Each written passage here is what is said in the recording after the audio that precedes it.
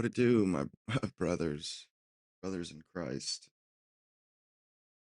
Oh, I see. Hell yeah, Rick. I appreciate that, man. Uh, yeah, smart ass tier. I probably change it to wise guy tier. But it seems like most of I think I have like a self-selection bias for smart asses, which makes sense to me anyway. Uh, it's hard not to be sarcastic. What's up, Rick? It's hard not to be sarcastic nowadays, or it's hard not to be sarcastic or cynical, sarcastic uh, about the modern world, really. Everything moves so fast. People know so little. They research so little. There's almost like no appetite for curiosity. People, stuff just goes out of sight, out of mind. Honestly, I can't relate to it personally. Hmm. Things are pretty interesting. Sorry I was late, by the way. Yeah. Uh, just having a last minute stuff. It seems like I'm always fucking 15 minutes late. There's probably no. That's kind of just how I am with this kind of stuff. All of a sudden, right before I have to go on, or right before the show's supposed to start, it occurs to me that, oh shit, I need to shave. Oh shit, I need to, you know what I mean? Like, oh wow, I need to make something to eat real quick before the show starts.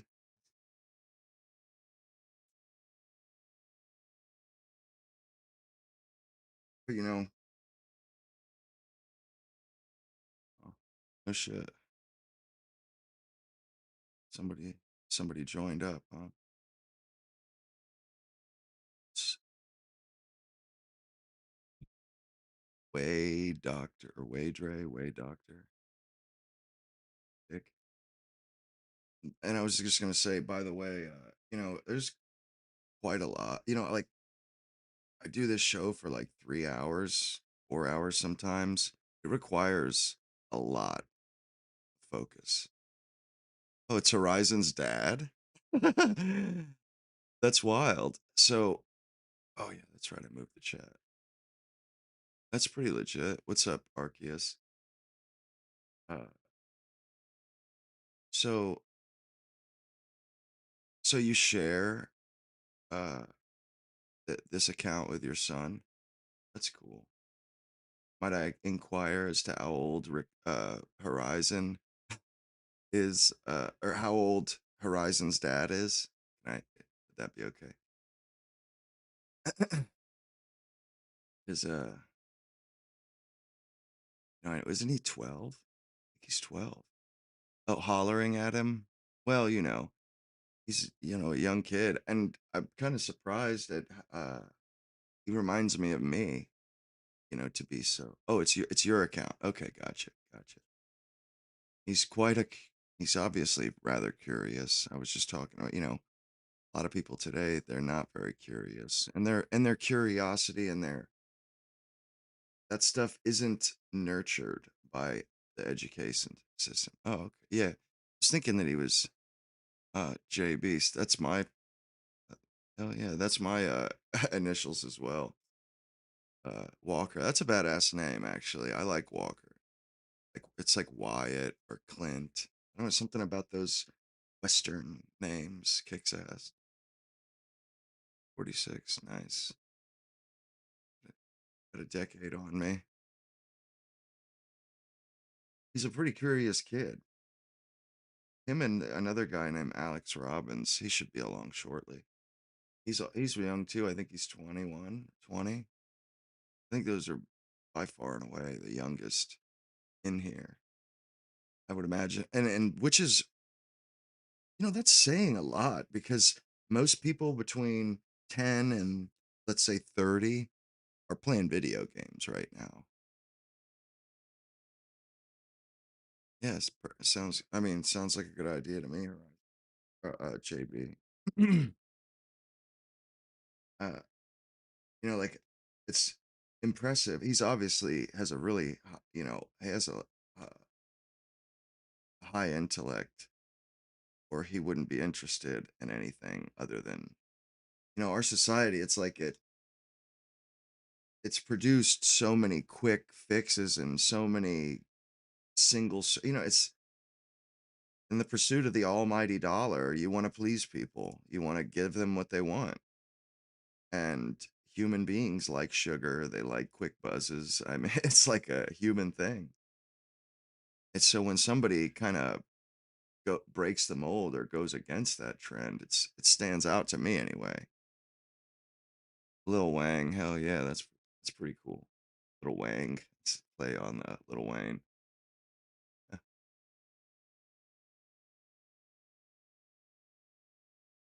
Does he? It's kind of weird talking about the kid behind his back, but I suppose we're not bad mouthing him or anything like that. But like, so a 13-year-old kid walking around talking about foreign policy, that's got to be wild. That's got to be legit. A good sign. It's a good sign. Steer him, uh, give him some direction. 'Cause I would say that's kind of that's really what I lacked as a kid. If I had had more direction, and I don't say it's not my parents' fault. They didn't have any direction either. Uh, their parents, at least both my grandfathers, they worked. Like my dad's dad wasn't even home during the week. He was 2 hours away in another city working all week. And my mom's dad was fucking flying in Vietnam and shit. Uh, he was on one of those AC-130 jet tankers, the fueler, the ones that refuel. Yeah, he was on one of those. Yeah, well, I mean, my dad came from a very traditional family. His mother was a stay-at-home mom, but she did work. Like, actually, her birthday is this Sunday. But she worked at the local skating rink. And I remember when I was a kid, my oh wow, why did all that stuff get knocked out by Nightbot? Good lord. Hang on, let me fix that for you, Horizon. Put you in as a regular. I thought I did. I need to get rid of this bot, and I think there must be a better one. Oh wow, put you in timeout. Good lord. It's not- Yeah, I remember going to a skating rink, the skating rink near the closest to my house, and we had like was it every once a month or something? There was everybody from my elementary school went to this skating rink, and oh okay, it didn't. Everybody would meet up at this skating rink, and my grandmother worked there in the 70s, or I think the 70s, maybe the late 70s, early 80s. And my aunts skated for the place, and they were up on the wall of fame. All the girls all the girls that skated for the place. It was, and you could tell it was an old roller disco place practically. Like straight up. And their skates, they were the four-wheeled goofy looking skates. They had, a whole room. You had to go in the room, and unless you brought your own. But they must have been as old as my dad, all these skates. And uh and, and they had a like kind of a gift shop where you could buy a set of skates, uh similar to a bowling alley, gift shop, where they sell skates and skate uh, tools and stuff. But it was like straight up, like still roller disco. Still, I mean, it had newer posters up in the gift shop, but they were all like roller disco. Or it was very themed that way, and everything was wood paneling. It was legit. It's still there. Absolutely, it's still there. Uh, and it was a fun way to spend. I think it was like Friday night or Saturday night. It was an awesome way to spend I remember my mom taking me up there. uh or going on field trips or summer camp going. And they had the disco ball, they had the DJ booth, and they have to use that kind of like patio carpeting because everybody's skating around, skating to the concession stand and shit. Yeah, ranks were awesome. Actually, there's still two in where I live. There, and I went to both of them as a kid. One of them more than the other. The one that my grandmother worked at, I went to. But the one there's an it's on the same highway or the same boulevard too, but they're just on opposite ends. The other one was in like Little San Juan, you know, Brown Town. A lot of Puerto Ricans. We have a Puerto Rican area where I live. Yeah, skating was fun. And I remember you could use your own skates there, but not if you had skated on concrete. So you could bring rollerblades, but not if you had to bring new wheels. They wouldn't let you scuff the rink up. Oh man, and you know how busting ass from skating. Holy shit. Like man, that is how like you don't there's that's the worst way to bust ass, like by far the worst way. Especially and on ice too. I mean, you eat shit when you fall in a skating rink. I mean, ugh, like my ass hurts just thinking about it. My butt, my tailbone, you know. But also, you would meet girls there. It was just a happening place.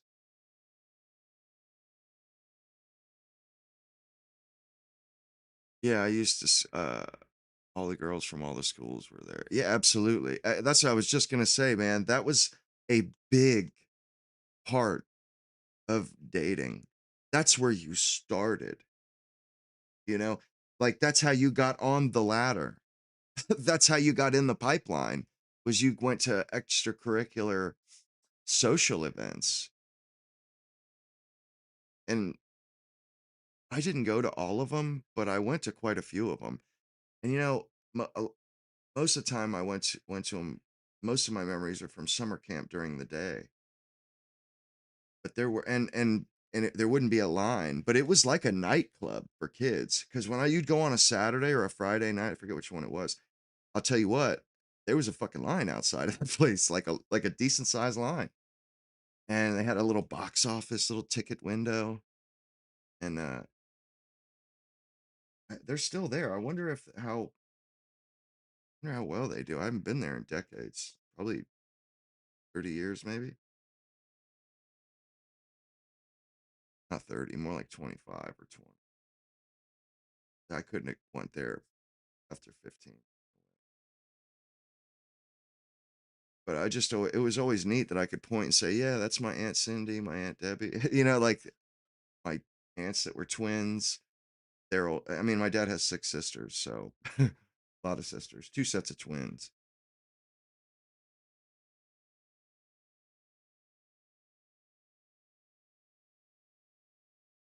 It's kind of funny. I try to wait till everybody files in before I really cut into where I want to get to. But everybody tunes out and moves on because I'm not talking about what they want to talk about. It's like, well, give it a little bit. If I'm not going to talk about the fucking news when there's two people in my chat, that makes no sense because I just have to repeat myself six times. Not doing it. You know,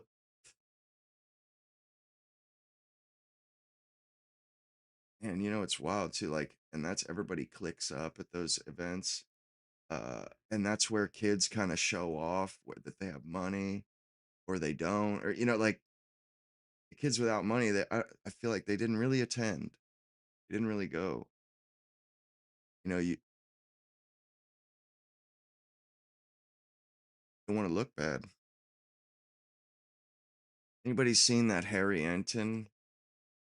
Yeah, I skateboard too, Arceus. I actually like just like I have a penny board or a small longboard, and I really enjoy just carving the street. Like a surfer, like how skateboarding was in Dogtown and the Z Boys before people were doing kickflips and stuff. I really enjoy that. There's something about it. I just throw in the AirPods and I'll literally just I did this for years. I haven't done it a little while, but I just skate up and down my street, back and forth. How fast could hey, what's up? Um, how fast could I go? How long could I do it without falling? Fun. I'd do that for hours too, especially when I really hadn't refined my hobbies and stuff. It's like when I was when uh, after I'd gotten clean, I was, trying to find stuff to do. So I would skate. I learned how to play the banjo. I spent a lot of time just looking down at a fretboard. You got to find something to do and I feel like that's kind of why I fell in, to drugs and stuff because, I really hadn't nurtured any hobbies. I had them, but none that I really had like adopted for life or adopted. Yeah, my cousin, his name's Cameron. Skating is still his life. Skating and tree climbing. I mean, I think he posts so much on like TikTok and stuff. Skateboarding, him doing tricks, uh, going to skate parks, like public skate parks, and him trimming trees. He goes up with a GoPro and films all of his climbs, and he does tricks like he skates. He'll do backflips, he'll jump out of a tree and then do a backflip down like, 50 feet up. He'll rappel out of the tree, but he'll do a backflip off the branch and then come down, rappel down, hit his press deck and just shoo, comes right down. And it's like it's so cool how you can land your feet just so softly like a bird. Just ooh, barely. You, you like barely, you come down so slow that it's almost as if you didn't even fall or come down at all, that it's neat. I love doing it. Although I don't have the balls that he does to do the hot dogging, back flipping out of a tree. No thanks. I'm good. But any of you guys seen like Tucker just getting hammered by the mainstream media and hammered by Donald Trump? It's sickening. It's sickening what Donald Trump has turned into. He's losing popularity because people don't want Israel first. They don't want Israel first. We're done with that. We want sovereignty. It like less than 1% of this country is Jewish. Why the fuck? Why are we backing these people? Like why? I mean, I know the reason why. They're a little elite outpost. They're bankrolled by our elites, and it's a front. It's a front so that anything clandestine that American elites want to do, but they can't do it in the name of America because they would lose their jobs and they would be hounded out of society. They do it through Israel. That way, Israel gets all the ire, gets all of the hate. Which is, I mean, could that be? Could there be more of an anti-Semitic?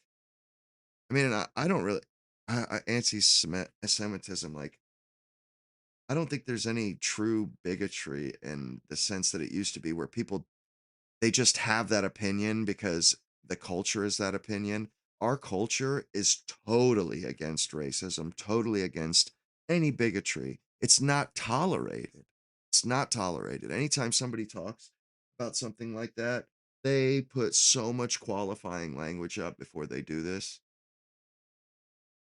It's not tolerated. And nobody, like anybody that actually does talk in terms of, racial terms or in terms of ethnicity, they do so on eggshells and they know they're on eggshells. So it's not just and they take a chance, a risk by even if it's objectively true. Yeah, now I'm with you, Arceus. I'm absolutely with you.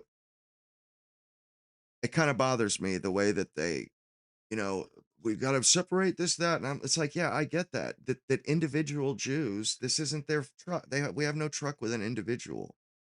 like Brett Weinstein, the guy's Jewish, but he's on our side, and I think everybody kind of understands that. Uh, I think everybody intuitively understands that, and it's disingenuous. What they're trying to do is use the all the bad blood, all of the unacceptability of anti-Semitism. That's been built up. It had a lot of credibility for a long time, but they have just been using it so frivolously, and they're using it to protect their political goals. They're using all of the political capital between the word anti-Semitism and they built up a lot of capital for anti-racist or uh,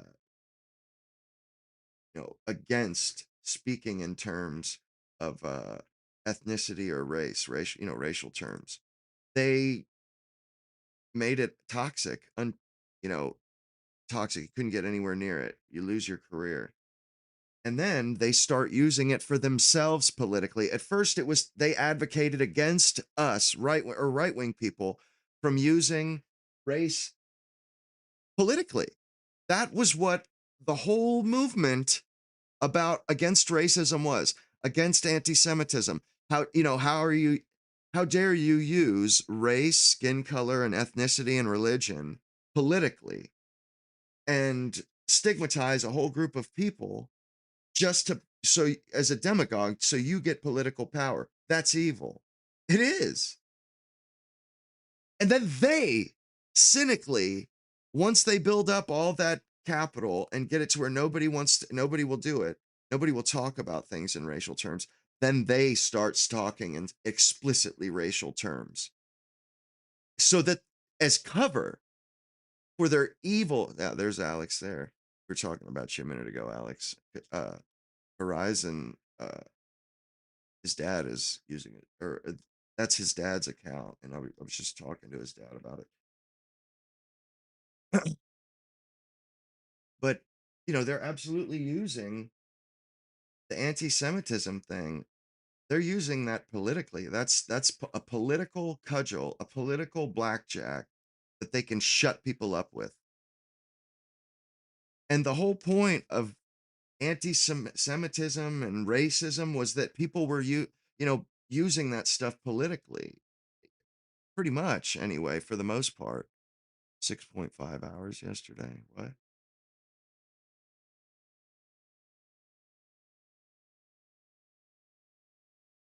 And now they're using it that way. It's disgusting. It's evil. And people are bucking against it, rightfully so.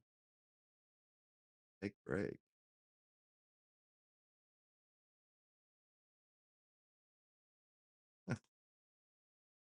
People are backlashing against that, rightfully so.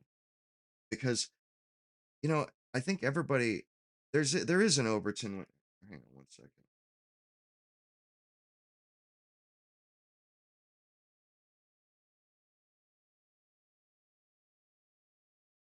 There is an Overton window, and especially in America, you can kind of see it where the common sense dead center position changes. People, they have this default central ethos in America, and it's been settled in America for my whole life, pretty much since the '90s onward, for sure. It's anti-racism, uh, anti-Semitism, or against people that are anti-Semitic, and now they're moving the goalpost into completely racial terms. Like Israel is using that smear to allow them to do evil things. They're trying to skirt public scrutiny, and it doesn't work. They're morons for thinking that that would work and for trying it anyway, because what happens? They just become hated in across the planet, across the globe. You look at polls taken in all countries all over the world.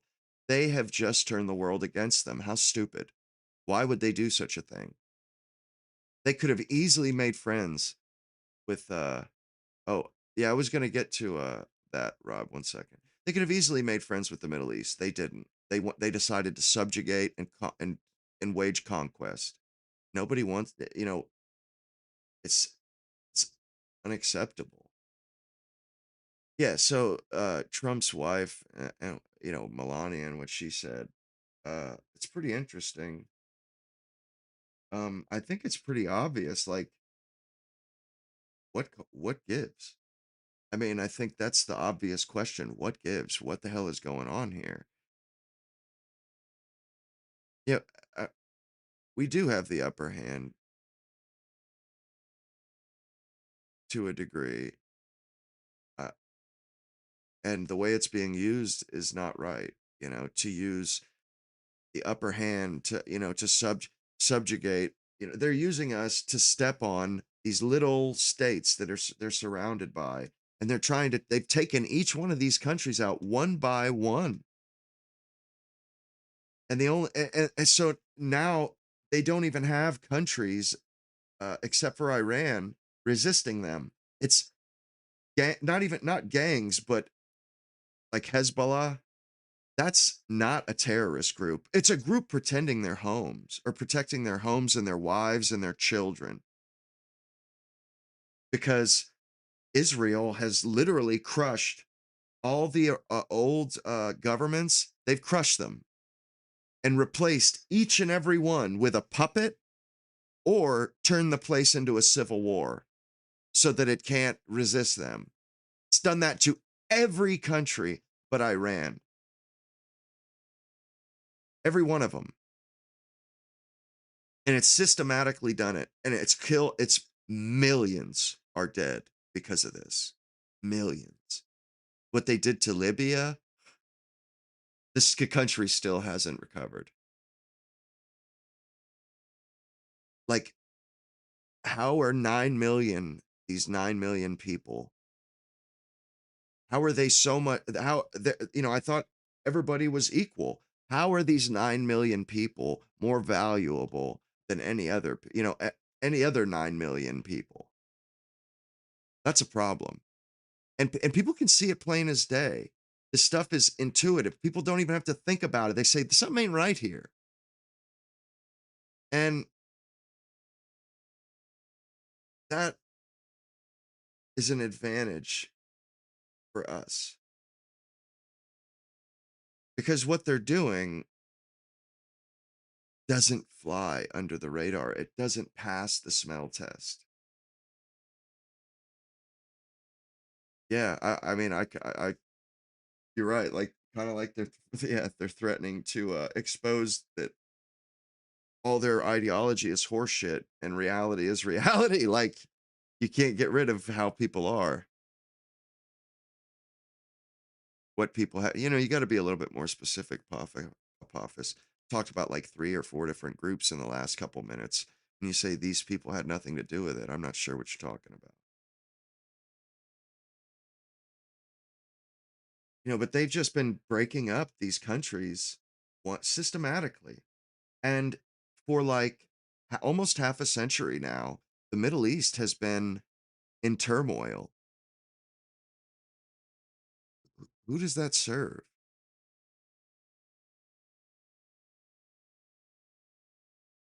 Does that serve America? I don't think so. Does that serve the Middle East? Would it be better if the Middle East was run by the Jews? If they were subjugated by the, like, if we allowed a little empire to rise in the Middle East to control, and like, people have fallen for the propaganda that Iran is this big bad wolf. Well, if we have two choices, because we're getting run out of the Middle East right now, whether we like it or not, by Israel or by Iran. Israel is going to run us out if Iran doesn't run us out. We're getting run out. And we're trying to leave Israel in power because, like I said, that's our little front for our elites. They'll still control Israel if even if America gets run out. But if it's the choice between Iran or Israel having an empire over the Middle East or controlling the Middle East, I'm much more comfortable with Israel or with Iran having control of the Middle East because Israel, they're our allies. And like with allies like them, who needs enemies? Straight up. With allies like them, who needs enemies? Why the fuck would I want them in control of a fifth of the world's oil supply? No. Especially when we see what it causes, what can be done with this with this control of this oil supply. I trust the Iranians far more than Israel because you know something. Even though the propaganda says the opposite, Iran has worked with America far more than Israel has ever done. Israel doesn't work with us. Iran actually will give concessions and stuff, and they've given concessions for years. And now they're asking for concessions because they've pressed their leverage, they've pressed their advantage. And good on them. Good for them. It's nice to see people standing up to this group of thugs. They're thugs, man. They're murdering thugs. Netanyahu, this guy is he's evil. There's no other way to put it. The guy is downright evil. And he's got fucking herpes. Every time almost seems like every time I see that guy, he's got a monster cold sore on his lip. And I'm like, that's what you deserve that, you scumbag. You fucking deserve that. The guy's corrupt as all get out, too. You know, he takes money. And that's why he won't stop the war because he'll be brought up on charges of corruption. But anyway, about, you know, Melania, it's starting to look to me. I wasn't thinking about blackmail at all. I didn't really believe that because I don't need to believe that to be pissed at Israel. I don't need to believe it. They've already done enough against us to where it bothers me.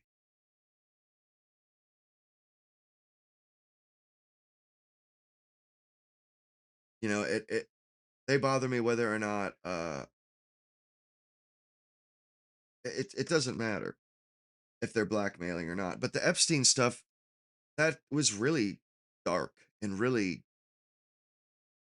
blood curdling and chilling to see what was being done and to think about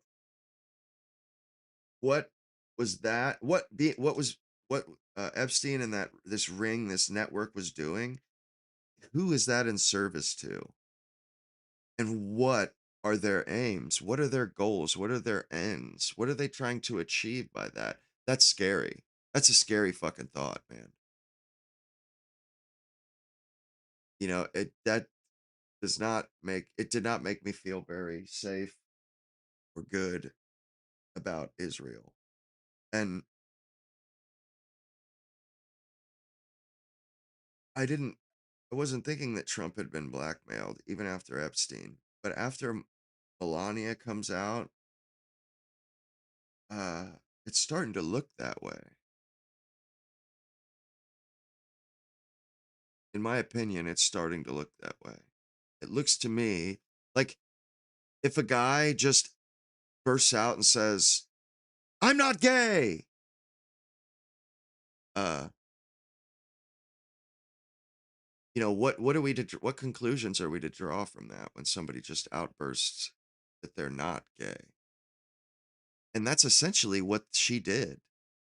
She basically outed herself as I'm a hooker. Like, and essentially what she was saying in that speech was, I'm not a hooker. And it's sort of kind of starting to look like it. Oh, it could not be, nobody can construe that it was, you know, I said anything beyond just passing friendship or passing friendliness to Ghislaine Maxwell. And it's like, are you sure? Because you got smiley faces and shit, and she called you like darling, or so. She called her Ghislaine called Melania like some kind of a pet name. Now, that's strange. Not good. Then you have pictures of Melania and Trump with Ghislaine and Epstein. Hmm, I don't know. There's smoke there for sure. And where there's smoke, there's fire, typically, usually, most of the time. And not only that, like, why now? You know, this all this Epstein shit was going down 8 months ago, 9 months. I mean, it was that was the news. That was the news. Okay, now Iran is the news. The Iran war. Epstein is kind of old news, or maybe we'll probably revisit it in the future, but it's old news at the moment. Now she comes out. Now she comes out and basically reopens this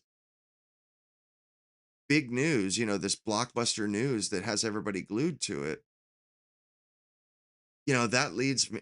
I'm come to the conclusion is are they trying to distract from the Iran war now? Because a Trump just could not get away from the Epstein saga fast enough. Are you guys still talking about Epstein?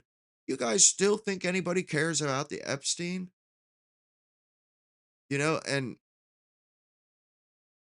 I mean, it's just, this doesn't make any fucking sense.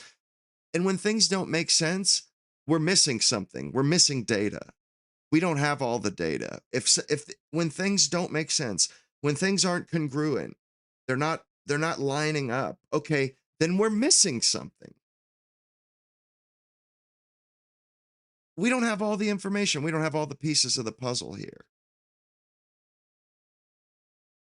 And either Melania was trying to get like Cenk, I was watching him and he was saying it's pretty obvious, this is when somebody does a press conference like this, setting the record straight, it's usually just before uh, an article comes out about them. They're trying to get ahead uh, of some bad publicity. Now it's either that, maybe uh, they're trying to cover up the Iran war. And Cenk, he brought up an interesting point.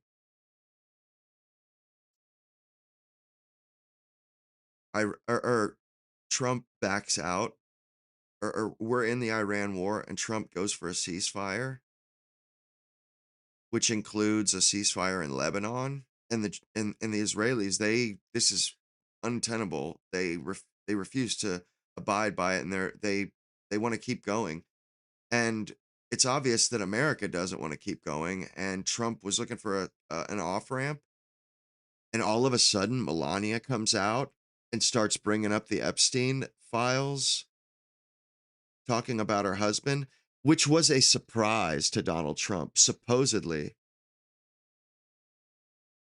What? This shit is live? What are you talking about? Like, dude, come on, man. Whole thoughts, please. Yeah, all of a sudden we're trying to negotiate a ceasefire, and then Melania comes out. Uh, is this a shot across the bow? Was Trump? Is this a threat? Is Melania speaking a threat? And they gave Trump a golden pager. There's no doubt in my mind now that they are applying clandestine pressure on this guy. They're applying pressure that can't be spoken of in public.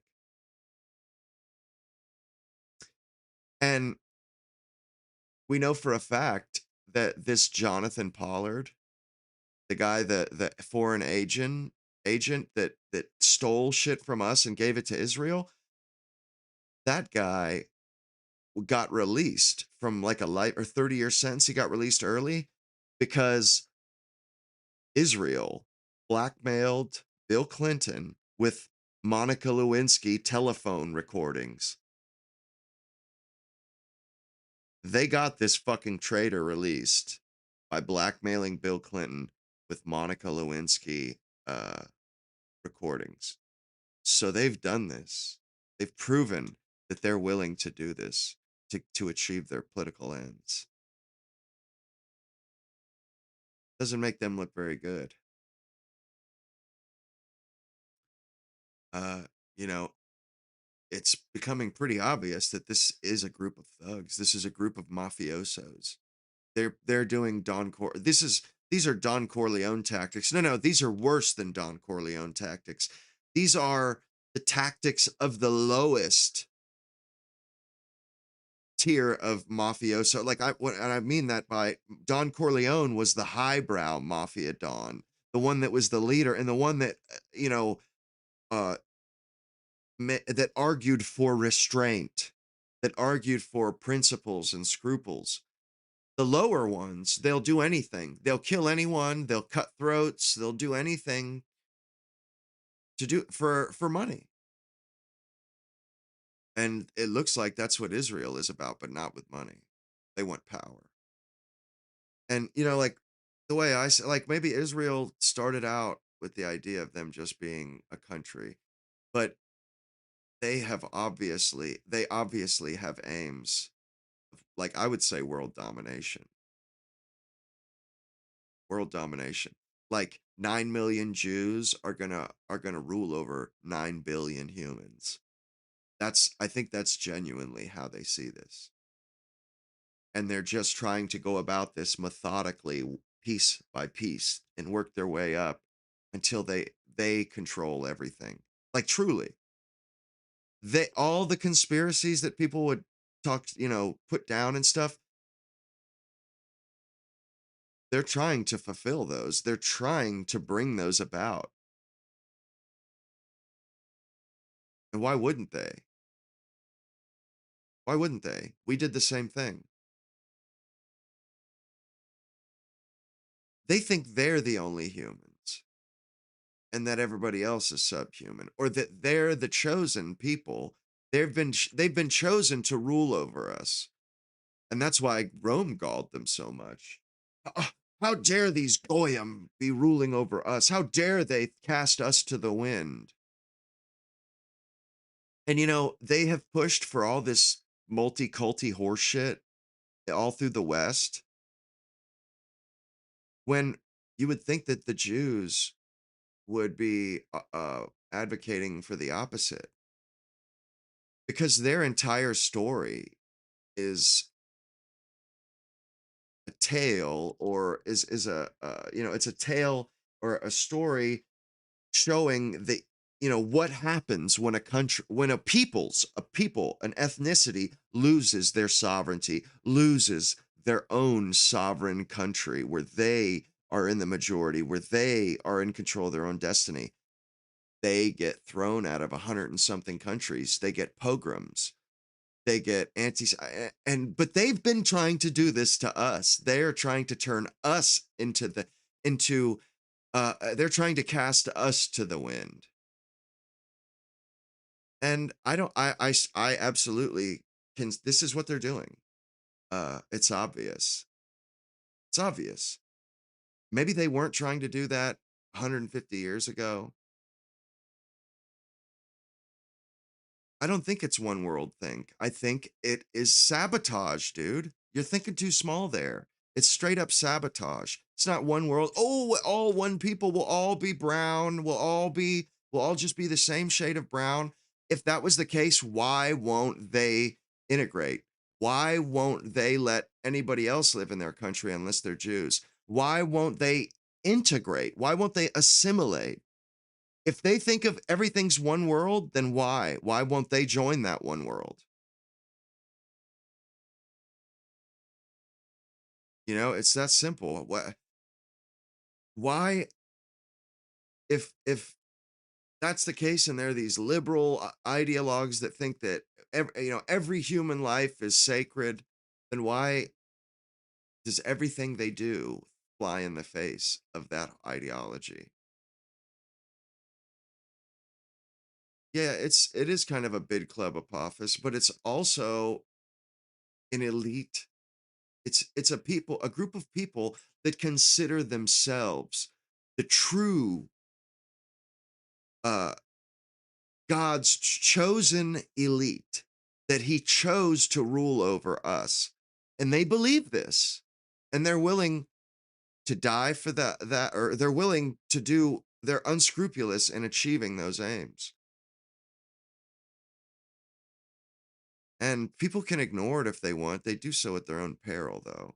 And to think, like, it's like this stupid fucking this stupid idea of human beings as these altruistic beings that never have bad thoughts, that never have selfish feelings, that never have any flawed thinking at all. They are just gods you know, amongst us. Or that there are people that are altruistic or not selfish. That's bullshit, man. That's such bullshit. And it's a suicidal way of thinking. Truly. It's a suicidal way of thinking. Geez, I haven't had one person from Twitter come into the the stream. I think it's because I just changed my name 30 minutes ago. Like, because I usually have at least one person in here. It's crazy. So this Melania Trump stuff, it's just one more data point that really it doesn't uh it doesn't clear Israel. It's not evidence on their behalf. It's more it doesn't clear up the muddy waters. It makes them more muddy, or maybe it does clear up the muddy water, but in the opposite direction. Everybody wants to believe that Israel is this above board group, uh and that's the case. Well, Melania coming out and doing this is just one more bit of evidence, one more data point against Israel being our friends. Against. It's that simple. It seems like all the evidence, every time we get a revelatory bit of evidence, it just exposes them for being the criminals they are.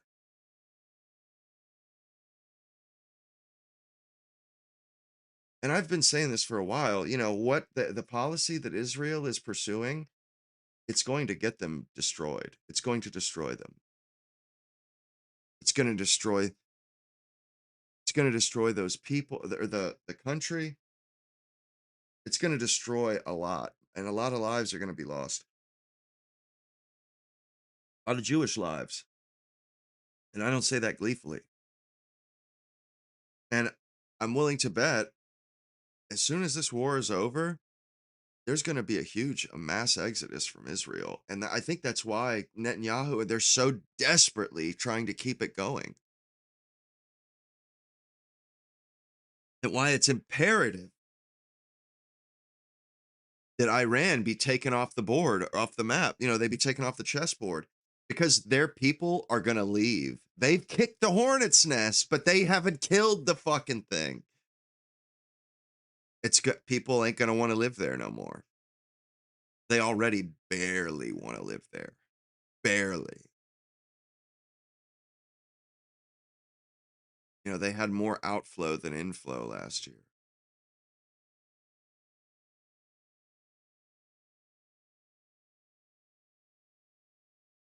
The Masons' goal.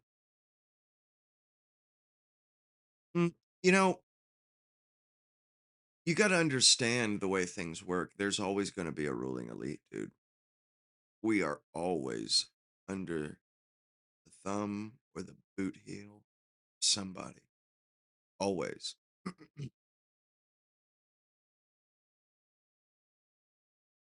And we can't change that. And I really don't see the Freemasons as some great, it's not, I don't know if it's the worst thing in the world. These elites, they're pretty entrenched. There's probably a seed in the elites of today. There's still old elites in there, Rothschilds, people that, there is an elite strata, and people ascend. They aim to be in that elite strata. And when they get into that elite strata, they entrench themselves. They try to uh, reinforce and cement their position. And there's not much that we can do to get rid of them other than mass revolution and killing people like like the Soviets did, taking the royal family, the imperial family, and butchering them, putting just taking a Tommy gun to them and just cutting them in half. Yeah, I agree, Valenti. And like what I'm trying to say is we're going to have elites whether we like it or not. Does it d- what difference does it make who are the elites for the most part? I mean, I'm sure that other bad groups can or bad people can poison the apple, the bushel if they get it. I'm sure, you know, but at the same time, squabbles amongst elites. I'm not I'm not fucking interested in helping one group of elite defeat another group of elite so that they can rule over me. I don't have a choice whether or not I'm ruled over. So I just totally see it as a moot point. Why would I help one group of I mean unless it is a tyranny, then I'm there. I'm with you on that. But and it's starting to look more and more like a tyranny. Miriam Adelson, these billionaires, it's starting to look like they want to own our asses.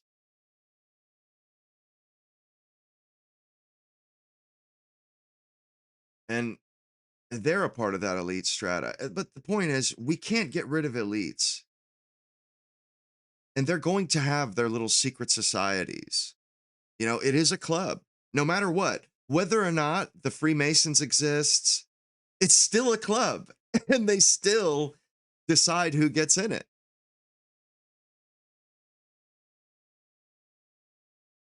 It's one way to put it, Valenti. It's one way to put it. I would say, I don't think it's a sneeze because a sneeze implies that it's something they can't control. It's an act of God. Everything they do is absolutely calculated. So, like just that analogy is not right. And it gives them more credit than they deserve, my dude.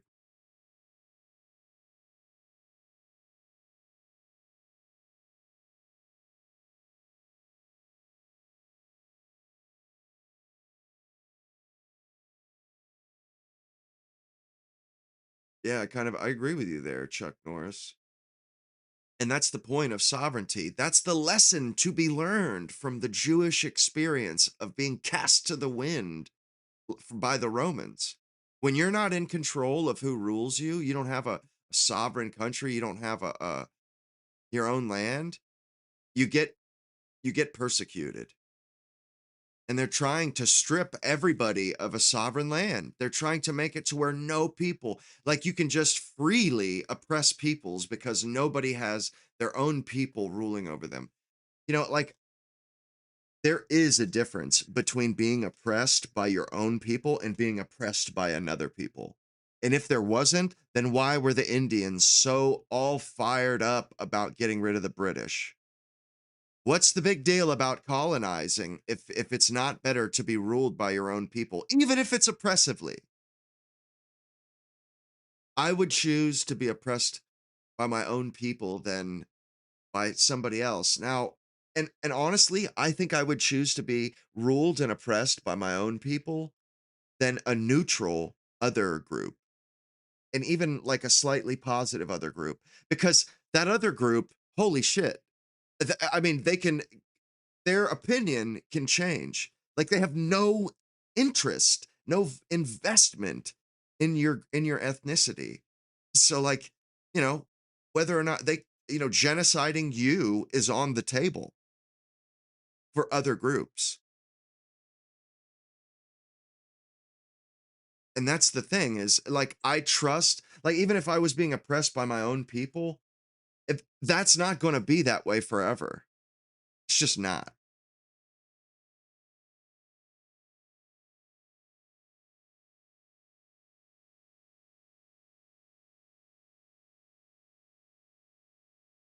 Yeah, no, I see what you're saying, but I'm just saying, like, you really do have to be careful about language when you're talking about something so diabolical. You don't want to. do an injustice to the level of evil that you're dealing with, you know, because that's how people die. Like, you know, people kind of they underestimate a group or underestimate somebody's malevolence, and they end up paying this incredible, like Jews with the Germans, they misunderstood the malevolence or misunderstood the situation, and they paid dearly for it. You know, and Tucker, I was trying to say he's really got bashed by Trump. I mean, it's evil. I like what Trump is doing. It's not that it's evil. It's like he's lashing out. He's lashing out. His popularity's going down because he's betrayed us. He's doing the opposite of what he said, the exact opposite of what he said he would do. So he's lashing out. It's like, okay, these are the people, these are not neutral people. These were hard partisan Trump advocates, hard partisan. And now, I mean, 6 weeks ago, these people were his complete, and now he's saying they're low IQ. Really? Well, then why were you dealing with them up until 6 weeks ago? Why were you taking calls from Tucker Carlson if that's not the deal? Doesn't make any sense. And also, I seen, let me actually, I had a page pulled up, some YouGov polls, some YouGov polls, uh, about Tucker's, his popularity.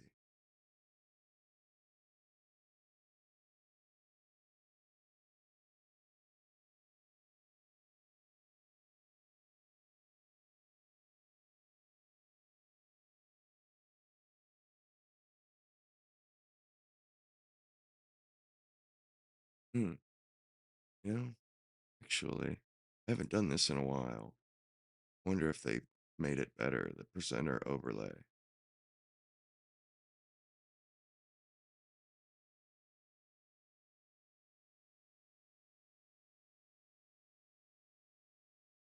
Huh.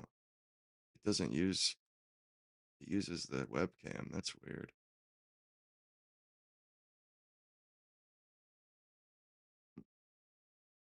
Yeah, I haven't used this in a little while. The presenter. It's supposed to be a little different though. Uh,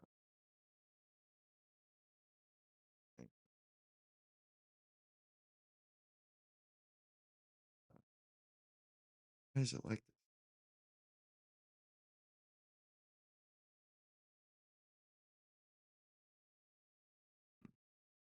It's weird because it's not supposed to be so zoomed in on my face. I don't get it.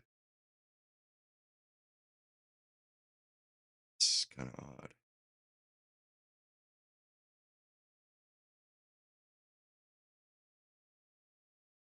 I like this how it's like that. Like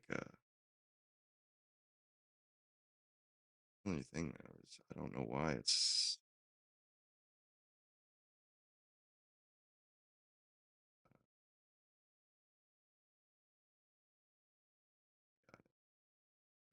I don't know why I can't get this lined up right. It's weird.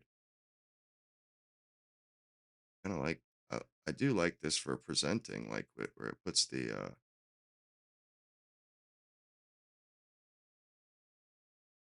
trying to. It's not showing the whole frame.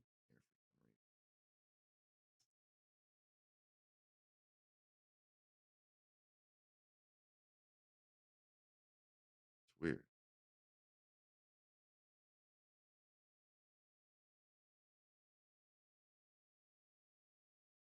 Huh. Uh, no, what in the fuck? I can't figure out where the hell this camera feed is coming from. It's really weird. Oh well.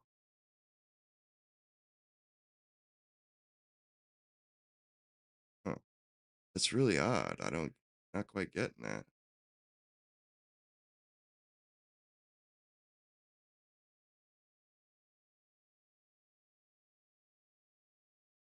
I'm starting to question whether or not Trump is that smart. My name is Inigo Montoya. Prepare. You killed my father. Prepare to die. I read that book in ninth grade, actually. I read The Princess Bride. It was an awesome book, but it wasn't, there was a lot left out in the movie, not going to lie. A lot was left out.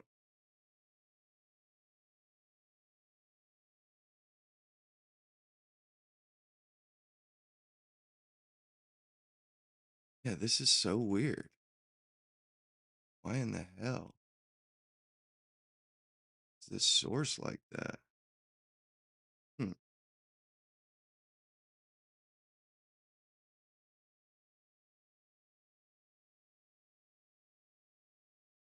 Ah, there we go. There we go. Figured it out. Fucking finally. I knew something was off there. I'm like, this ain't right. This is supposed to fit in the frame. What the fuck? Sorry. I hate to, like, the dead time, so to speak.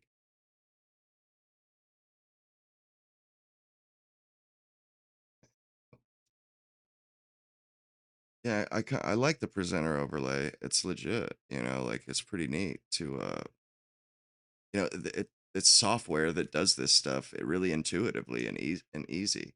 It makes it really easy to use. It's neat. Anyway, I guess I better do it the other. Yeah, I haven't used this in a while. Sorry about that.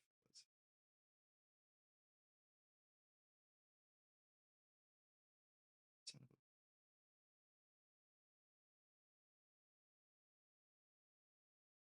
Wow,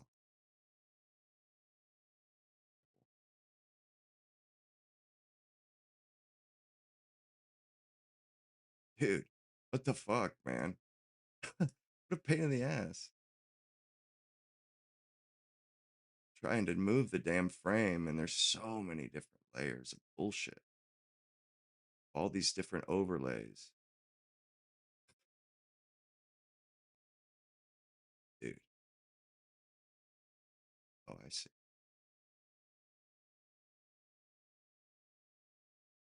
Goodness gracious, man. God damn it. Sorry. I'm sorry about this, man. Fuck. So lame. Should have looked and seen what the hell it was, the source it was on. Oh,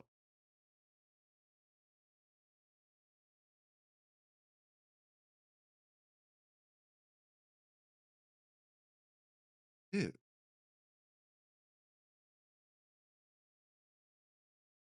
There it is. There it is. Got it. Okay, we're in there. We're in there finally. So anyway, his God damn, I did all that for not much. You can see his popularity fucking drops big time right there. That's the popularity, of course. Let's see if I can zoom in a little bit.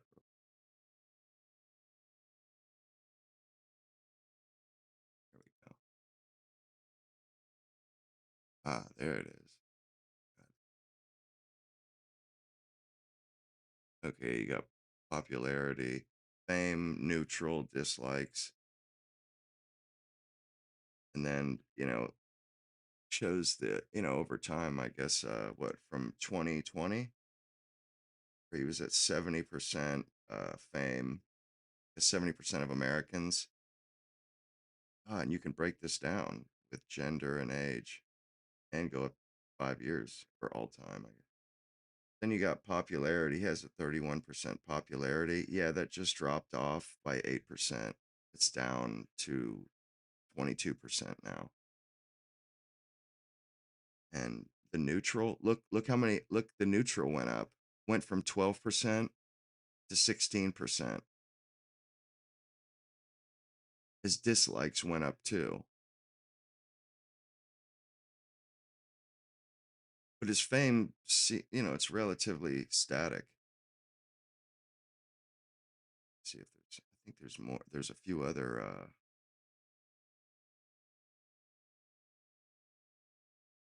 All right, let's break this down with baby boomers. Yeah, see, they're driving a lot of this dislike. See it? Popularity. This is baby boomers. Look, they dropped down to a 25% popularity, or 25, yeah, 25% popularity, 45% dislikes. Uh, his his fame has gone down. Then you got Generation X. Oh man, he dropped way off with Gen X, down to 21%. So it's and look at the way this goes here, like a damned helix. He's just whoop whoop whoop whoop, just jumping back and forth. That's really odd, at least to my mind, anyway.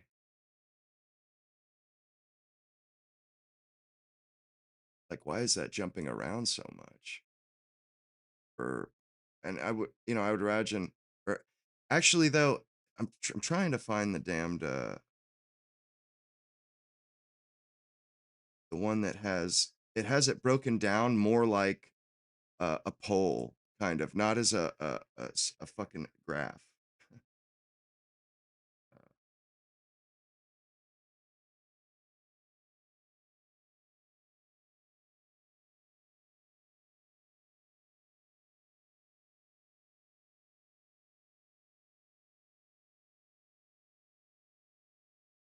You know, before Trump, started bashing Carlson,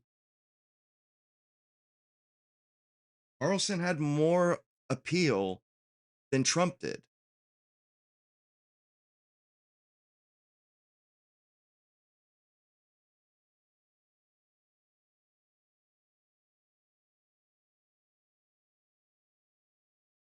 Here we go. Name and popularity tracker.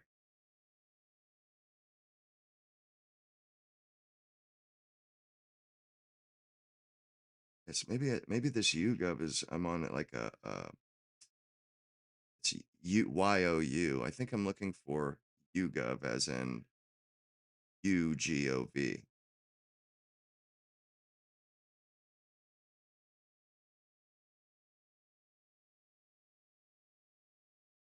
Isn't that, yeah, YouGov is a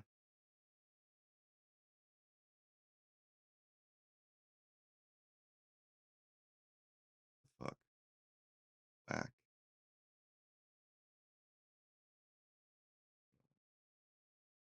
Oh, damn you. Like I accidentally logged, almost logged out there.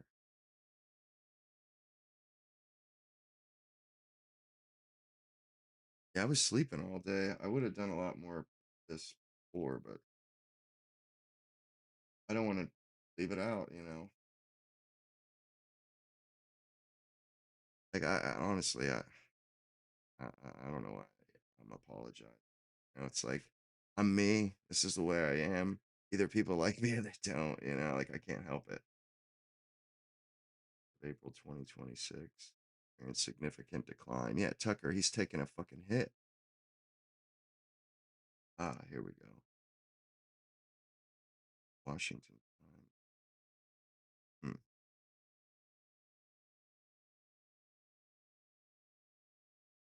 Yeah, he's taken a real hit from all of the attacks from Trump, all of the attacks from the Israelis. He's taken a big hit. But at the same time, though, he's taken a big hit amongst Republicans. But actually, what he's lost in Republicans, he's gained in independents and Democrats. And even uh when he was on Fox and he was his most abrasive, one could say, he still 30% of Democrats watch this guy. 30%. That's a big deal. That's not a tiny amount. 30%. And like what he loses in the Republicans, he gains from independents. Not only that, a huge portion of, I think it's 40% of independents approve of Tucker now. Like 40%. This is an attack. No, I'm not attacking him. I'm just saying Trump is trying to kill Trump is trying to do damage. It's not working because okay, Tucker Carlson, not only that, but I kind of try to model after Tucker. Like he doesn't come at things from a partisan lens or from a left or right lens. He comes at things from a common sense or a human decency lens. That's where Tucker comes from. That's where I come from. I'm not, I don't want to fucking argue partisan politics with people. I'm not doing it. I don't want to do it.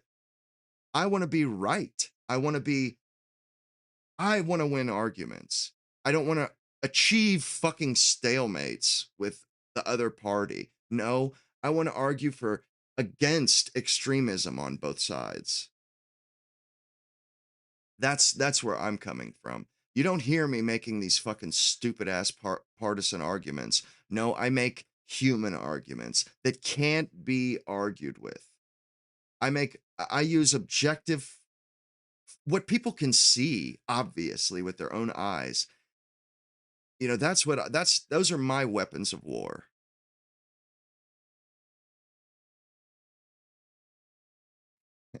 Those are my weapons of war. That's what I go to battle with. And I'm not going to go into battle with partisan. It doesn't work. You hit this just like they did in the 90s and then nothing happens. And we have a record level of independence in this country right now. A record level of people that don't belong to either party. And it's the same thing in Britain. Both parties are screwing us. Both parties are fucking us as hard as they can. And people are done with it. They're tired of it. So they're moving. They're saying, then fine, I won't vote for either of you scumbags. Rightfully so.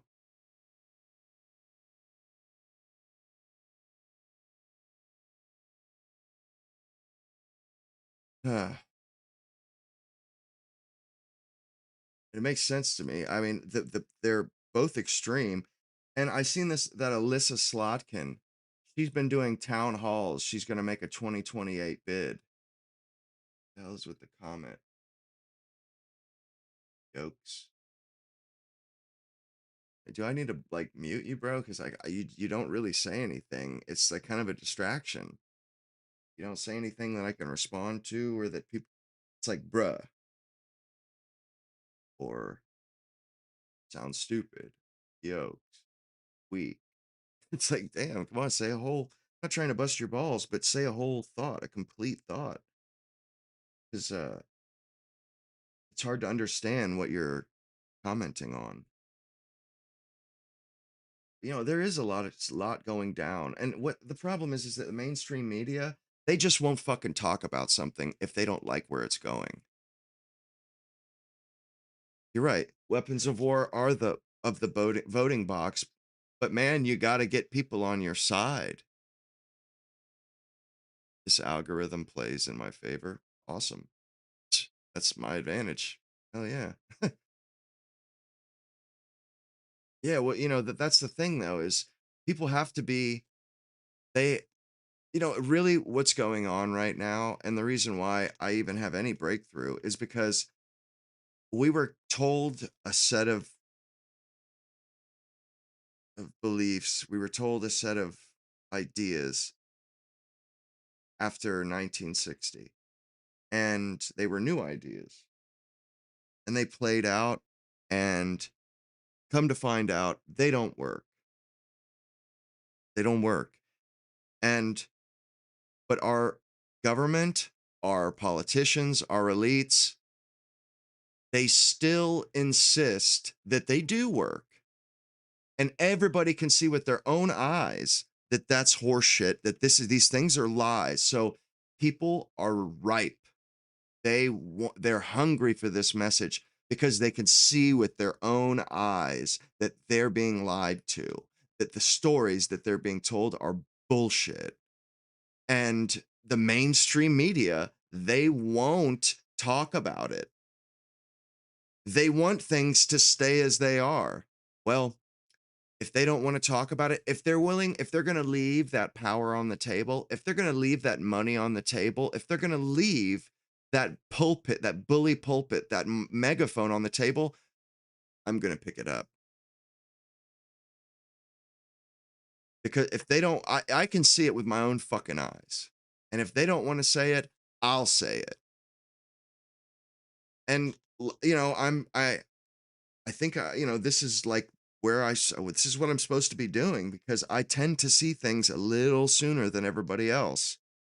Maybe it's a day sooner, but it seems to be I'm able to, I usually kind of catch the gist of what's going on for, just before most people, or at least the main,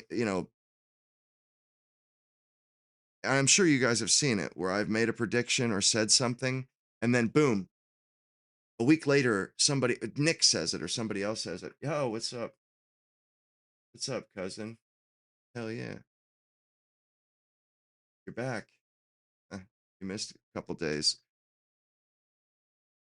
but that's why I say that like there's a lot of opportunity right now. The world, people like all they're trying to keep Israel in the most favored nation category for America,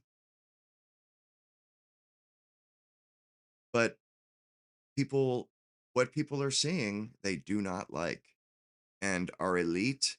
And this is a problem I have with like Cenk Uygur or Uyghur, whatever the fuck his name is.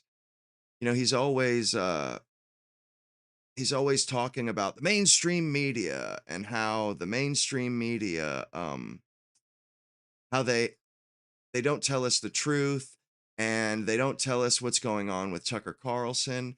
Well, no shit they don't because they're the elites. They're propaganda. Maybe at one time they tried to be objective. They tried to be uh less elitist, but not anymore.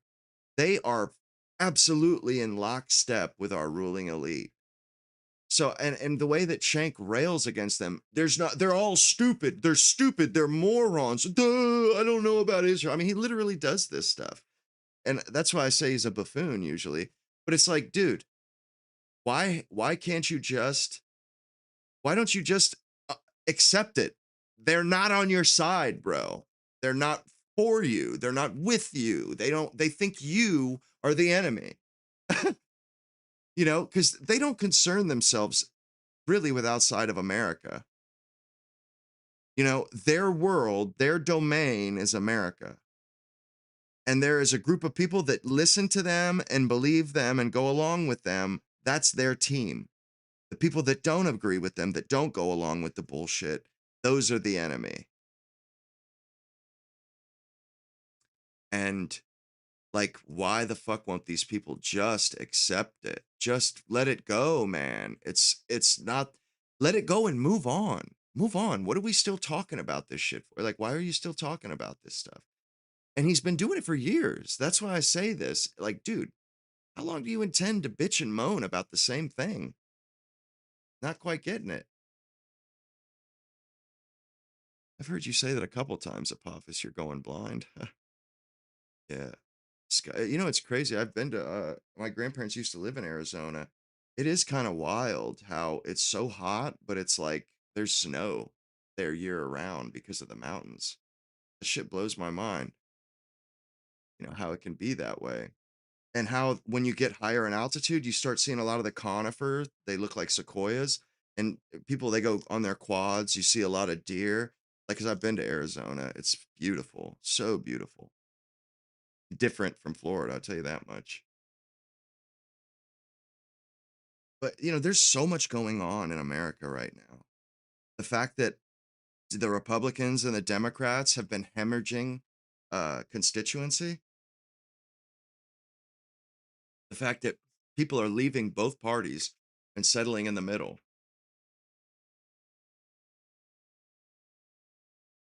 And I think that's a good thing, to be honest.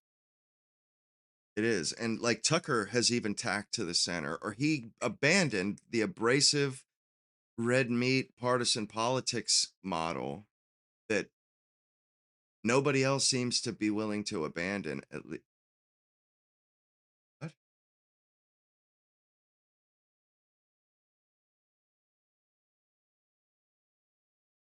that, and nobody else or most people don't on mainstream media pundits, they don't seem to willing to abandon it. Tucker Carlson did, and now people don't really consider him partisan. They just see, they think he's, just an American who's kind of hot. Tucker. Yeah, the partisan stuff is falling away because it's all a shell game. The partisan shit is a shell game. One group appeals to the conservatives, priors, and the other group appeals to people that want change, liberals, priors. But it's both. Both sides are just using that as a way to get you to elect them, to vote for them. But they don't actually, they're not conservatives, they're not liberals, they're just elites. Trump just proved this. The dude isn't conservative. He's not conservative minded at all. He's donor minded. That's what he's worried about. Kurt Metzger, he's wild too.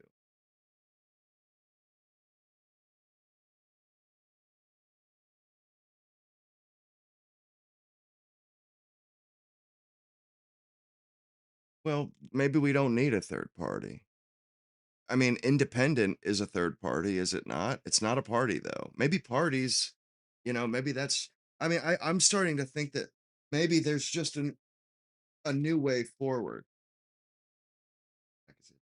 Maybe there's just a new way forward. Like the party stuff is outdated because technology has changed. Culture has changed. Yeah, my grandparents, they used to live in what the hell? Kingman. They lived in Kingman for like 2 decades, which is really, it's really cool there. All the Route 66 stuff, and the way the rock formations are, and you can see they have wagon trails where so many wagons passed over those rocks that they literally carved wagon tracks into the rock like 2 foot deep or a foot deep. It's insane. I think maybe there is a new way coming that, with all this technology and stuff, people just aren't doing the politics shit anymore. Like the two-party system, that was the system we had whether we liked it or not, because that's human behavior. Like the way we were voting and the way we were thinking was two-party thinking. Oh, that's the other party. There was no room for a third party. But people don't think that way anymore. They change. The Ozarks are in Arizona. I thought those are the Sierra Madres. The Ozarks are like Missouri, are they not?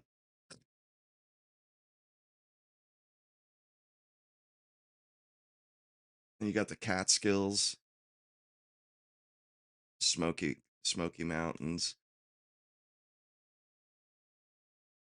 And there's others too, right? I think there's quite, oh yeah, and then you have the Cascades. A lot of that stuff. A lot of different mountain ranges. But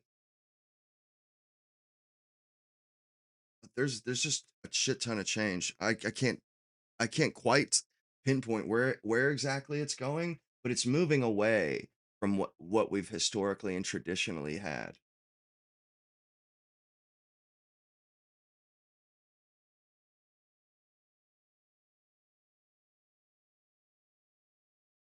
It's moving away from the two-party system. It's the way it seems. I mean, if you look at the uh the independence and stuff, the fact that like it's the most independence we ever had. Maybe, I was having trouble finding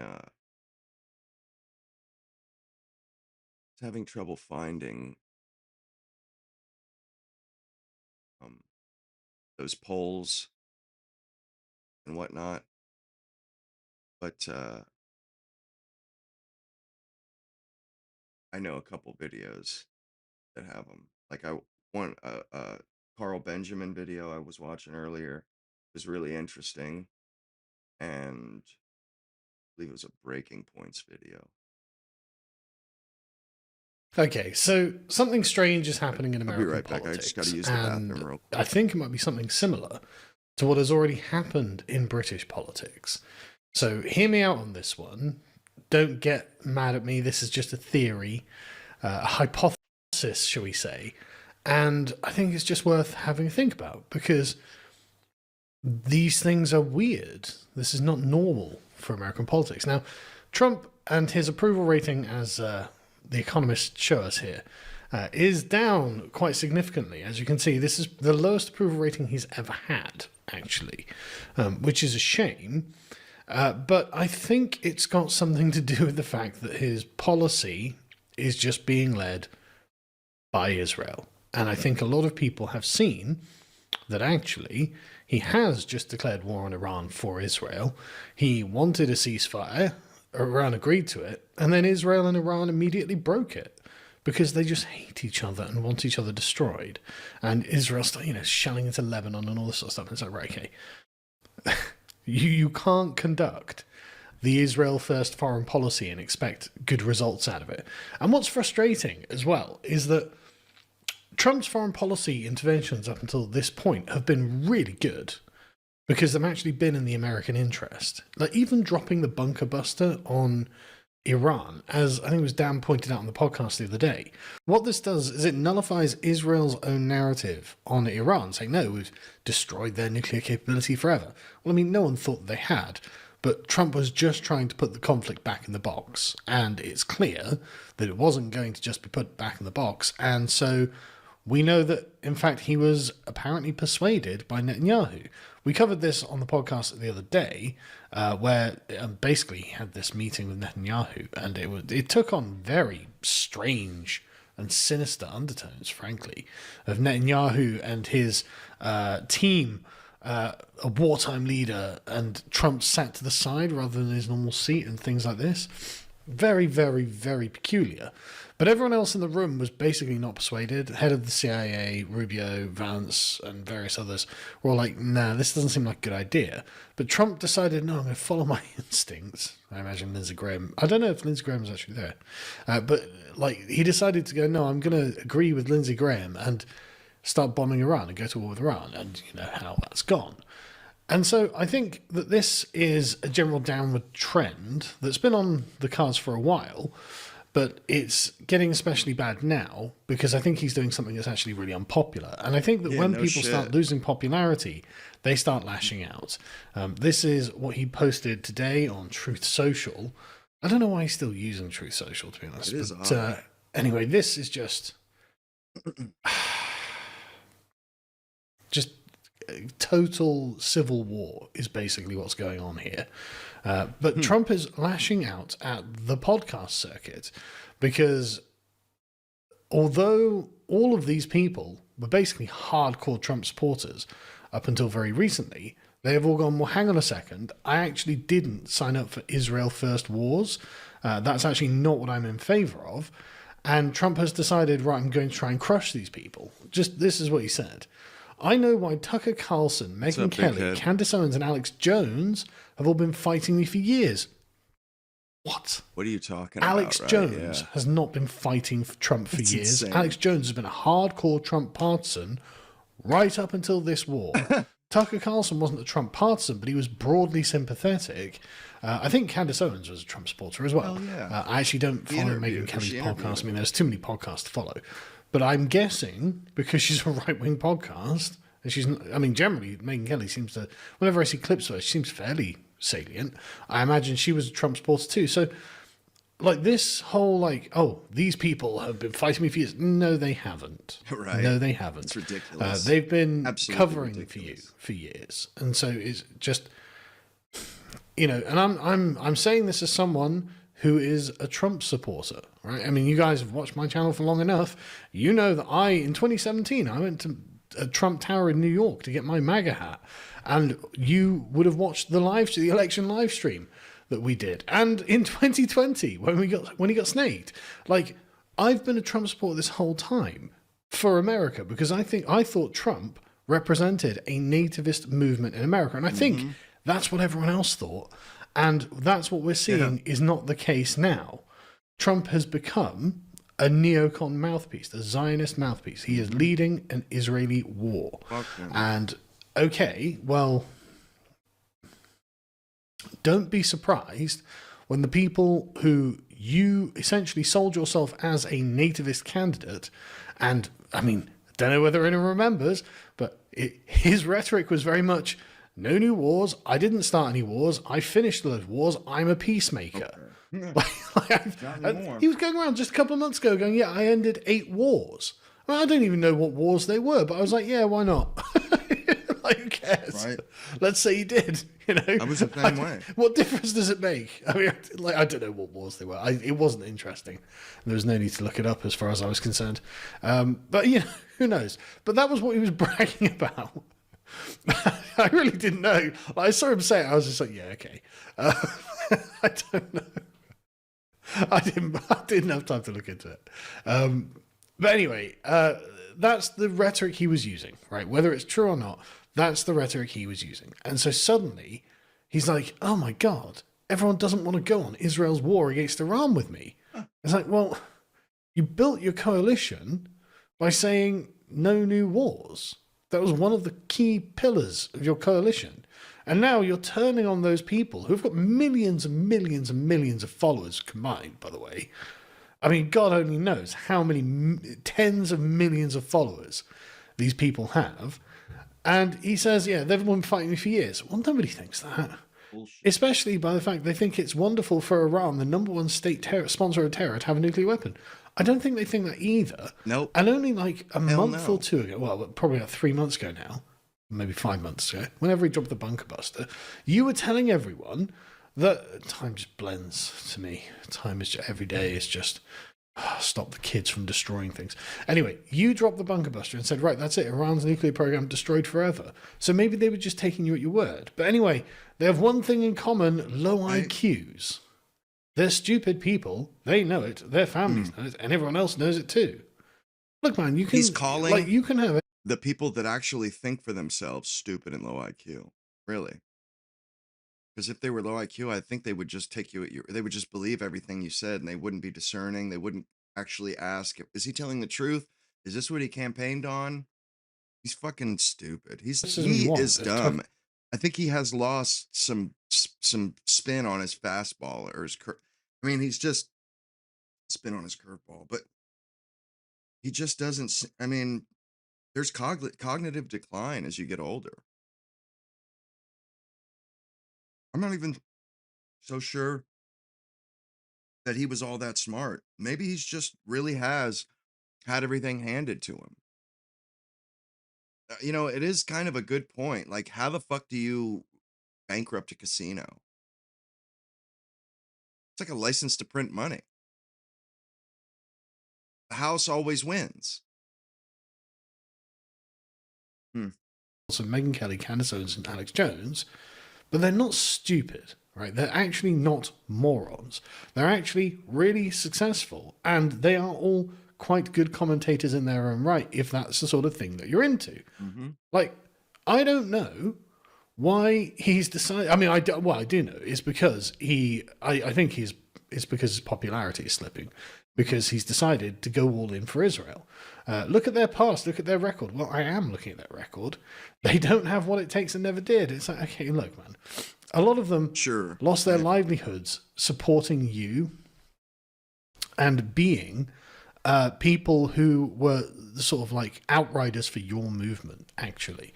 So I don't They got him elected. Right? So anyway, these so-called pundits are losers. They always will be, but they're not. None of them are losers, actually. They're all fabulously successful, way more successful than me. So just saying, you know, like, this is just Trump trying to use his kind of this kind of boomer reputational destruction that is it's an old boomer trick, basically.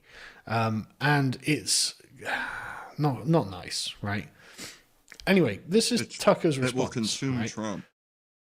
Establishment media never... Tucker and them just took a little bump, or this is just a little bump in the road for them. Trump will be consumed, and his reputation and legacy will be destroyed. this, but the Israeli government has a storied history of blackmailing US presidents. Perhaps the most jarring example occurred in the 90s, when Israel used recordings of a Bill Clinton-Monica Lewinsky phone sex session as leverage to pressure Clinton into releasing convicted spy Jonathan Pollard from prison. We're not joking, that really happened. The phone sex story is worth remembering as President Trump attempts to end the Iran war. Like many things Israel has done, it shows that America's special ally is willing to play very dirty to achieve its goals. Dark money campaign contributions, extortion, physical threats, and even assassination. In their anti-Christian worldview, the ends always justify the means. They have no issue destroying lives. I mean, this is pretty hard-hitting stuff from Tucker, right? Mm-hmm. Israel's current top priority is making sure Operation Epic Fury does not stop. Obviously it's true. obvious, yeah. They know the US fighting their war for them is the best chance at expanding their borders and becoming a global superpower, and a peace deal would foil their plots. Their plots are foiled. Anyway. I mean, just saying, this isn't just low IQ nonsense. This does appear to be what Trump is actually doing. Yeah. And for some reason, he's just joined Israel's war. Anyway, as he carries on, but you can see the gist. I mean, like, one person sounds very, very lucid, and one person sounds like they're losing their popularity. Anyway, so this is because Israel and its supporters just seem to have a double standard for themselves on everything. Like, it's okay when we do it, but you're not allowed to do it. And I think a lot of people can see this double standard. Mm-hmm. Now, I think it's just fine when everyone does this, right? He says here, preserving a Jewish majority in Israel isn't the same as preserving a white majority in America. Yeah, one emerged from 2,000 years of expulsions, pogroms, and genocide. The other did not. Well, okay, but the reason that 2,000 years of expulsions, pogroms, and genocide happened is because the nation didn't have a state, because it was obliterated by the Romans. Mm-hmm. So actually, not having a nation state in which you are the overwhelming demographic majority is a problem. Shows from Jewish history that it's not a good idea. And actually, it is a way better idea to preserve a nation state that has this overwhelming demographic power to make sure that doesn't happen. If anything, and again, I just can't believe that this is the case, to be honest. And there are loads of Jewish people, by the way, who are like, yeah, obviously, the West should remain white. Why would you not do this? But of course, there are Jewish people who don't agree with this. Chill out on that. And I just don't understand the Jewish people who don't agree with this, because every Jewish person should be like, look at what happened to us. Right? You don't want that happening to yourself, and therefore you should preserve your demographic supremacy in your countries. Because if you don't, we are the example that will end up happening to you. That's what I would have thought Jewish people would think when it comes to nation states. So, I mean, like, obviously I can understand why Israel wants to preserve its Jewish majority, but by the same principle, everyone else wants to preserve their own majorities everywhere, all the time. Why would you give up your nation state? Now, I don't know how well understood this is by the average American. Probably not terribly. But I think that with a lot of politics, and it's the same with Keir Starmer over here, right? With a lot of politics, I think a lot of it is felt, and rather than rationally understood. I think it's just generally perceived, oh, this isn't my guy. And I think that's what's happening to Trump at the moment. And this happened very, very quickly to Keir Starmer. I think people can sense it. I think they can scent it. I think they smell it on the breeze when the person who is supposed to be their chief representative in their country is actually representing something else, when he is supporting something else, when he is his primary goal and intention is for some other people somewhere else. I think people can tell whether or not they can point to it or rationally understand it or whatever. And the conspiracy theories fill the voids and whatnot. I think people can. That's what I'm here for. And other commenters, they put things into words that people feel. That's what we do. That's why I value commenters, because they help me put a name and put a concisely frame how I think and how things appear to me. Because a lot of times you have a feeling, and it's not until somebody puts it into words till you're like, bam, that is exactly my sentiments. Am I I think that's wrong? what's happening here. Now, that's not to say that Trump won't do some serious damage to Tucker Carlson inside the Republican Party. Trump's favorability in the GOP is plus 61, and after this, Tucker's was relatively the same, and it's gone down by 47 points to only plus 7. Now, that's interesting because that implies that his favorability in the GOP was higher than Trump's. But anyway, that's, by the by. The point is, though, still more people in the GOP like Tucker Carlson than not. And okay, you can start waging war on your own supporters and podcasters and your own sort of lieutenants and outriders, right? That's something you definitely can do, but is it a wise thing to do? Is it a good idea to be doing that? If you're doing that, who are you doing on the behalf of? It shows that there is something else that you are supporting, because these people, Tucker Carlson in particular, actually, has been a really clear voice for a kind of old style of politics that has a kind of paternalistic sense of its obligation to the nation itself. And there is some really interesting polling. If you guys think about what I was saying yesterday, that's exactly the language I use. That's exactly how I try to frame things. Like, look, somebody has to be the dad in the room. Somebody has to be the adult in the room. Somebody has to look out for where we're going. And you know what I mean? Somebody has to be thinking of the big picture. And last night I was advocating for, men for the most part, because it seems like nobody's paying attention to the big picture when you X men out of society or out of politics, and like all of a sudden everything goes to shit. Tucker Carlson, actually. Let me find it. So this is some polling about Tucker Carlson from YouGov in 2023. And I just find it really, really interesting. So obviously, Tucker is way more favourable with Republicans than anyone else, obviously. I mean, if you can see here, 38% very favourable, 34% somewhat favourable, and 14% don't know, with only 14% of Republicans being like somewhat or very unfavourable, right? But what's interesting about Tucker is where he's not unpopular.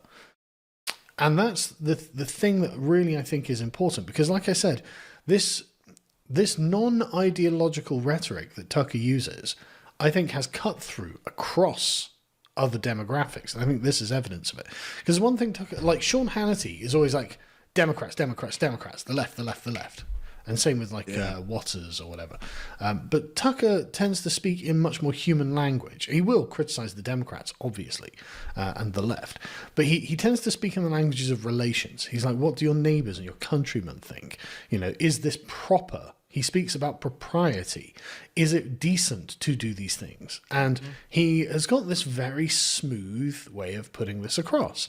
And he's obviously a deep thinker and quite, I don't know how to say, sensitive in a lot of ways, that he's not trying to be confrontational with people. He used to have a very sort of abrasive reputation, but I really think that's softened a lot. And you can see it, I think, by the rest of it. So, for example, on this, even 30% of Democrats have a favourable view of Tucker Carlson, which just seems like a lot, doesn't it? Yeah. That's mad.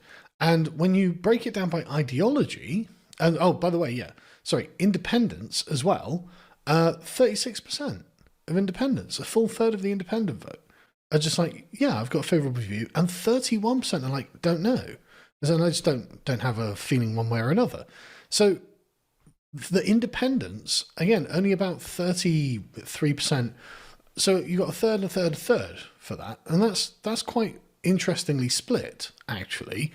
And then when you go to ideology, a quarter of liberals see him favourably, which is, again, quite a lot, actually.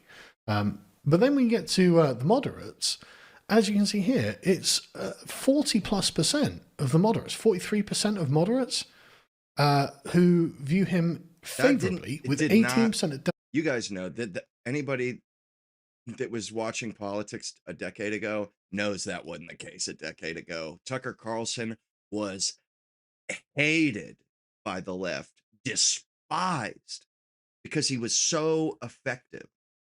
No. It's like, okay, that's a lot. That's more favourable among moderates than unfavourable, which is at 38%. So Tucker Carlson isn't just a right-wing partisan, or his audience isn't just for right-wing partisans. Sure. His audience is actually a lot broader than you think. And and this about the sort of paternalistic, sort of aristocratic politics that Tucker has, it's really interesting how he's least popular in the suburbs. Urban voters view him very, very favourably, actually, as well as the rural ones also view him favourably. And so it's like, right, that's really interesting. It's the suburbans who are least favourable to him. But even then, like, you can see 35% on the very unfavourable for suburbans. That's the highest chunk. So, apart from liberals, who are just, the ideological liberals, 61%. But that's a lot, right? That's a lot in the urban and rural who are like, yeah, no, this guy's speaking my language because he's not just a right-wing ideologue. He's not just a Republican ideologue. And he's got a surprisingly racial profile as well. Obviously, 46% for whites who are favourable, 44% for blacks, and 36% for Hispanics. This is just favourable. It's like, okay, It is. I mean, a lot of the Hispanics don't know him, but the blacks and the whites seem to know him quite well. And they generally think he's all right. And so this is just weird, isn't it? Like, this is really weird how a voice that doesn't easily pigeonhole is on the receiving end of Trump's attacks. It's like, okay, yeah, he might make him less popular in the Republican Party, but is it going to make him less popular with moderates or Democrats? And this is a thing that like people have noticed is, oh wait, actually Tucker does have cut through. Damn right he on does. Lots of different audiences. I mean, he used to draw, when he was on Fox News, the most democratic viewers in the key demo, even above Rachel Maddow. Mm-hmm. Like, how is that possible? Democrats. And this has not gone unnoticed with like Redditors, where they're like, hang on a second, I'm not sure that Tucker Carlson's new messaging is something to celebrate, because Tucker Carlson has been speaking about the problems that young people and left-wingers have, because they are real problems. So, as you can see, he says here, he makes salient points about economic inequality, the influence of elites, housing affordability, unfair tax structures, and how much boomers suck. These messages have resonated with many on the left. I want to take heart in this apparent shift, but I can't help seeing it as a desperate rebranding after losing his Fox News show, or a calculated repositioning encouraged or paid for by those who are backing him. I've hated this man and the damage his messaging has caused for so many years. Well, the thing is, right, again, I don't think Tucker Carlson is an irrational ideological Republican. I think he's just someone with a deeply conservative disposition. And part of having a conservative disposition is caring about the less fortunate. Your countrymen are your obligation if you yourself are doing well. And another thing, and this is what I'm building to here, is that basically everyone is sick of the two parties in America. Right? I mean, there are 1/4 of the public in America who just hates both parties. They call them double haters. They just hate both parties, and both parties have pretty unfavourable reputations among the general public anyway. Only 28% of Americans hold a favourable view of the Democrats, with the Republicans only at 32%. And it's like, yeah, and that might well have changed had the Lindsey Graham Zionist neocon faction not got the brain slug onto Trump and been like, yeah, war with Iran, war with Iran, war with Iran. Because I just don't think that's what people want. In fact, I know that's not what people want, right? And so what does this mean? Well, it means that there has been a new high of 45% of people in America who are political independents. So you've got 45% of adults are political independents, whereas 27% each are Democrats or Republicans. So if there was to be a third party in America that could speak to the American people on the grounds that resonates with them on both the left and the right in perhaps this non-captured way, so it's left-wing ideological talking points or right-wing ideological talking points, then it suggests there might actually be quite a large constituency for that. And I don't know, I'm just saying, it seems that Trump, and being on the downswing because he seems to have joined the He's being a little Israel First bitch. bandwagon, and Tucker is identifying that specifically. As a problem. Well, it just seems that something weird has happened here.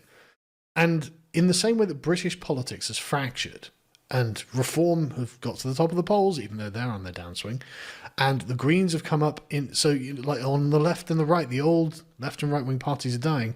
Well, maybe something new is pregnant in the moment in America. Maybe it's ready to be born, or the ground at least is becoming ready for something in the future to happen outside of the captured uniparty system.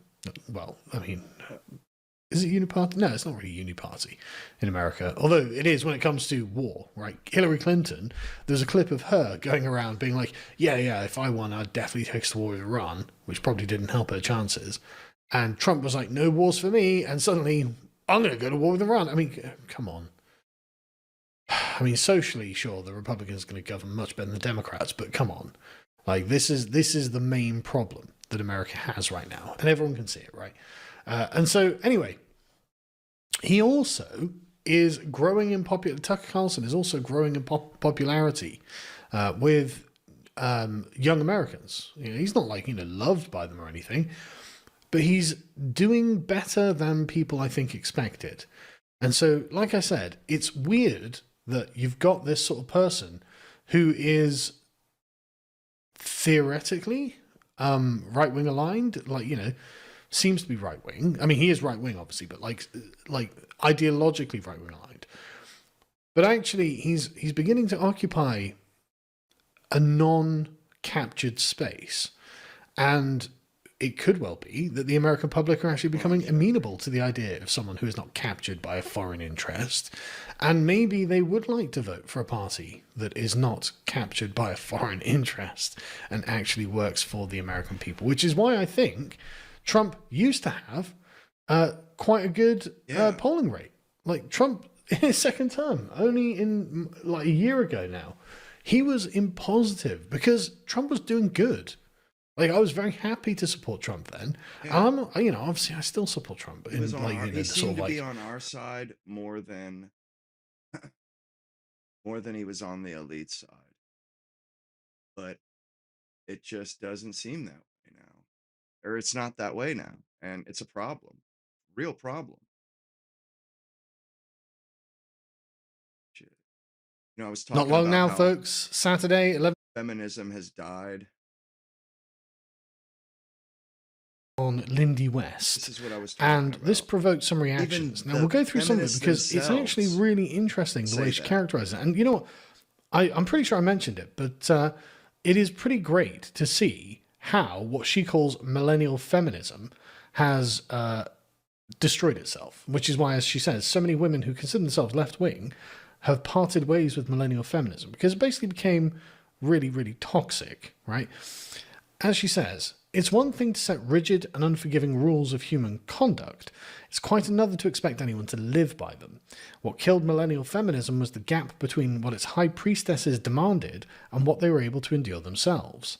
If you insist that accepting polyamory is the price of being a good person, and then write a book about your throuple where the front cover shows you with mascara-streaked tears running down your face, people will spot the dissonance. And that's exactly what we were talking about in the last video. She's obviously not happy. Her life is not happy. This is what this is my entire ethos here. This is why I talk about what I talk about. People are unhappy. They're unhappy, man. And people don't, nobody's giving any guidance whatsoever. No guidance, no nothing. Nobody's being helped. They're not being, led. They're just being like practically abandoned by our elites. They won't help anybody. They won't ameliorate the situation. They won't admit that things are bad or that they're wrong.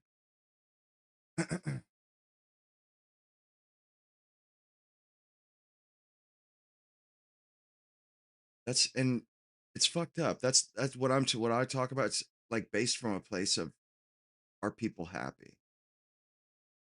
And that's why when I was talking, like, going on and on about the feminism, well, it's because, normally I would not broach it. Normally I wouldn't have broached that subject, but obviously, if even the high priestesses themselves themselves are abandoning this ideology, then people are ready to hear something new. They're ready for the message that this has to go. And my the amount of women that watch the show is like a testament to that, to be honest. It blows my mind that women like watching my show, like, because a lot of this stuff was like, whoa, this was just, women would not go for this stuff, or anything right wing was just toxic, it seemed like. And people are ready to see it off, watch, see it go, and it's a good thing. The thing is, though, is that we don't have a dearth of people speaking, speaking out and talking about it. They want to keep, progressives. They have it's all in bad faith, because these sons of bitches, they will get people to change their lives with their bullshit, and then when it ruins people's lives, they don't even come out and say, yeah, we fucked up. They just sweep it under the rug and move on. Never mind the damage they've done.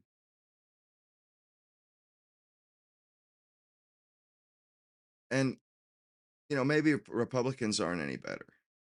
That may very well be the case.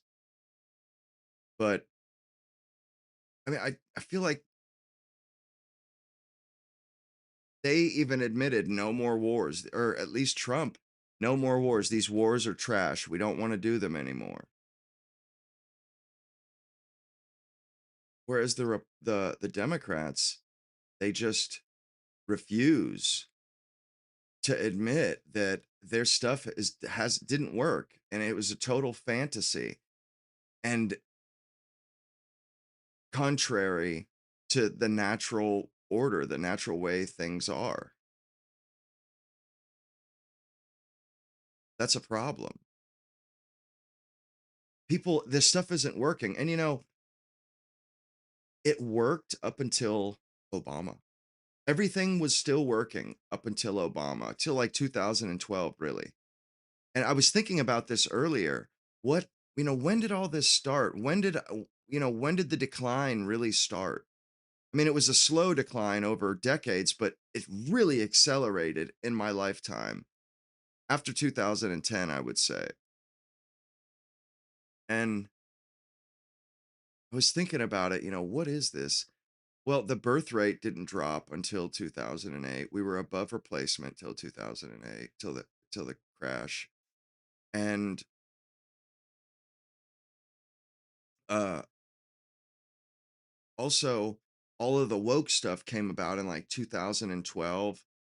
The Hollywood still worked. I mean, a lot of this is the millennial feminism, that the doings of millennial feminism. And it started in 2012, 2008 to 2012, Obama's first term.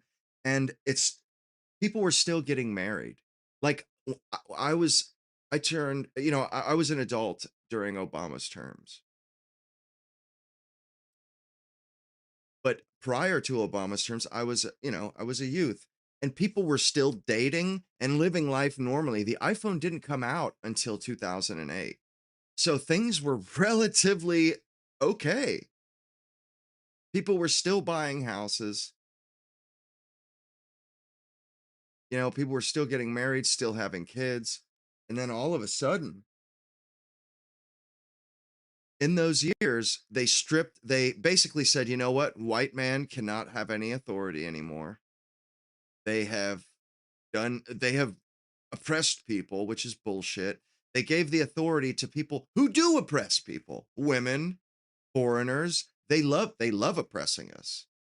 And the elites will go along with it. Oh yeah, the white men and the white women that are the elites, they will go right along with it if it means they don't get crucified too. And that's what they did.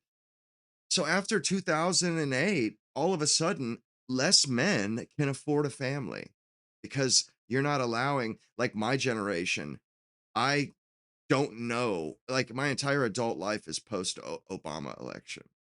My entire adult life, I've seen nothing but gatekeeping, nothing but closed doors shut in my face.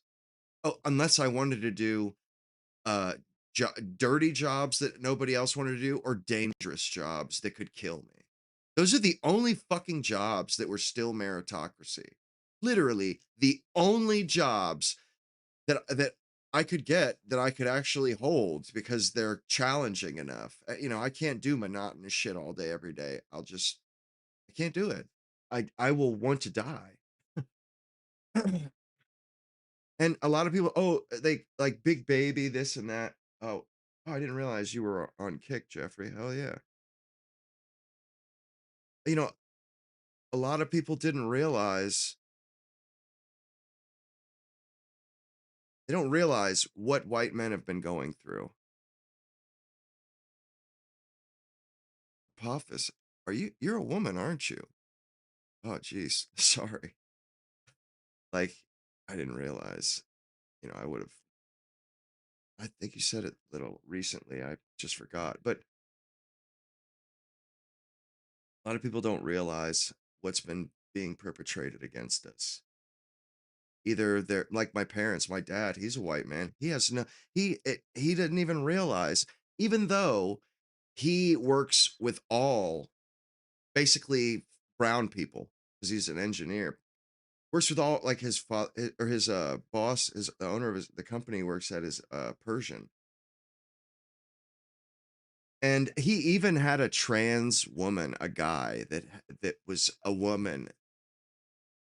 And all the new people coming out of college, there are no white men. And I remember when there were white men.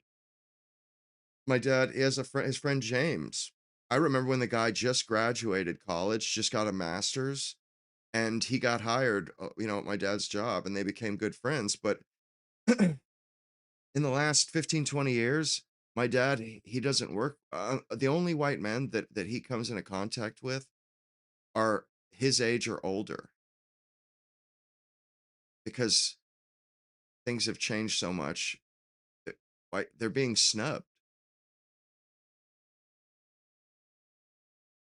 And he didn't even consciously realize it. I mean, he's still acting like you can, like my dad didn't even have a college degree. He's an engineer, doesn't have a college degree. He got a job out of the Marine Corps without a high school diploma doing engineering. Like this is in this early 80s, man.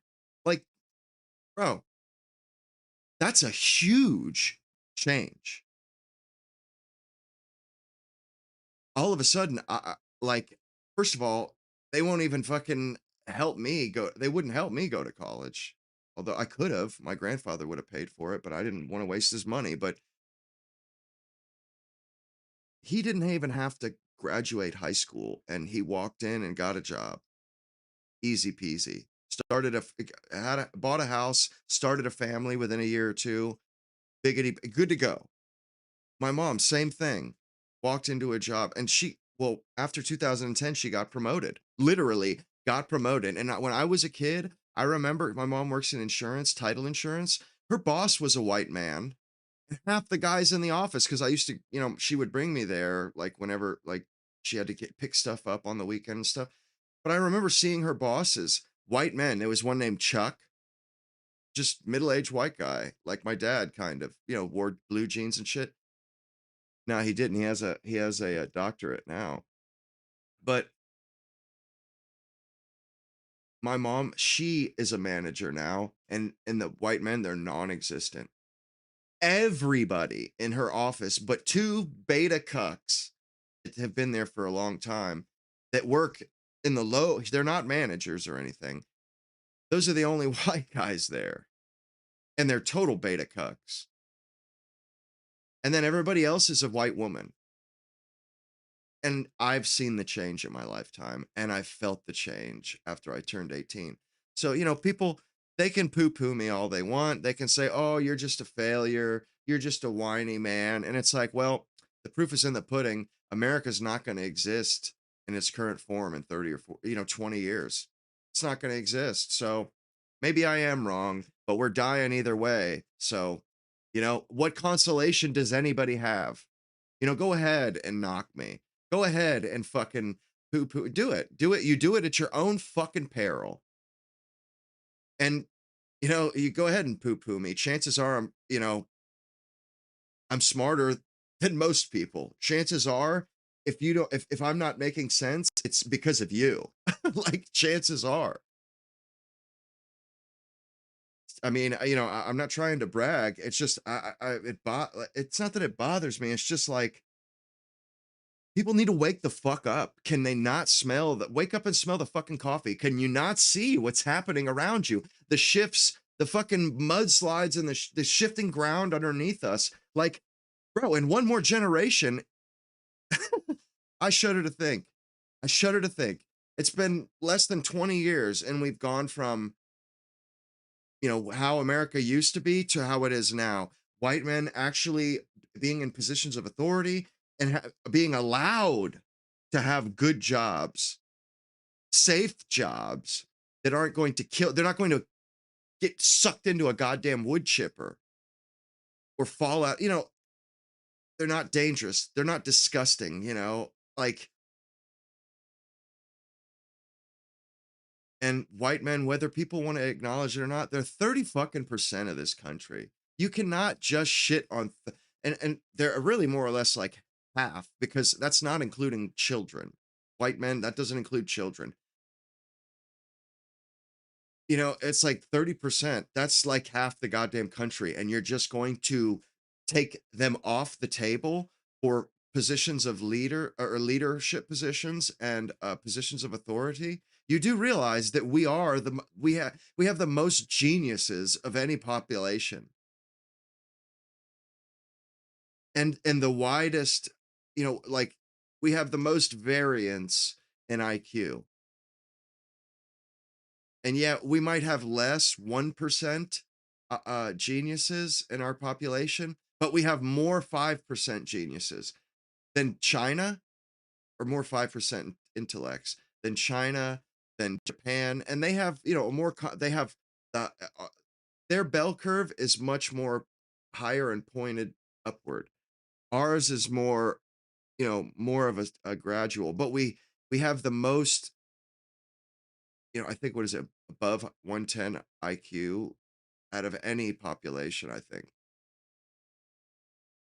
And we're going to just take that entire group off the table. The group that dies the most in wars, the group that fucking actually pays the most in taxes, the group that creates the most value, the group that invents the most fucking the most valuable inventions, the most valuable ideas, that group is going to be uh excluded from leadership and authority. Well, then we deserve what we get.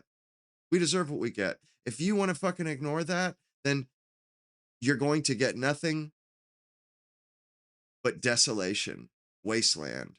It's just stupid. And it's like, we're being led by the fucking nose by some unknown force that wants us gone. And these fucking fools go right along with it and refuse to listen to anybody else until their own ideology affects them, until they start suffering for their own fucking moronic ideas. Then they come to the light. This is a serious problem. That we have a chunk of our own people, advocating against us. And they behave as though, like the left, they behave as though the right is just outright evil. And it's so funny. I seen Alyssa Slotkin doing a town hall. I was watching Breaking Point. She's doing a town hall, and somebody asked about Israel, and she does this bullshit sleight of hand where she says, "Well, if you're talking about Israel, I'm with you. But if you're talking about individual Jews, or if you're including individual Jews in this, I have a big problem with that." Like this guy just said nothing about that, and she jumps to the conclusion. Like, why would you? Why would you take this guy? Guy said nothing about Jews. It was all about the Israeli government. And she jumps to the conclusion that he's an anti-Semite. And he's a Democrat, by the way. And on Breaking Points, they were kind of expressing, their kind of annoyance that she just assumed that he's this evil person or this bad or a bigot. I'm like, well, you being a fucking bitch ass progressive, you do the exact same thing to everybody else. You jump to those conclusions because you know what? It makes you feel better about you. Makes you feel better about what a piece of shit you are. What a bad person you are. And you need to pretend that other people are evil. That way, your milder form of evil is more palatable. I mean, it's a total farce. And honestly, these people they are not doing themselves a service. They're not. And I'll be fucking wailing in the wilderness, regardless of whether or not people agree or not, because it's the fucking truth. You know, it is the truth. And really, I didn't used to think it was really worthwhile to even, people, they're not ready to hear that. They're not ready to hear that message yet. So, I wasn't going to waste my time. But now it seems like people are ready to hear it. And as soon as I realized that, yeah, I started streaming. Why wouldn't I? It's not a bad idea. Why wouldn't I start streaming? Makes perfect sense.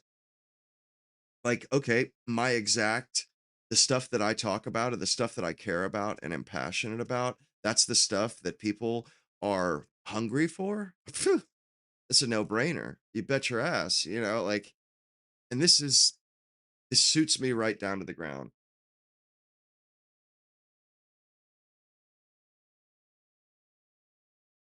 What are you talking about, Rick? Awesome Kingdom. Yeah, I remember that was on Guitar Hero. You remember that shit, Guitar Hero? I remember my brother had that. We played it a lot. Played the shit out of it. We get stoned and play some Guitar Hero. Straight up. Yeah, Possum Kingdom. That was a pretty damn good song for sure. You guys ever heard of the Possum Trot? The Possum Trot. I've always like. I wonder where the hell that term came from. It's a Southern thing, or it's an Appalachian thing. I was watching this video the other day. It was a black and white, and what it was talking about was, or it was showing poverty in Kentucky and in the Appalachian. Oh my God. These people, they were like 30, 40. They looked rode hard and put up wet, put it that way. They looked old, wrinkled, grizzled. And I could, their kids were fucking toddlers and they looked like they were 60. Like, whoa, they have toddlers and they look like they're 60. And I think that's where the skew comes from, where people are like, did people mature younger? I think they just got old way faster. Like, and they were in Kentucky back before the 60s. You could, if you owned a piece of land, there's coal. People, they don't chop wood in Kentucky. They have a fucking hole in the ground on their property that they get coal out of. Straight up. That they dig their own fucking coal out of. That's what they burn to keep themselves warm. And I didn't know that. I didn't realize that they, I know that, or actually, that movie, Coal Miner's Daughter about, uh, what's her name? Loretta Lynn. They had a coal, a thing in the backyard, and it's like a cave, a coal mine. It's like they cut a square out of the side of a hill, and then they walk in, and they dig the coal out, and that's so, that a puddle of water, because they can't just dig a hole, so they dig like a cave, and that's how they. But people, you used to be able to make money. You could have a piece of property, and you could get enough coal out of that hole to live. They had a mule, and they called it truck mining.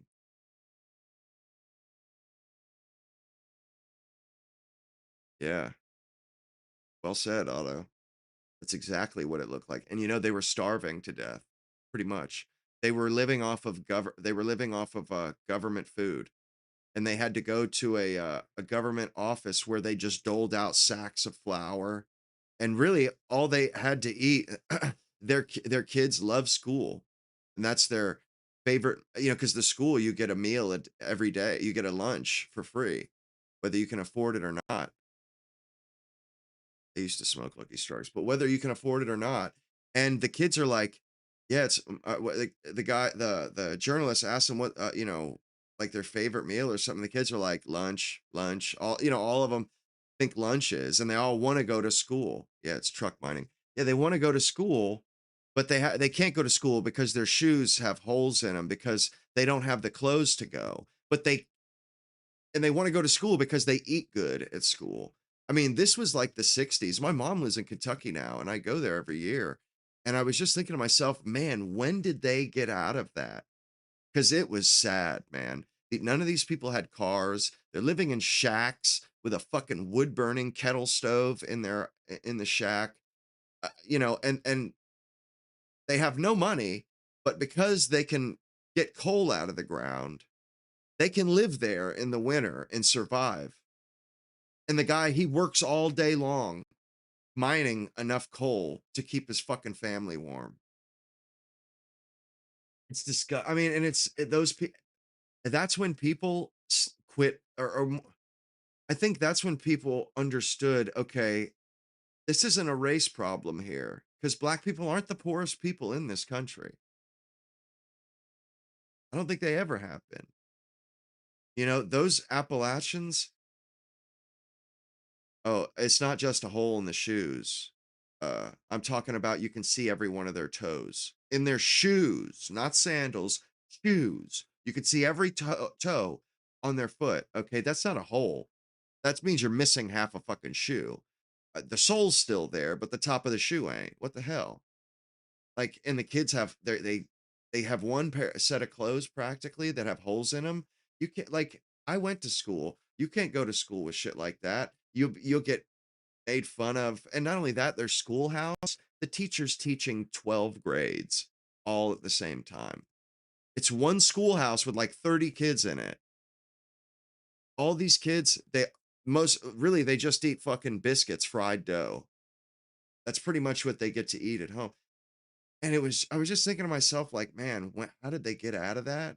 Because it was like, I mean, they had no hope. The only hope, like there was one they were talking to that was 27, and he left, went to Florida, I think, and then failed or whatever, came back, married a girl he went to school with, and had two or three kids. I think three kids, and they were in their late 20s. They already looked like they were 40.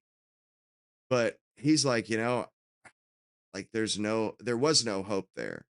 And he was saying, I'm just trying to stay afloat until I, get enough money to try someplace else or whatever or something. And then they even talked to the closest store owner, and the guy's like, yeah, uh, he gives out so much credit because he's a good guy and he's from that area. Those people are fucking starving to death. Like yeah, we don't do credit here. You got a store full of goods and nobody has money to buy it. Nobody has money for it because because of automation, you couldn't make enough money truck mining anymore. So all of us, and they laid off so many people. So all of a sudden, these people that had a living, a way to feed their families for 100 years, all of a sudden they're turned out into the cold, and there's no industry to speak of. None. It's just land. The industry was coal mining or tobacco farming, and it's not really much different nowadays. Well, the government, yeah, I know what you mean. No government cheese, but that's the thing. The government had no choice in the 60s. We're talking about like the late 50s, 60s, man. And I mean, I don't know where you're from, but the people at the below the poverty level in most places were not even close to as poor as these people. I'm talking about people that sit or that live in their shack and do nothing all day but smoke cigarettes and sit with their kids. It's cold, it's freezing cold outside. They have no money. Everybody's wearing their overalls, their one fucking decent pair of clothing, basically. No, they don't even speak of Christmas. They don't even speak of Christmas because they're not going to get presents. So they don't, when they talk about, like, a gift to them is like, you know, I think one of what they considered a gift was like, just getting together all together in one place, one building, and spending time with each other. That was like a treat for them. This is just, and the government, so many people were living like an incredibly good standard of life at that period, in that period. And what's disgusting is that our government, all they gave those people that were dying, basically, just sitting, stationary dying, they're giving those people the same amount of aid as they're given to fucking Africa. What the fuck, man? How can that be? Like, that's so evil. And they couldn't stand. They had to fix it. It's been a while since I played the banjo. It takes like a week to get back in the groove.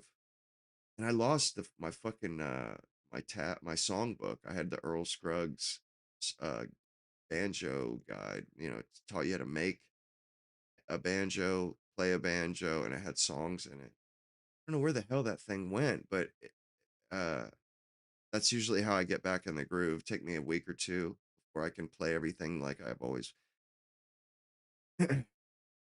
Yeah, it's. I mean, I love it too, and I love this how the songs they're like songs like Sally Goodwin or Cripple Creek or Cumberland Gap.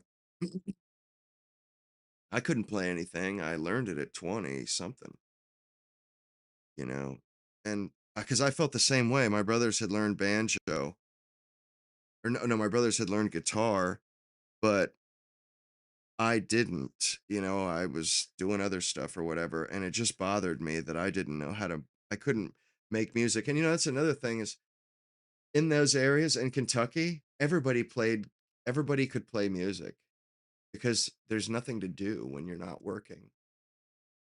They have no money. And getting fat and eating your time away, that's not an option. They didn't have TVs, so TV's not an option. So everybody played a different instrument. Earl Scruggs played his dad's banjo that he inherited. His brother played guitar and his sister played the fiddle.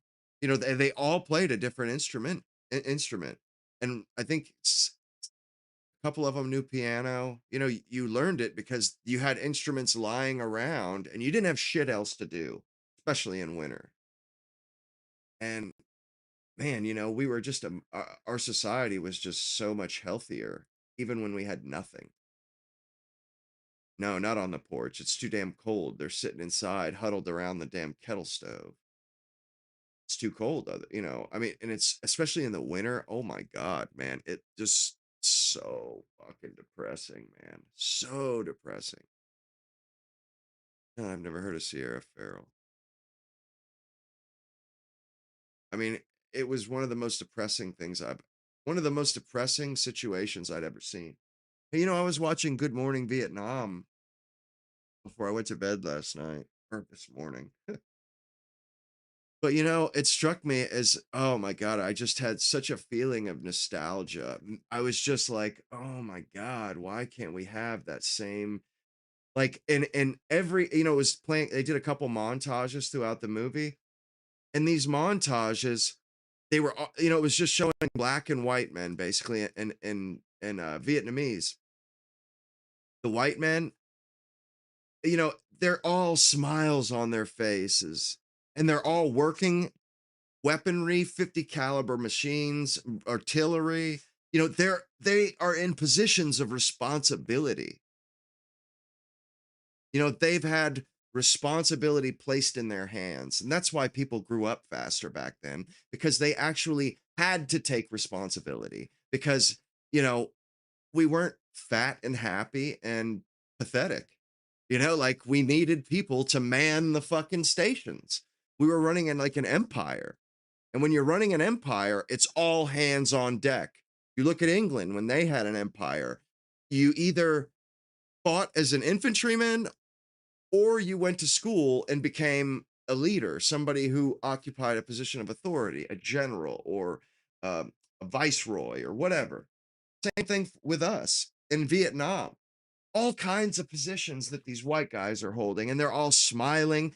The music was good. The music was still being created. Movies were good. Our culture was vibrant and productive. It was like we were a font of culture in the 60s. Everybody wanted American stuff, American music, American clothes. Yeah, Full Metal Jacket. Even that was 88, which blows my mind because it looks old, but yeah, play that funky music. Yeah. But and I was thinking about when I said earlier about how all this decline, the real decline started in 2010 or so. Well, no music has been produced that's worth a shit since I can't think of anybody post 2010 that makes music really, other than maybe Kanye West, even though I think he was pre 2010. But yeah, I'm not from a big city, more or less like like a medium city or small city. But I wish I had the accent. But like I said, like our culture is dead, man. It's dead. It's not producing anymore. It's not creating. It's not making stuff that people want to listen to or people want to watch. And I lament it. So it's incredibly saddening, and it's not, you don't go from being the most vibrant nation and culture on the planet. And then in less than half a century, you're dead. You're done. It's over. Your entire culture is like those people in Kentucky. People just sitting around, not doing anything. That doesn't happen on its own. That happens because somebody wants it to happen.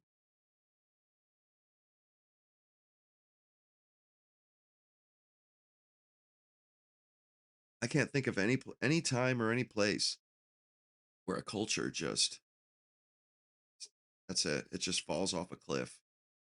2010 or 2000 things are great. 2010 falling off a cliff. That shit was totally on purpose. And it's like it was able to happen because nobody was paying attention. That's why that shit went down. People trusted our government. People trusted our elites, trusted that that they wouldn't replace us, that they didn't want us gone, and they didn't want to, and it's like, and people were trusting. Well, now people aren't trusting. And now people are fighting back against it. They don't believe, like, it's clear, it's obvious that this stuff was deliberate, intent, intentionally done.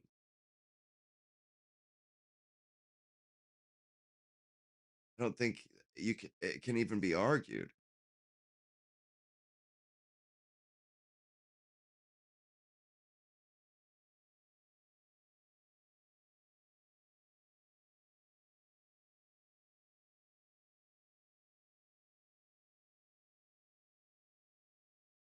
See if I can find that video, although I doubt it.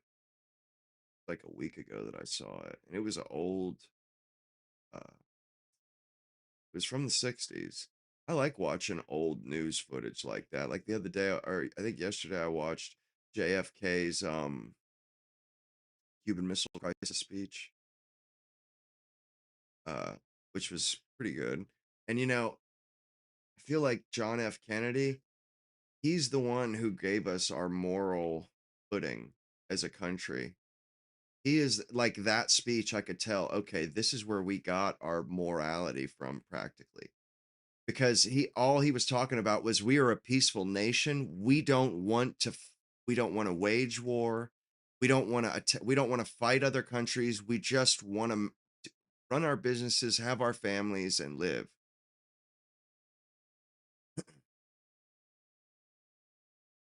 And that's just not the case anymore. Not because we wanted it so, but because they wanted it so. You know what I'm saying? They decided that we should be a fucking imperialist bully, and ugh, it's quite sad. Like we were such a great country, and with great ideals, and I want to say JFK probably didn't imbue us with those ideals, but he embodied them completely.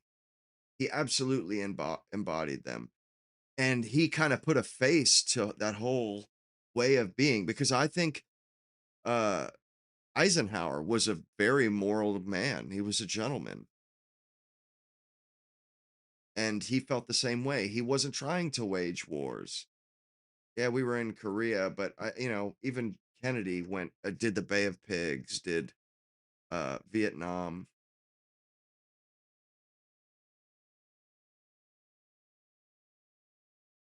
You know, like I kind of do want to start talking more about or start playing more videos again like I used to, because I can only expose you guys to ideas by talking. I can't expose you guys to culture and art by just talking. I can only describe things, you know, to the best of my abilities, and that kind of leaves something to be desired. Yeah, exactly. Exactly, Bob. I mean, and not only that, but he Speaking wasn't a live from goddamn warmonger either. That's a big deal. He wasn't a Washington. warmonger. He just wanted to rule his country to the best of his ability. Good evening, my fellow citizens. This afternoon, following a series of threats and defiant statements, the presence of Alabama National Guardsmen was required on the University of Alabama to carry out the final and unequivocal order of the United States District Court of the Northern District of Alabama. That order Listen to how called for the well he admission speaks. of two clearly qualified young Alabama residents. Or how good his vocabulary is, how well this, and no AI back then. These speeches were written, and like, listen to the wording and how perfect it is, how the syntax, the vocabulary, the punctuation, it's perfect. And his accent is a little goofy, but just think, you know, think about how different things are now, and how you'd never hear, how different speeches are Who today. happened to have been born Negro.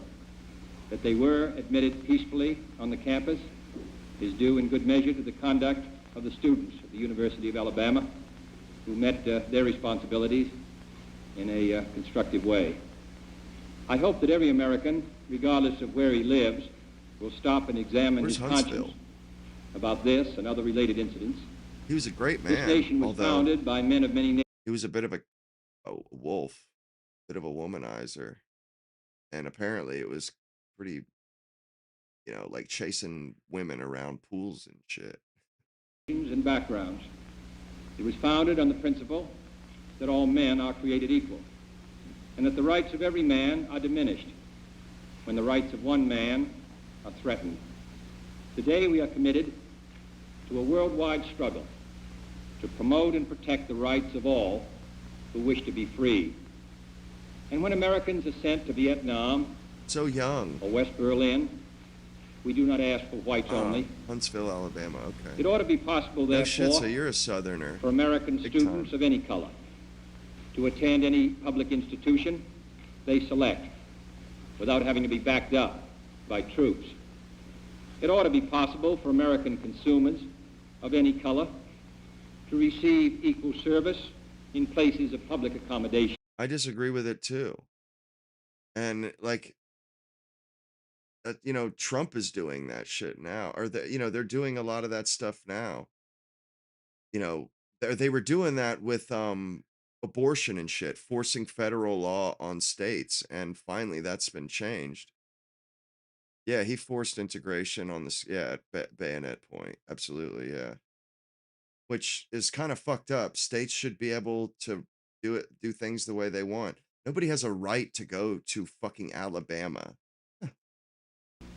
Such as hotels and restaurants and theaters and retail stores, without being forced to resort to demonstrations in the street.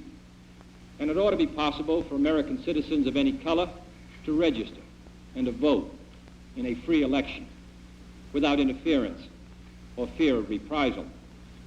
It ought to be possible, in short, Yeah, it is a good speech. for every Otto. American to enjoy the privileges of being American without regard to his race or his color. In short, every American ought to have the right to be treated as he would wish to be treated, as one would wish his children to be treated. But this is not the case. And I agree with this, but that's why we have to be careful about who the hell we let into our country. Because and it's not even that we have so many privileges over everybody else in the world now, but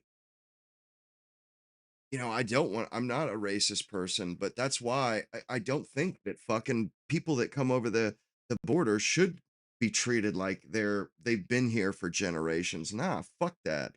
But I do think everybody should be treated.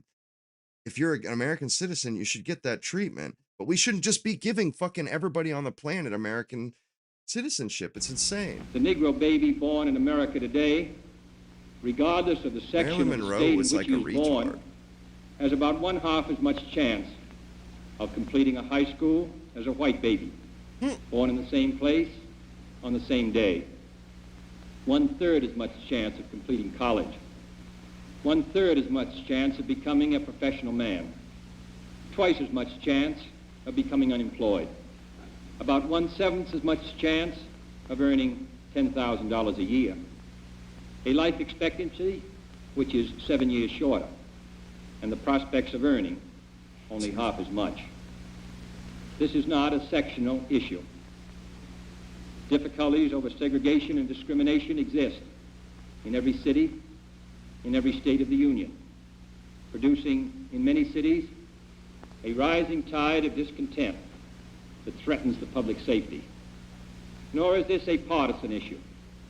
In a time of domestic crisis, men of goodwill and generosity should be able to unite regardless of party or politics. This is not even a legal or legislative issue alone.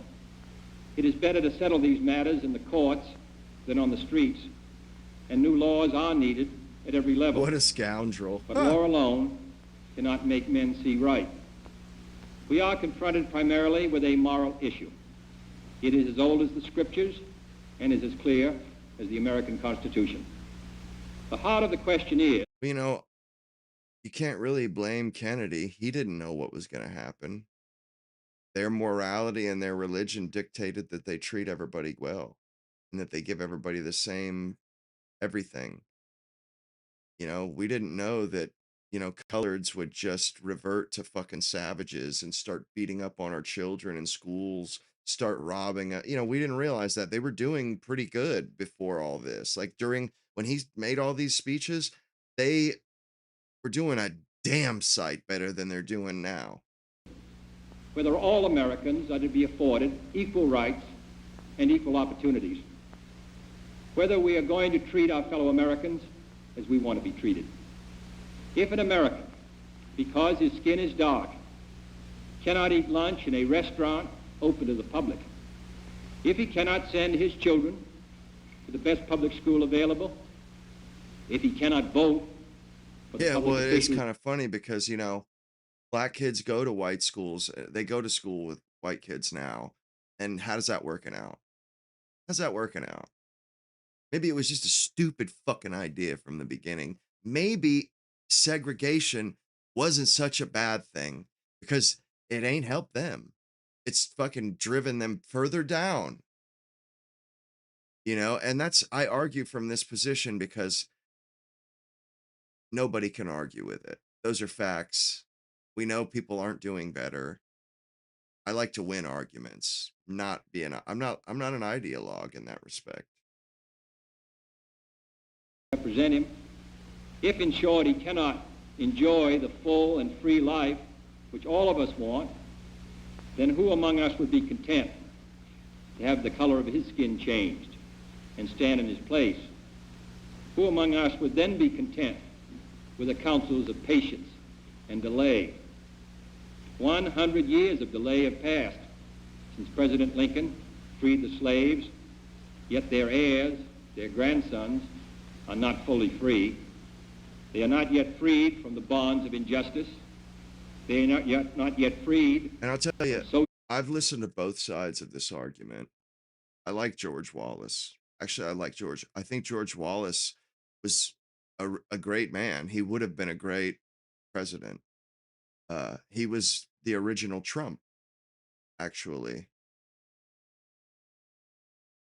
If you guys want, I'll play a brief kind of debate with him. He was truly the original outsider. He was the governor of Alabama. Him and his wife governed Alabama for like fucking decades, and he got somebody tried to assassinate him because he was running against Bobby Kennedy, and somebody tried to assassinate him, and they shot him. It hit him in the spine and fucking paralyzed him. And economic oppression. And this nation, for all its hopes and all its... After he retired, he became a county jail officer when he lived in Arizona, and that's what he said too. And there's nothing worse than an Indian or a drunk Indian or a drunk woman. We have no second-class citizens except Negroes, that we have no class or caste system, no ghettos, no mass. The fires of frustration and discord are burning in every city, north and south, where legal remedies are not at hand. He was redress is sought in the streets, in demonstrations, parades, and protests, which create tensions and threaten violence and threaten lives. We face, therefore, a moral crisis as a country and a people. It cannot be met by repressive police action. Half of it cannot drug be addicts left are rich. To increase demonstrations in the streets. It cannot be quieted by token moves or talk. It is a time to act in the Congress, in your state and local legislative body, and above all, in all of our daily lives. It is not enough to pin the blame on others, to say this is a problem of one section of the country or another, or deplore the facts that we face. A great change is at hand, and our task, our obligation, is to make that revolution, that change, peaceful and constructive for all. Those who do nothing are inviting shame as well as violence. Those who act boldly are recognized. He wasn't evil. He was just a human. I would say Israel is evil, and it's a group of evil humans. I wouldn't say JFK was evil. I would just say he was a flawed man. He was a man. Right, as well as reality. Next week, I shall ask the Congress of the United States to act, to make a commitment it is not fully made in this century to the proposition that race has no place in American life.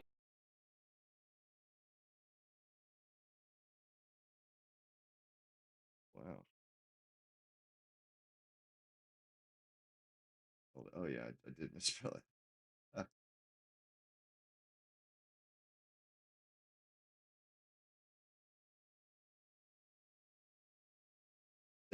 Outsag. That's what he would say. Or that's what they said about him anyway. That he said once somewhere that he would never be outsagged. Sagged, like 'cause somebody went harder to the into segregation and he lost the election because of that.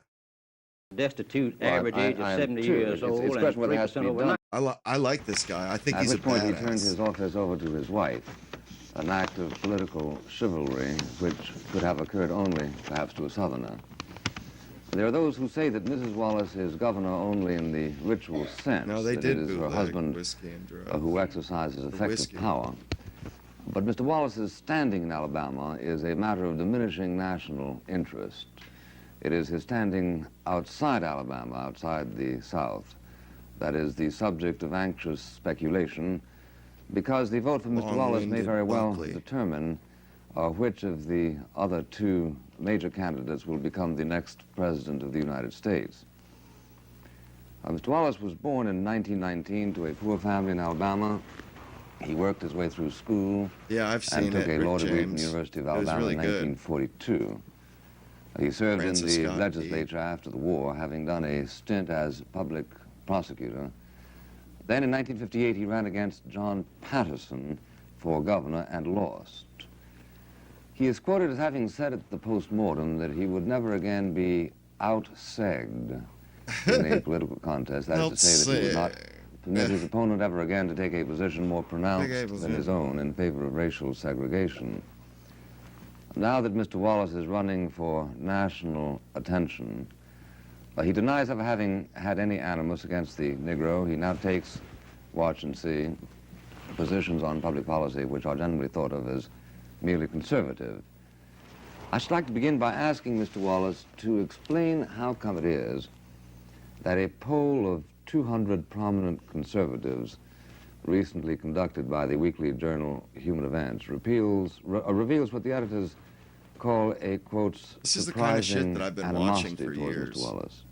I like Why this. should that be? Well, first, I want And to I comment seek it out. on your opening statement there, in which you said I was quoted as having said in 1958, after I was defeated, that I was outsegged. That was written in the Time magazine. There's no such expression as seg in the... You know, Mina, you're like the circus clown of the channel. You're our channel clown, the channel chat clown. You know, the old racist uncle at Thanksgiving. That's Mina. That's Jill Mina. She's over here. She's the clown. She's always saying some wild shit that's just outlandish and ridiculous. Like, I think you must be a hoot to hang out with. Truly, a real hoot. vocabulary of Southerners. I have never heard of the word seg or segged until it was written in the Time magazine. This guy's pretty good. Which they are real good at rewriting what is written on the local scene. In fact, recently they wrote, I think, that I made a sucking sound on my teeth when I ate. Wow, because they wrote the story that the writer had eaten with me. So when they then sent it to New York, they rewrote it. They rewrote in the Newsweek of the... Yeah, we do have a pretty special national anthem. Time one recently, when the writer said he ate lunch with Governor Wallace, then they in New York rewrote the story and said Governor Wallace picked his teeth. You remember when they said that shit about Ron DeSantis, that he ate pudding with his fingers? Bro, they used the same fucking tricks today that they used back then, and they count on the fact that people don't see this stuff and don't catch that it's all just the same shit, and they just recycle it, but new generations never hear it. It's the same attack. Toothpick. You see, they get in their mind, well, we ate lunch with him. What did he do at lunch? Well, he picked his teeth with a dirty toothpick. I've never made that expression, I never made any such statement. I was just as strong for states' rights and local government in '58 as Mr. Patterson. Mr. Patterson won the race because his father had been assassinated after he was elected Attorney General. And there was much sympathy for him, but we ran a good race. But I never made any such, when Time magazine writes that, they told an unmitigated falsehood. I never made any such statement, and now about you you. now go taking a along with position that, that it's huh? I mean, impossible I'm to surprised you didn't have even in something 1958. Oh, I don't know about the slick matter to about say. SEG. I've never run on a segregation platform throughout the country. I've never said that you should have segregation of the school system or any other. In fact, we don't have segregation in Alabama. We've had more mixing and mingling among people of both races in Alabama than they've had in New York State, where you come from. No, wait a minute. Oh, yes, that's No, correct. no, wait a minute. All you got to do is go down to Alabama and see. We haven't had any problems in Alabama Governor, that exist in you. But let me answer your question now. I Yes, gotta that's a good answer your idea. question. Yeah. In the first place, I care nothing about what kind of school system you have in New York or Missouri. Well, you should. Alabama. You're an American. Well, why don't you? I care in the sense that I have confidence in local people. The people of Missouri can run their school system without somebody in Washington laying down the guidelines. That's all I'm saying. Governor, I should direct your attention first to Mr. Buckley's question, Yes, sir, which all right, about, sir. about why these And I'll conservatives are direct against that. you, and then Well, bring what- in these other explanations. Mr. Buckley said that 200 prominent conservatives. That's typical of those who write in magazines. 200. Who were these prominent conservatives? I can go out here to the. Mr. Buckley, did the magazine list the conservatives? No, it didn't. But suppose Governor Wallace No, it names didn't. a prominent conservative outside the South who's in favor of him. Well, 107,283 No, folks signed the There are not petition that for many me. prominent people. Those were steel workers. Those were. No. Mr. Wallace, a prominent conservative in the sense of someone who is nationally known Oh, Mr. Buckley. as a conservative. who I was run my devoted to- politics like I did in Alabama. I never went to the county courthouses to see the county governing body. I just went to the people. Now, when you say you put too much credit on the Grandpa support and influence that some fella in a magazine, a newspaper, or somebody on a college campus that might be conservative, or some minister who may be conservative, but actually I go out to the masses of the people with the message that I have, Governor, I think and I that- don't know any prominent conservative. In the first place, we have Where the hell are you overestimated what getting these the editor of a quotes? magazine can do in the Governor, conservative I field. think you're of directing what- your attention to why Mr. Buckley's I don't question know is why. irrelevant. I don't know. I don't know Jesus. why the That guy's so-called got an prominent annoying conservatives voice. at human Well, here's- events said they were not for me. Governor, we try to have responsive answers. Perhaps Mr. Buckley's Well, question is last- out of order. Is there any, do you know of any Oh, I prominent- don't know who the prominent conservatives are. Who are they? Well, Name what- them. Your point is that it doesn't make any difference. He's It good at doesn't make any this. difference to me whether some prominent You don't like it? conservative is not for me. You don't like it, Apophis? I just like the way he fucking filibusters and fucking hammers Bill Buckley. This Bill Buckley, he's got this fucking. I like Bill Buckley, but he's a fucking elite, and it's like he just sits on in his ivory tower and just shits on everybody. What do you mean, pardon you?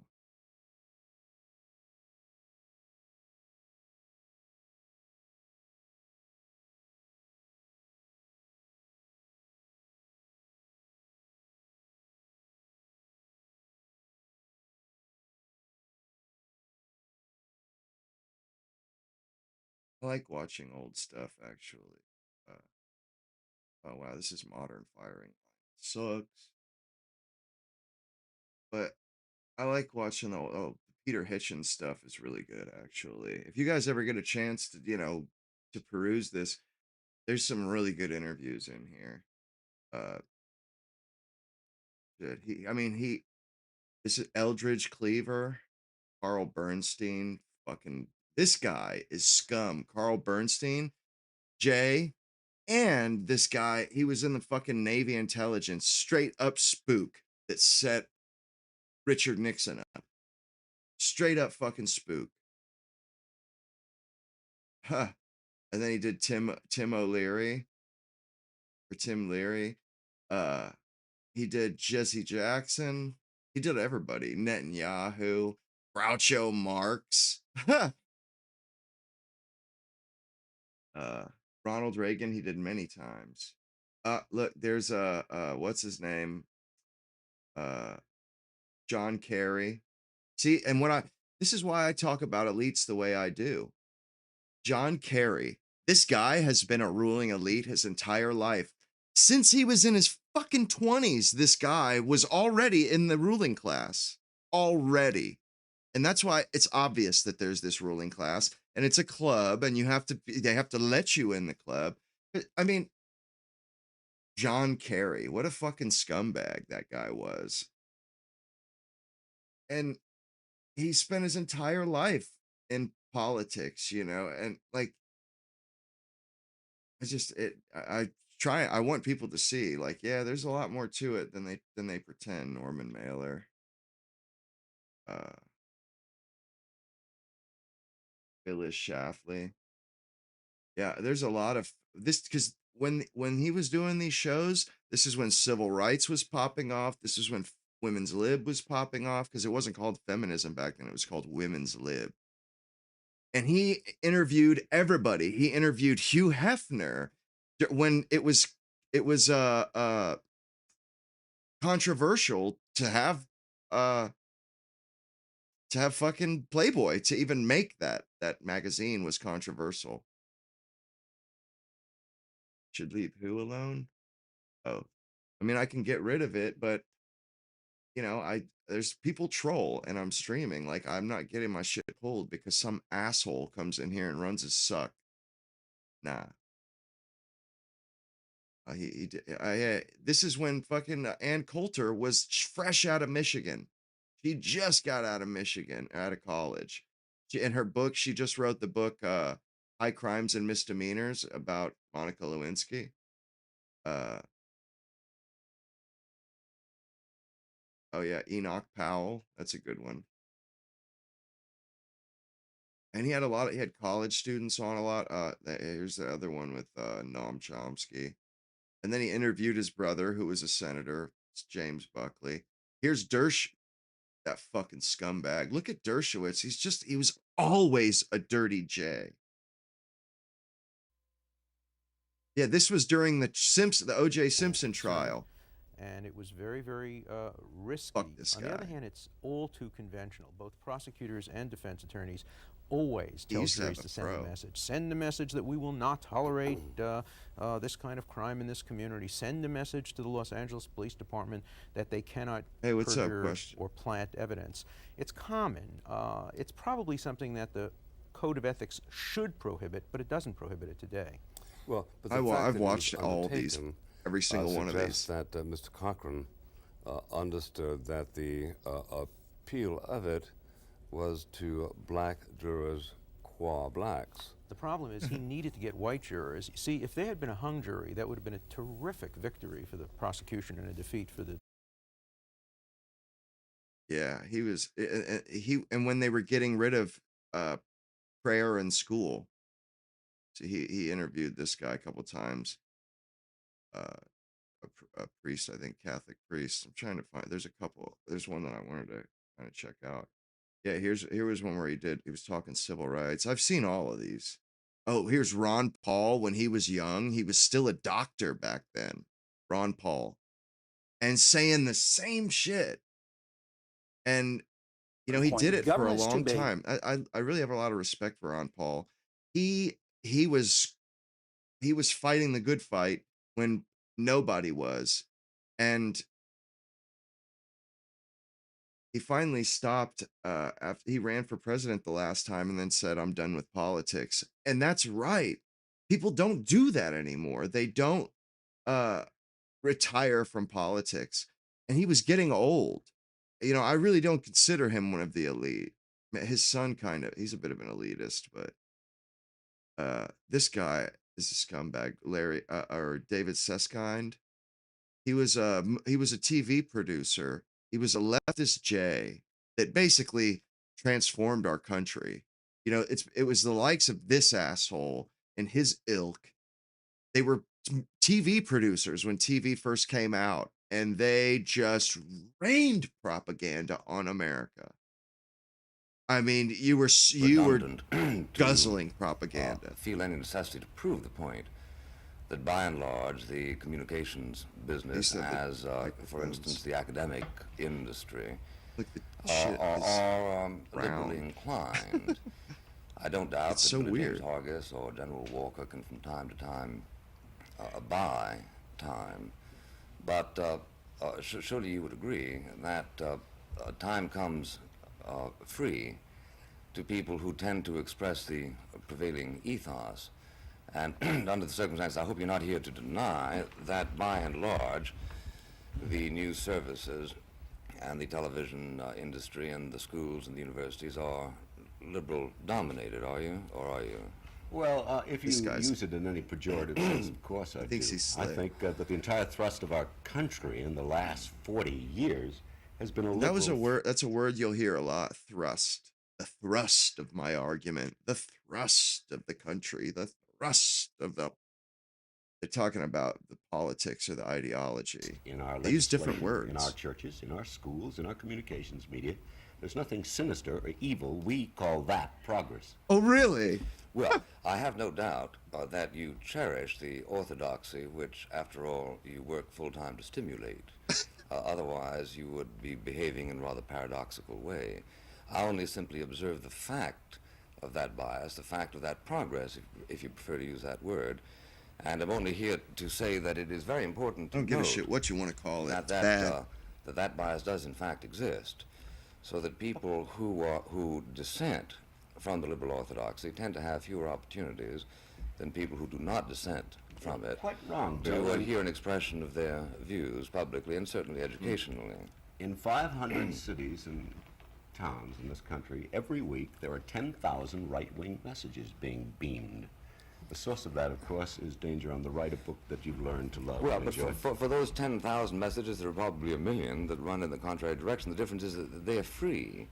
You don't have to pay Eric Sevareid or Edward P. Morgan or Howard K. Smith. They don't have to buy their own time. They are Are you projected. suggesting that Sevareid and his confreres are preaching some subversive message of the sort? Aren't they really saying the American Who brought out the conscience? subversive? You're acting like a McCarthyite, aren't you? By No. suggesting that Eric Sevareid He is did teach a us about it. subversive. Do you really think he's subversive? No, you don't. No, well, obviously not. He, however, does identify himself with, generally speaking, with an opinion. Are that you is saying considered there's to a be liberal. consensus thinking in this country? I'm saying there's Of a course prevailing there bias. is. All right, fine. Of course there So, is. so let's accept that as a given, that there is a prevailing bias, and it is liberal. And it is, of course, another question whether we deplore it or not. I do, and you do not.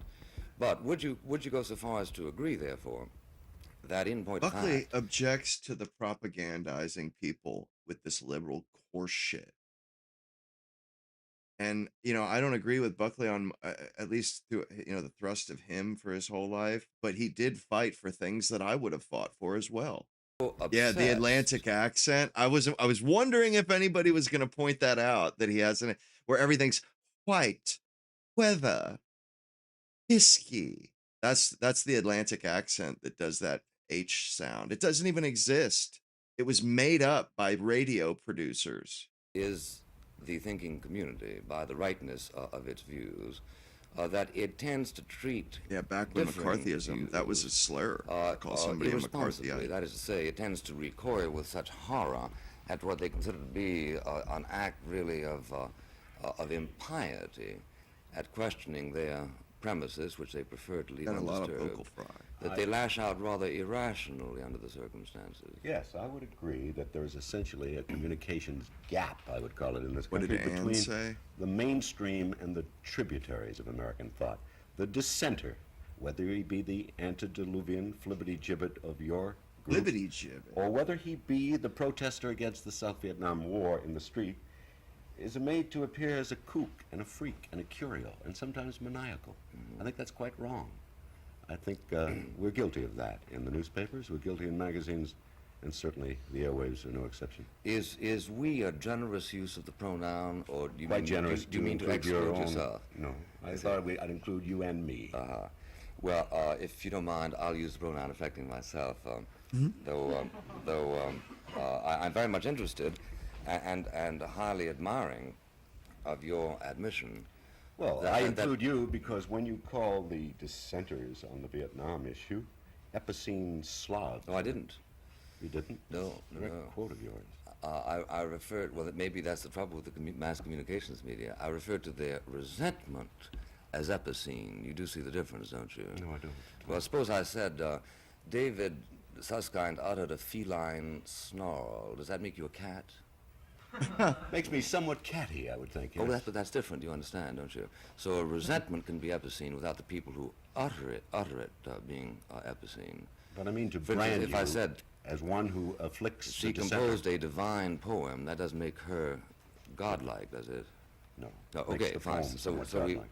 now, since you are an analyst of these excesses, how would you handle, for instance, the following one by Martin Luther King? We see dangerous signs of Hitlerism in the Goldwater campaign. See? Would you consider I'm that? telling you, they spent the rest of the 20th century after World War II just propagandizing us and scaring us out of right-wing ideology. Oh, you'll become a Hitler, apologist. You'll become a Nazi. An To example protect of the these fucking prevailing people. bias irrationally defended? Well, I would handle that in the same generous and tolerant way that I handle your calling the Now, wait a minute. No. No an two adventure quotes, in please. triviality, or the Freedom March mob deployment.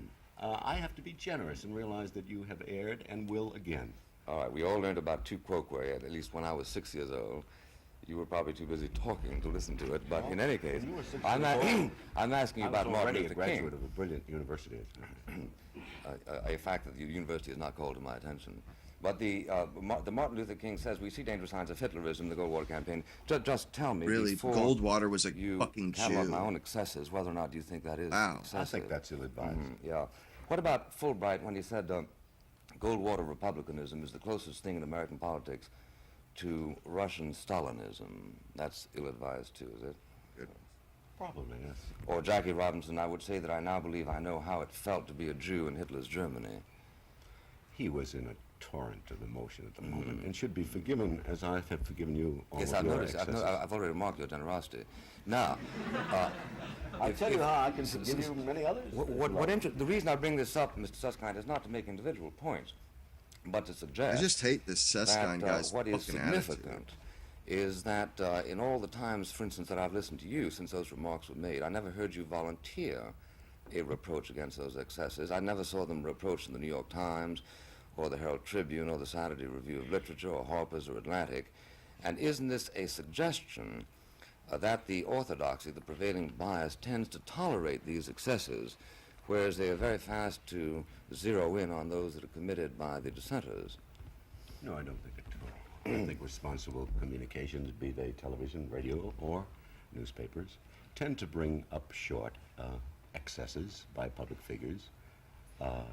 Well, I think I have seen rebukes to the Hitler line of Jackie Robinson. I can't give you the precise citation. I didn't know you were going to quote it.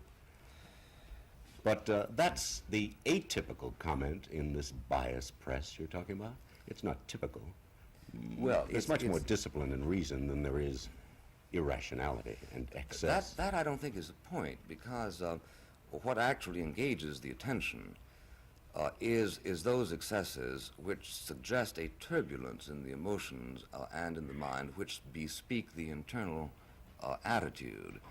And what is, I think, extremely important is that, for instance, a bircher can't walk around the corner and drop an infinitive without being called to account by you, by the Anti-Defamation League, by the New York Times, by that whole cluster of the establishment press.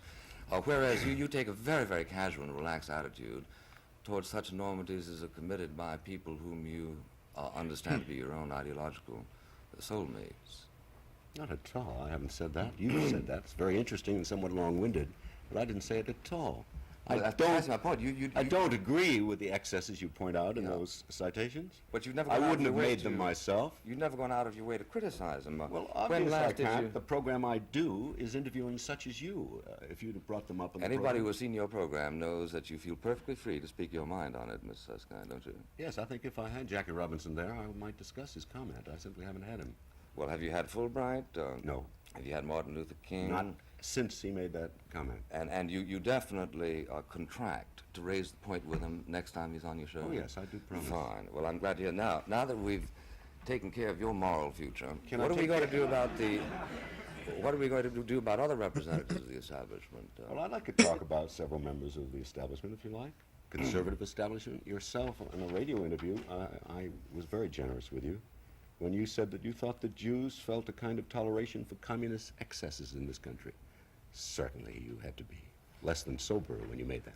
Now, Mr. Susskind. Yeah, he was That just was on making the an Tex honest McCrary statement. show of September 29, 1964. Yes. Now, do you care to read the context, or shall I cram it down No, your no, throat? no, I've got it, the whole thing. Yeah, why don't you just read it? You said, Yeah, read the whole thing. Take Jews, plenty I of think, time. tend to be discharging a long-time debt to the Democratic Party. Plus, also, they tend to construct an ongoing political myth centered around the Hitlerian experience, which more or less suggests that Hitler was the embodiment of the ultra-right. That's true. Most Jews suggest that Hitler.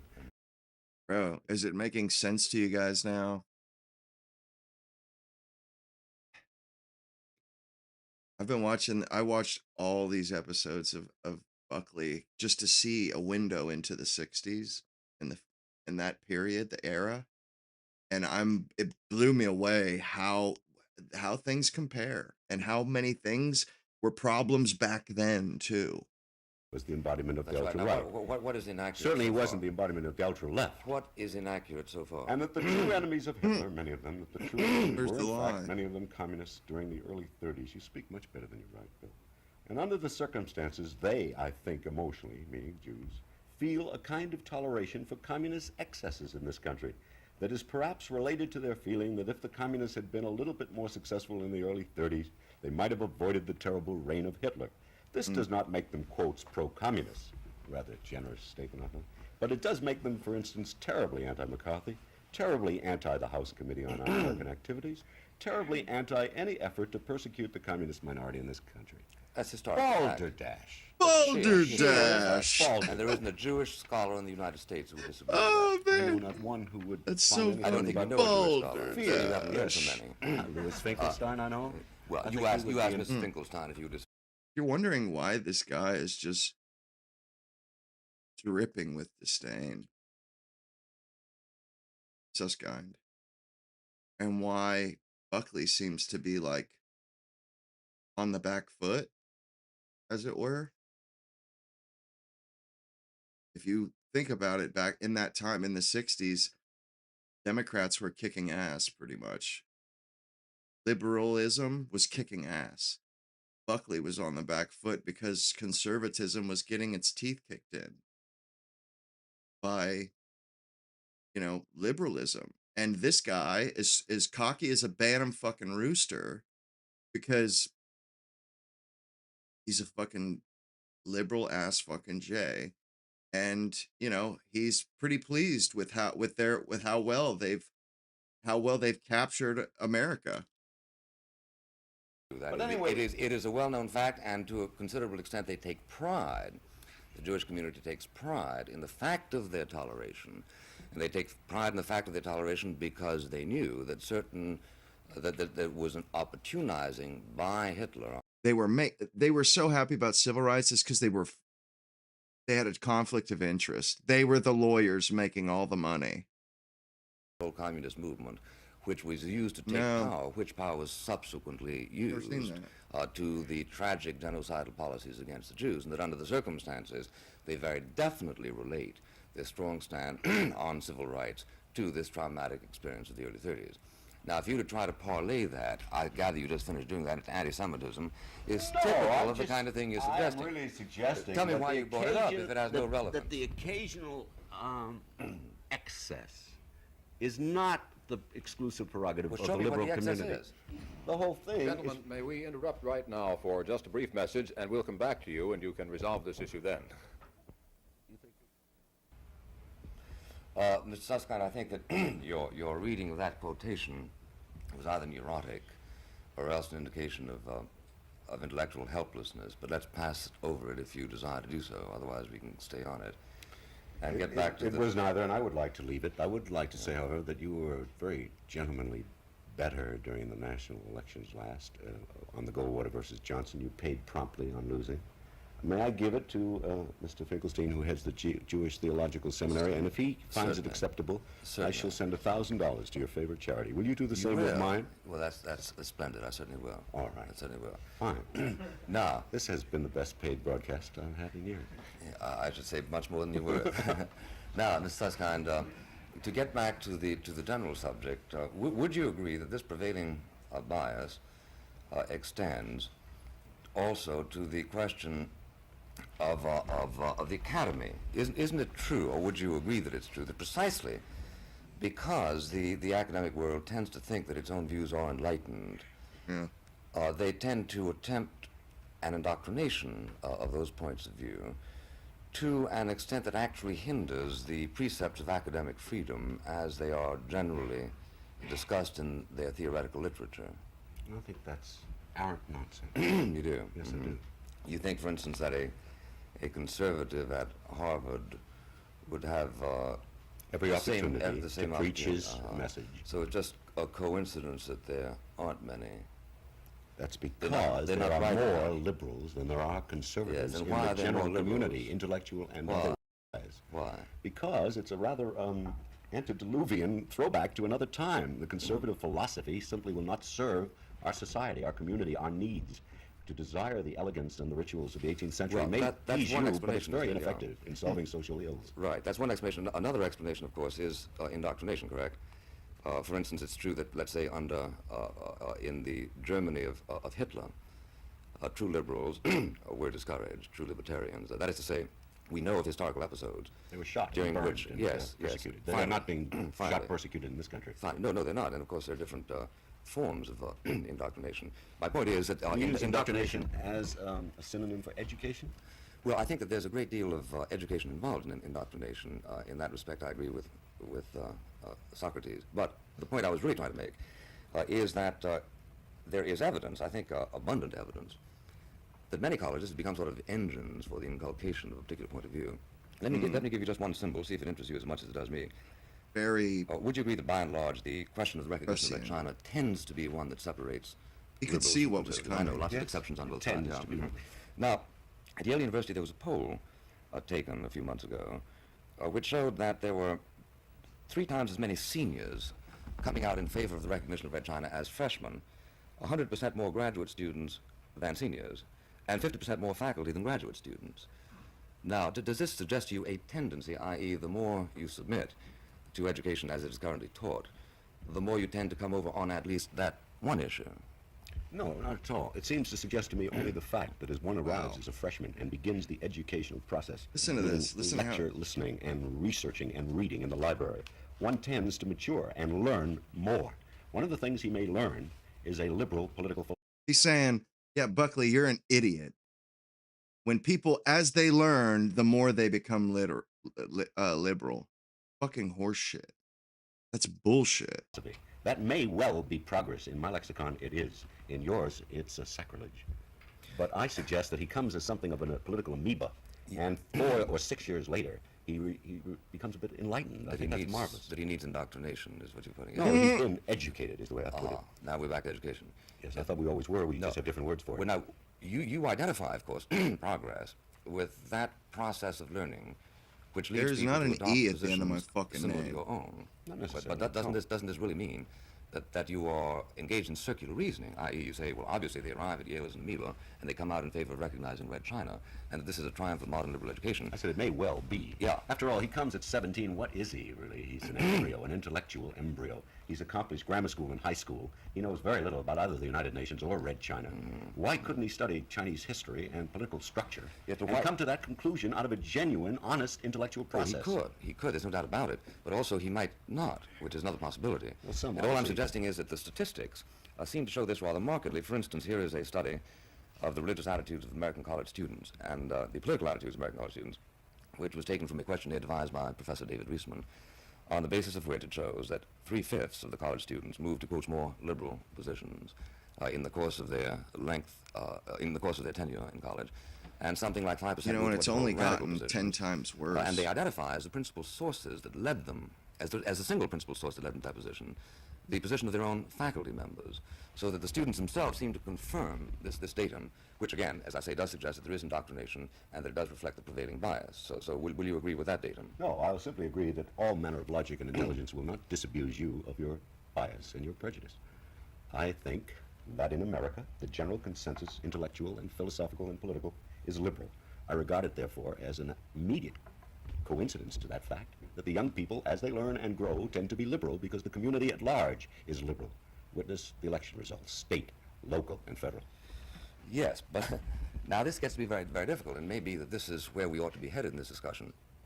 If enough Americans can be persuaded to believe that if somebody like Mr. Goldwater becomes elected president, little girls won't be able to pick daisies anymore because they'll all be consumed by atomic incineration, or if they believe that the election of Senator Goldwater would usher in the age of Hitler, then obviously by voting for Senator Johnson, they are doing the right thing according to their lights, that is to say, according to their understanding. But the final problem really is whether a society can express itself democratically in any reliable way if the prevailing bias prevents it from the opportunity sufficiently to evaluate contrary ideas and contrary opinions. And isn't the intensity of the indoctrination the kind of thing that permits such statements as I quoted from to be said and to go unrebuked except in your next television show? Doesn't that contribute to these really unreliable mandates? That's a rather long-winded question and has so many implicit assumptions. You can give me a long-winded answer. I can't, really, because my thrust is in an opposite direction.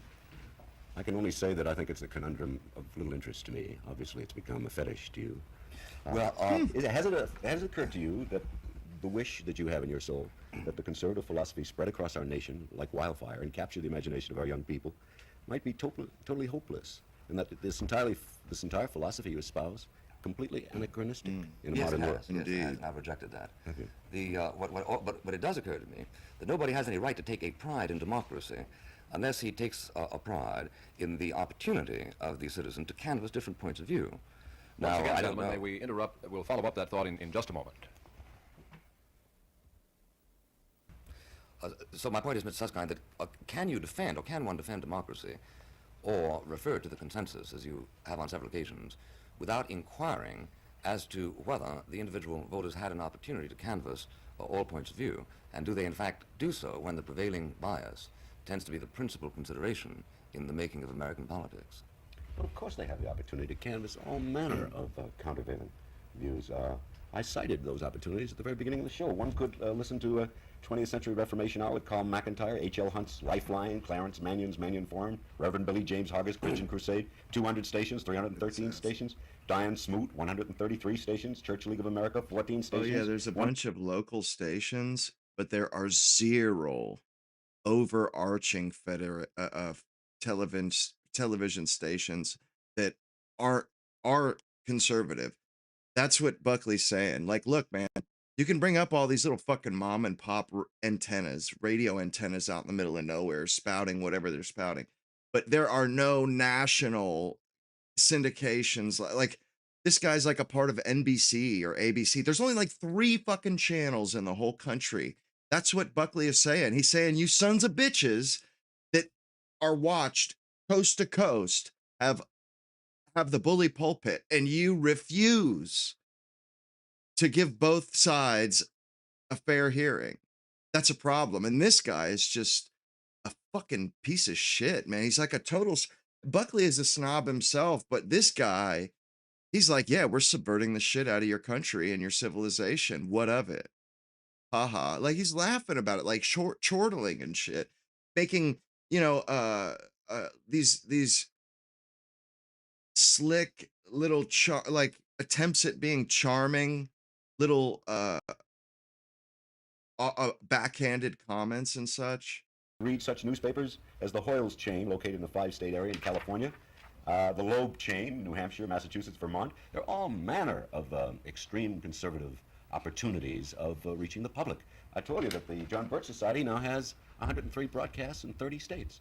What more could you ask for if you're searching for the opportunity to hear that side? And I went back and probably should have said that I don't consider a broadcast by Billy James Hargis exactly. Then think of this. Now that we have YouTube and they can't control what side people hear, which side is winning? Which side's winning?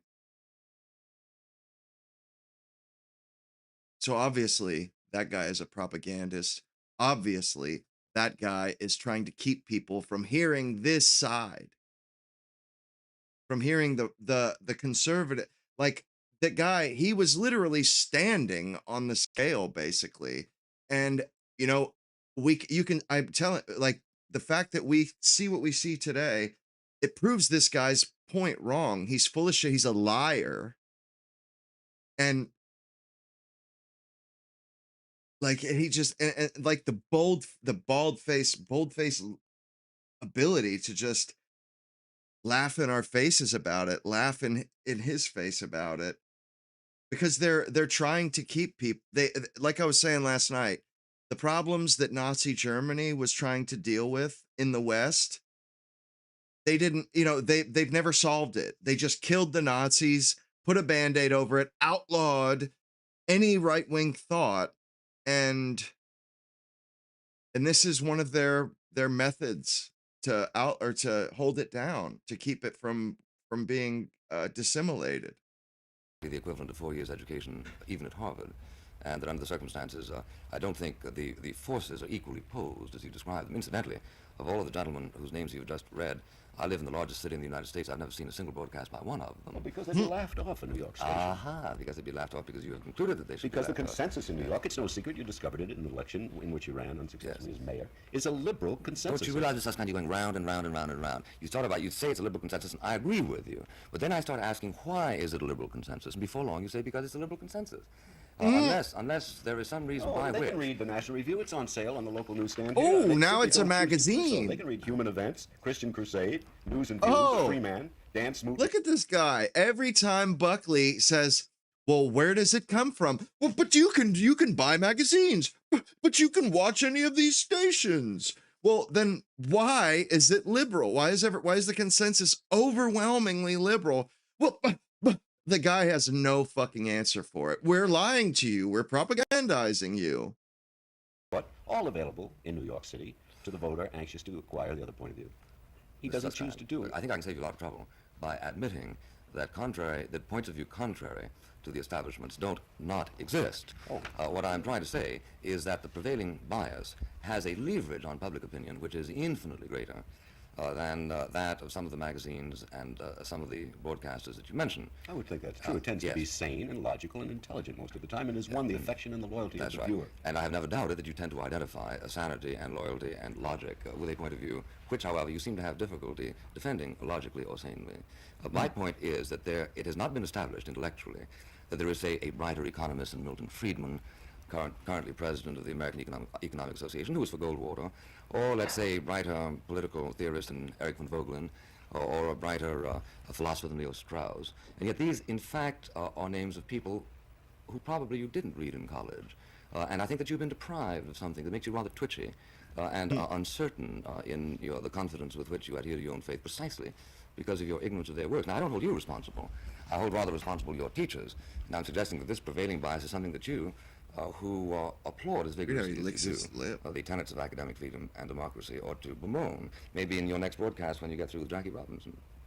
Do I take it that you're really suggesting that if I'd had access to the men you mentioned and others of that ilk, I might have emerged the elegant misanthrope that you are? Well, I can't believe you were cursed from childbirth to believe in the views that you currently maintain. And I do think that some of your views reflect an ignorance of the profound alternatives that have been fussed over by very bright and very conscientious and very humane men. And that if more people were exposed to those views, they wouldn't feel quite the kind of certitude that they now exhibit in ritualistic liberalism, which you've done so much to make famous. No certitude, a reasonable conviction. I regard your arguments as feckless. They really deal not at all with the point. Why does, this is the liberal thing. They don't engage with the argument. They say it's a stupid argument. And they still fucking do this. Access to conservative philosophers. Especially the going feminists. Consensus was essentially liberal. The alternative was presented to the growing mind on the university campus. It is not a rigid, atrophied educational pattern that we have in America. It's an expanding one, a liberal one in the best sense of liberal, meaning open to change and new ideas. It's not a pejorative word, it's a high compliment in society, even in Webster's dictionary, which I know you regard with some respect. I think your point, Godman at Yale made that point years ago. Aren't you tired beating it to death? Well, I haven't raised it, I think, for a long time. As I understand, the topic for our discussion today was selected by you. If you mean, have I learned that I was incorrect in the thesis I stated in Godman at Yale, the answer is on the contrary.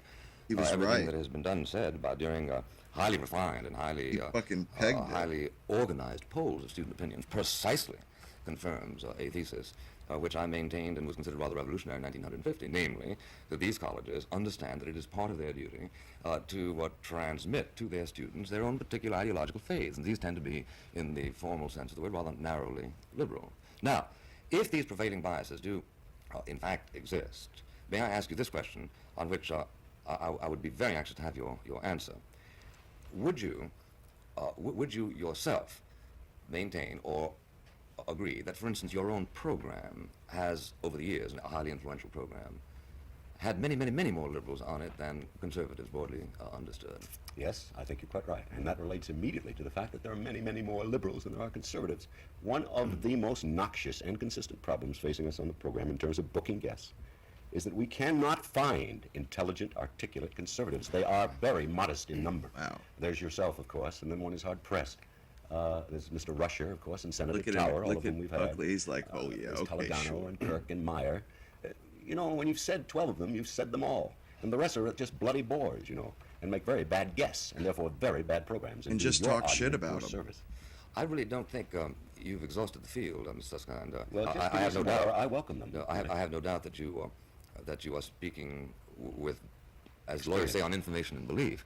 But if you really believe that vocal spokesmen for the conservative cause are reduced to a dozen, this is an exquisite disclosure of the kind of thing that I'm talking about. This means that you haven't heard of the existence of several dozen others who are all over the United States. Well, of course I have. You recommended a philosopher chap from a small college in California, do you remember? And you appeared on the program with him. His name escapes me, but you would recall it, a professor and a theoretician, a philosopher.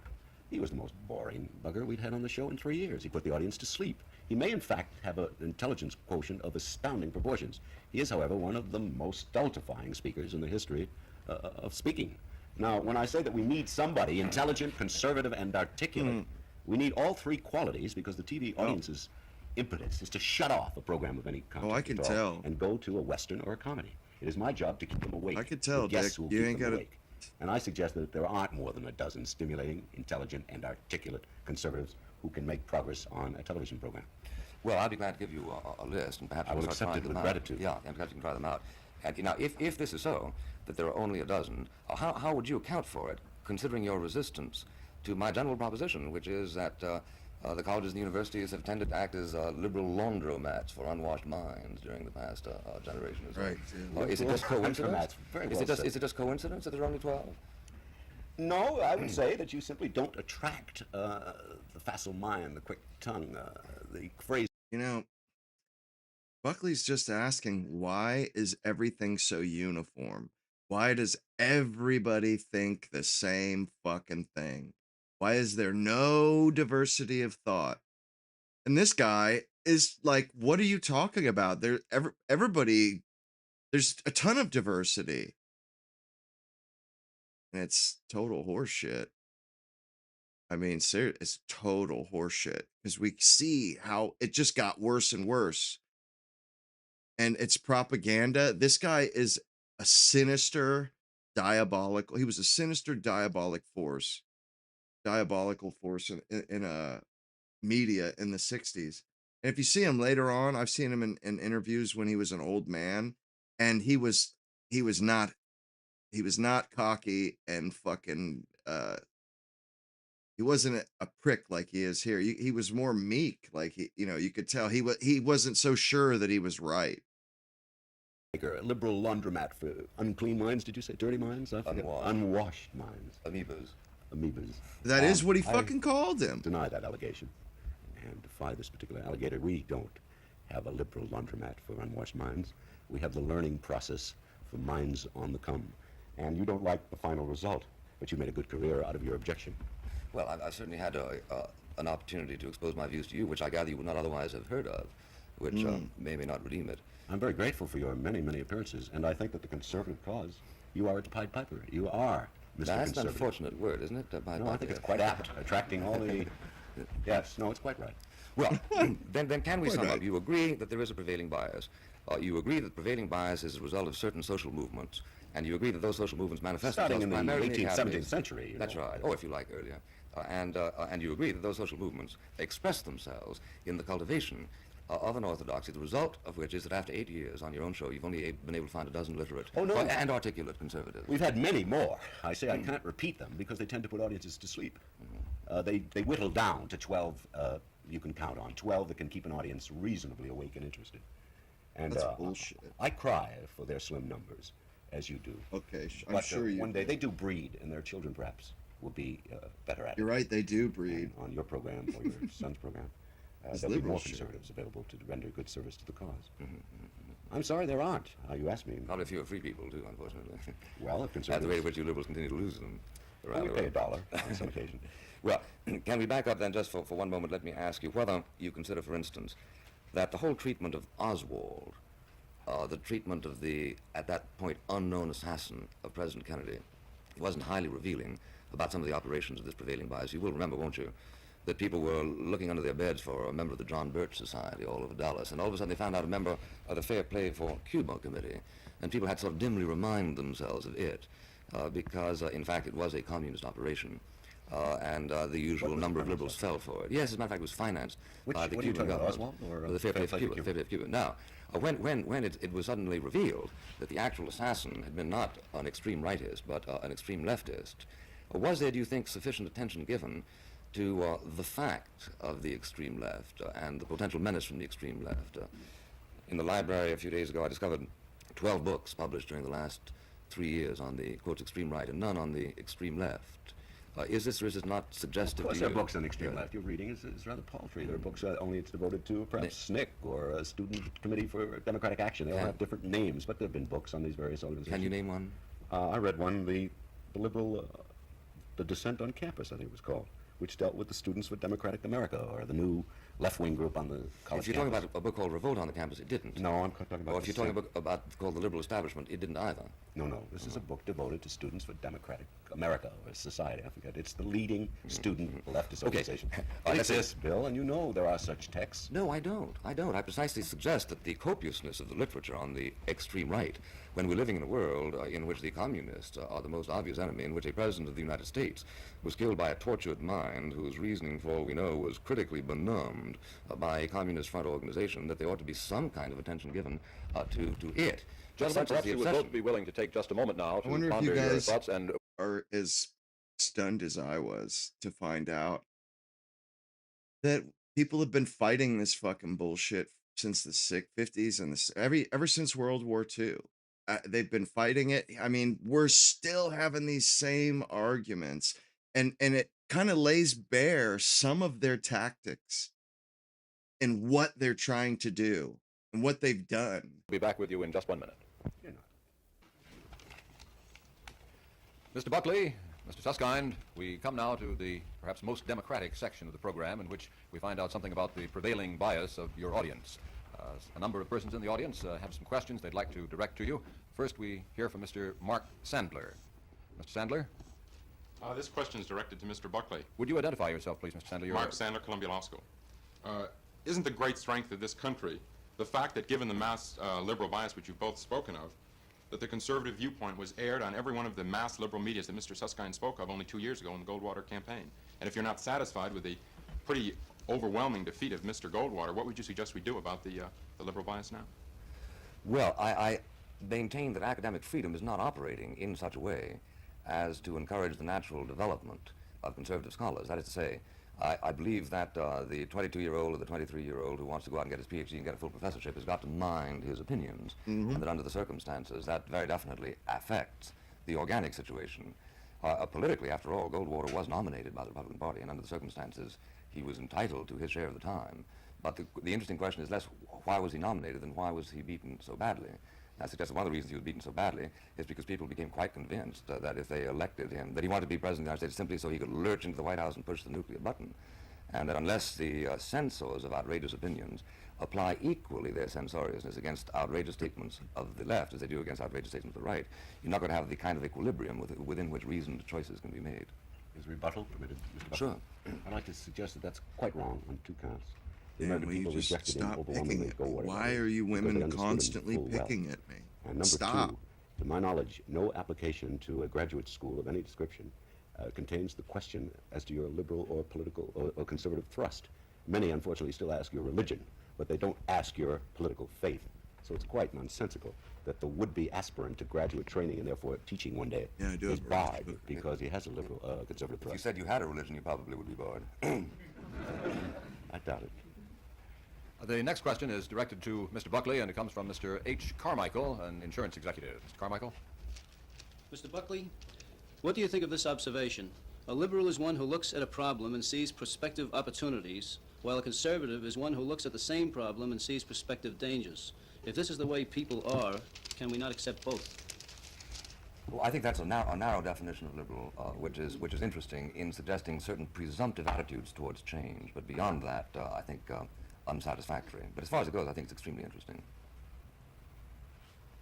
Mr. Susskind, would you have any I think comments? it's quite an interesting definition. I rather prefer the traditional one finds in any good dictionary, that the liberal tends to encourage and want change, and the conservative tends to want to adhere to that which is or was and resist change. I think that's the most devastating and accurate differentiation between the two. Our next Incidentally, the questioner- antonym always fascinates In that respect, we are not conservatives anymore. me, Bill. You know, the antonym to liberal is illiberal. And illiberal is a terribly bad thing, isn't it? Yeah, but liberal also means something very special, Mr. Susskind, as you probably know. It was only a generation ago that Woodrow Wilson was lecturing to his students in Princeton, saying the history of liberalism is the history of man's efforts to restrain the growth of government. How times have changed. Our next questioner is a student at Fordham Law School, Mr. Henry Perlis, and his question is directed to Mr. Buckley. Mr. Perlis? Mr. Buckley, you and Mr. Susskind a moment ago were talking about the fact that most of the intellectuals, or at least college-educated people in this country, seem to be of the liberal Surprise. persuasion. And you took it one step further back in time by indicating from your Yale study that you thought this was perhaps because, by and large, the intellectual community, I'd prefer the word community Look to at those establish, Coke bottle community frames. of professors were liberals. And I don't think that's a proper answer, or at least a complete answer as to why. It doesn't answer at all the question why professors are by and large liberal. I suppose you might say that as Mr. O'Doherty, Karen O'Doherty seems to say, this is because Walter Lippmann was a liberal, but I don't think this is a sufficient answer. Why do you think that by and large the intellectual community is of the liberal persuasion? Are there any implications to this characterization? Yes, well, there are any number of historical streams that have caused a confluence, which people refer to as the zeitgeist, and it is unquestionably liberal. It is the ultra-rationalism of the 17th and 18th centuries. It's the skepticism of the 19th century. It's the solipsism of some of the empiricists. It's the utopianism of some of the Jacobins. All of these combined with the loss of faith, unquestionably, are the principal constituent elements of modern liberalism. And there is no doubt, as I say, that the zeitgeist is there. This is an age of liberalism. But even within that context, I believe that liberalism, since it is anti-reality, would tend to disintegrate faster than it is disintegrating if people were not consciously indoctrinated in its heresies. I would suggest quite another answer. You've heard one of the consummate political gargoyles of our time give you the answer that makes no sense whatsoever. These professors have come out of a time where only the liberal solution to the overpowering social problem proved effective. They witnessed war and depression, and they witnessed the emergence of America, particularly, as the overriding power in the world. They saw that what solutions did work in our economy, for example, happened to be liberal solutions, such things as ensuring your savings deposits in banks where banks previously failed, such things as regulating the Securities and Exchange Commission, the market outfits, the big board and the small board, where people were formerly deceived and cheated of their savings. They've seen so many things occur that meant better living and for themselves and their children that they took on the political persuasion known as liberalism. It is not a sinister, evil, anti-God thing. It is the way of the world, and particularly a way of America in the 20th century, despite anything Mr. Buckley says about it. Well, thank you for your two very different answers. You to know, what that I question. notice about the way he talks is he talks very quickly until the words that he's trying to drive home. Better living. Like the way he puts emphasis on those slogans. Because he knows people don't even hear what he's saying most of the time. He's like, if I can just hammer these particular slogans home, people, that's all they'll remember from what I've said. You know, if he can just put enough emphasis on it and speak quick enough when he talks about everything else, you know, all they'll take from it is that his way of thinking goes to better living, which is bullshit. We'll be getting back to you, gentlemen, in just 1 minute. Mr. Susskind, you were offended at the beginning of this show by my introduction, so suppose I let you close instead of closing myself. Well, I have no particular close. I have relished the opportunity of visiting with you here. I've enjoyed your half dozen or 10 visits on my program. I'm rather pleased that you began to harness your sadistic wit. You are not without charm. You are, in fact, in my view, the most elegant anachronism in our country today. Thank you, Mr. Susskind. I appreciate being on your show. The most elegant. It's funny. Yeah, I really didn't like that Susskind dude. He's a dick. I've seen him a lot of interviews that he did, and I really didn't like his attitude. And yeah, that's Barry Goldwater right there. He wasn't some he was like a kind of just like a meek senator, you know, but he was strong on communism, that's all. And he got crushed in the election because of the propaganda. They just like nuked him. And he was Jewish, and they like made it out to seem like he was some kind of a Nazi. And the guy, like, he's like an absolute nerd. You know, he doesn't look like he wasn't a bad guy. He doesn't look like one either. And then Bush, he interviewed Bush before Bush won. See how, like, Bush used to have the long sideburns and shit. This system, I get great confidence in it. It works. I get great confidence and, the climate will be different in the fall, and each candidate, going back to your question, each candidate that is asked or that speaks out is going to be making his own platform or his own. Now this one is a really good one. This lady really bothers served as a cryptographer on General Eisenhower's staff. But she attended. This is one of the ladies that literally stripped all Christianity out of America. Ohio College, the South Texas College of Law, is twice married and lives now in Austin, Texas, which is the headquarters of her Society of Separationists. I'd like to begin by asking Mrs. O'Hare to explain to us what were the issues in the Waltz decision of the Supreme Court. The issues in the Waltz decision were brought up by an old man in New York City who had a small piece of land in Long Island on which he paid $8 a year tax. And he stated to the tax assessor collector of New York that he desired to be relieved of this taxation unless the churches were required to pay taxes upon the land which they owned, upon which sat various church buildings, pastorates, commercial enterprises, etc. And he took this to the United States Supreme Court, and the United States Supreme Court, after 5 years of his taking this up through the appellate courts of the New York system, said, of course, that the churches should be tax exempt for a number of reasons which really were not clearly defined, I think, in that decision. Apparently, the thrust of it is that churches have had exemption over a long period of time, and that this is an historical continuum for them to continue to have exemption, and that for some vague reason of their doing good work in the community, perhaps in the moral area, that they should be tax-free, tax-exempt on their real estate properties. Well, now, you object to that decision on a number of grounds, I take it. Oh, a great number of grounds. Yeah. Well, what is the constitutional ground for your objection? In what sense do you believe that who is taxed and who isn't taxed, and the rate of taxation is a constitutional issue? I feel that this is peculiar in relationship to religion in America, and I base this on the concepts of the so-called Founding Fathers and of the legal battles which they had with the established church, particularly in Virginia, following the Declaration of Independence and our inception as a nation. When you use the word peculiar, you sound more as though you were using it in the sense of queer rather than the sense of unusual, unique. Well, what about tax exemptions for hospital? Are they peculiar? No, what I'm talking about is separation of church and state only. No, the Christian Scientists call themselves peculiar. The Mormons call themselves peculiar, and I won't argue with their definition of peculiar. Are you using a metaphor or using the term legally? We'll say both.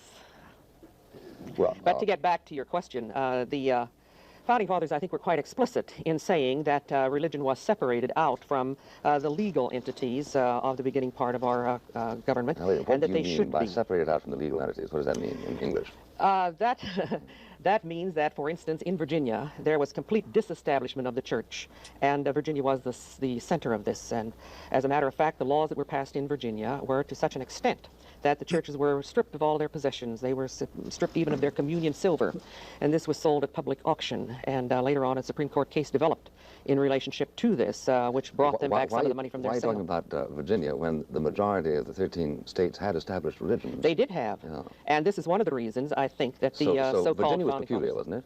Virginia was peculiar, to use the word again. As a matter of fact, Massachusetts was very much so was Connecticut, so were some of the others, in that they did continue to have established religions supported by taxations of persons, both through the government entities and through corporate devices by which the churches could tax their own constituents. Okay. Well, therefore, we know that the people who wrote the Constitution of the United States did not object to established religions in individual states. Oh, that's not true. We don't know that at all. We only know that in the individual states, the churches had sufficient strength with individual local politicians in order to maintain their position, and that the First Amendment was not made applicable to the states until quite recent times. If you were suggesting that the people who wrote the Constitution of the United States objected other than to an established religion for the whole of the United States, why don't you come forward with the historical evidence, and why didn't they write the First Amendment differently from the way they did write it? I think that there's sufficient historical evidence, and I think that one of the reasons that people do not know about this, perhaps including yourself, Mr. Buckley, is simply because the libraries of the United States do not carry. Is that a plot? No, it's not a plot. I think that this is something in which they were not interested over a long period of time. I don't believe in conspiracies and plots and this kind of thing. But I do believe that if you go to a library in this city or in any other city of the United States and ask for material in relationship to the deism of the Founding Fathers and their writings, which show that they were uniquely anti-Christian, that you will come up with a paucity of information. And I'm trying to overcome this now and see that such information is widely distributed. You're not doing a very good job, because no, I'm not. You're going to have to revise history. James Madison had something to do with the Constitution, I guess most of us would agree. He said, before any man can be considered a member of civil society, he must be considered a subject of the governor of the universe, which doesn't sound like That's deism, isn't it? As a matter of fact, they went to great lengths to say in the Declaration of Independence, nature and nature's gods, and they repeated nature and nature's God, plural, singular.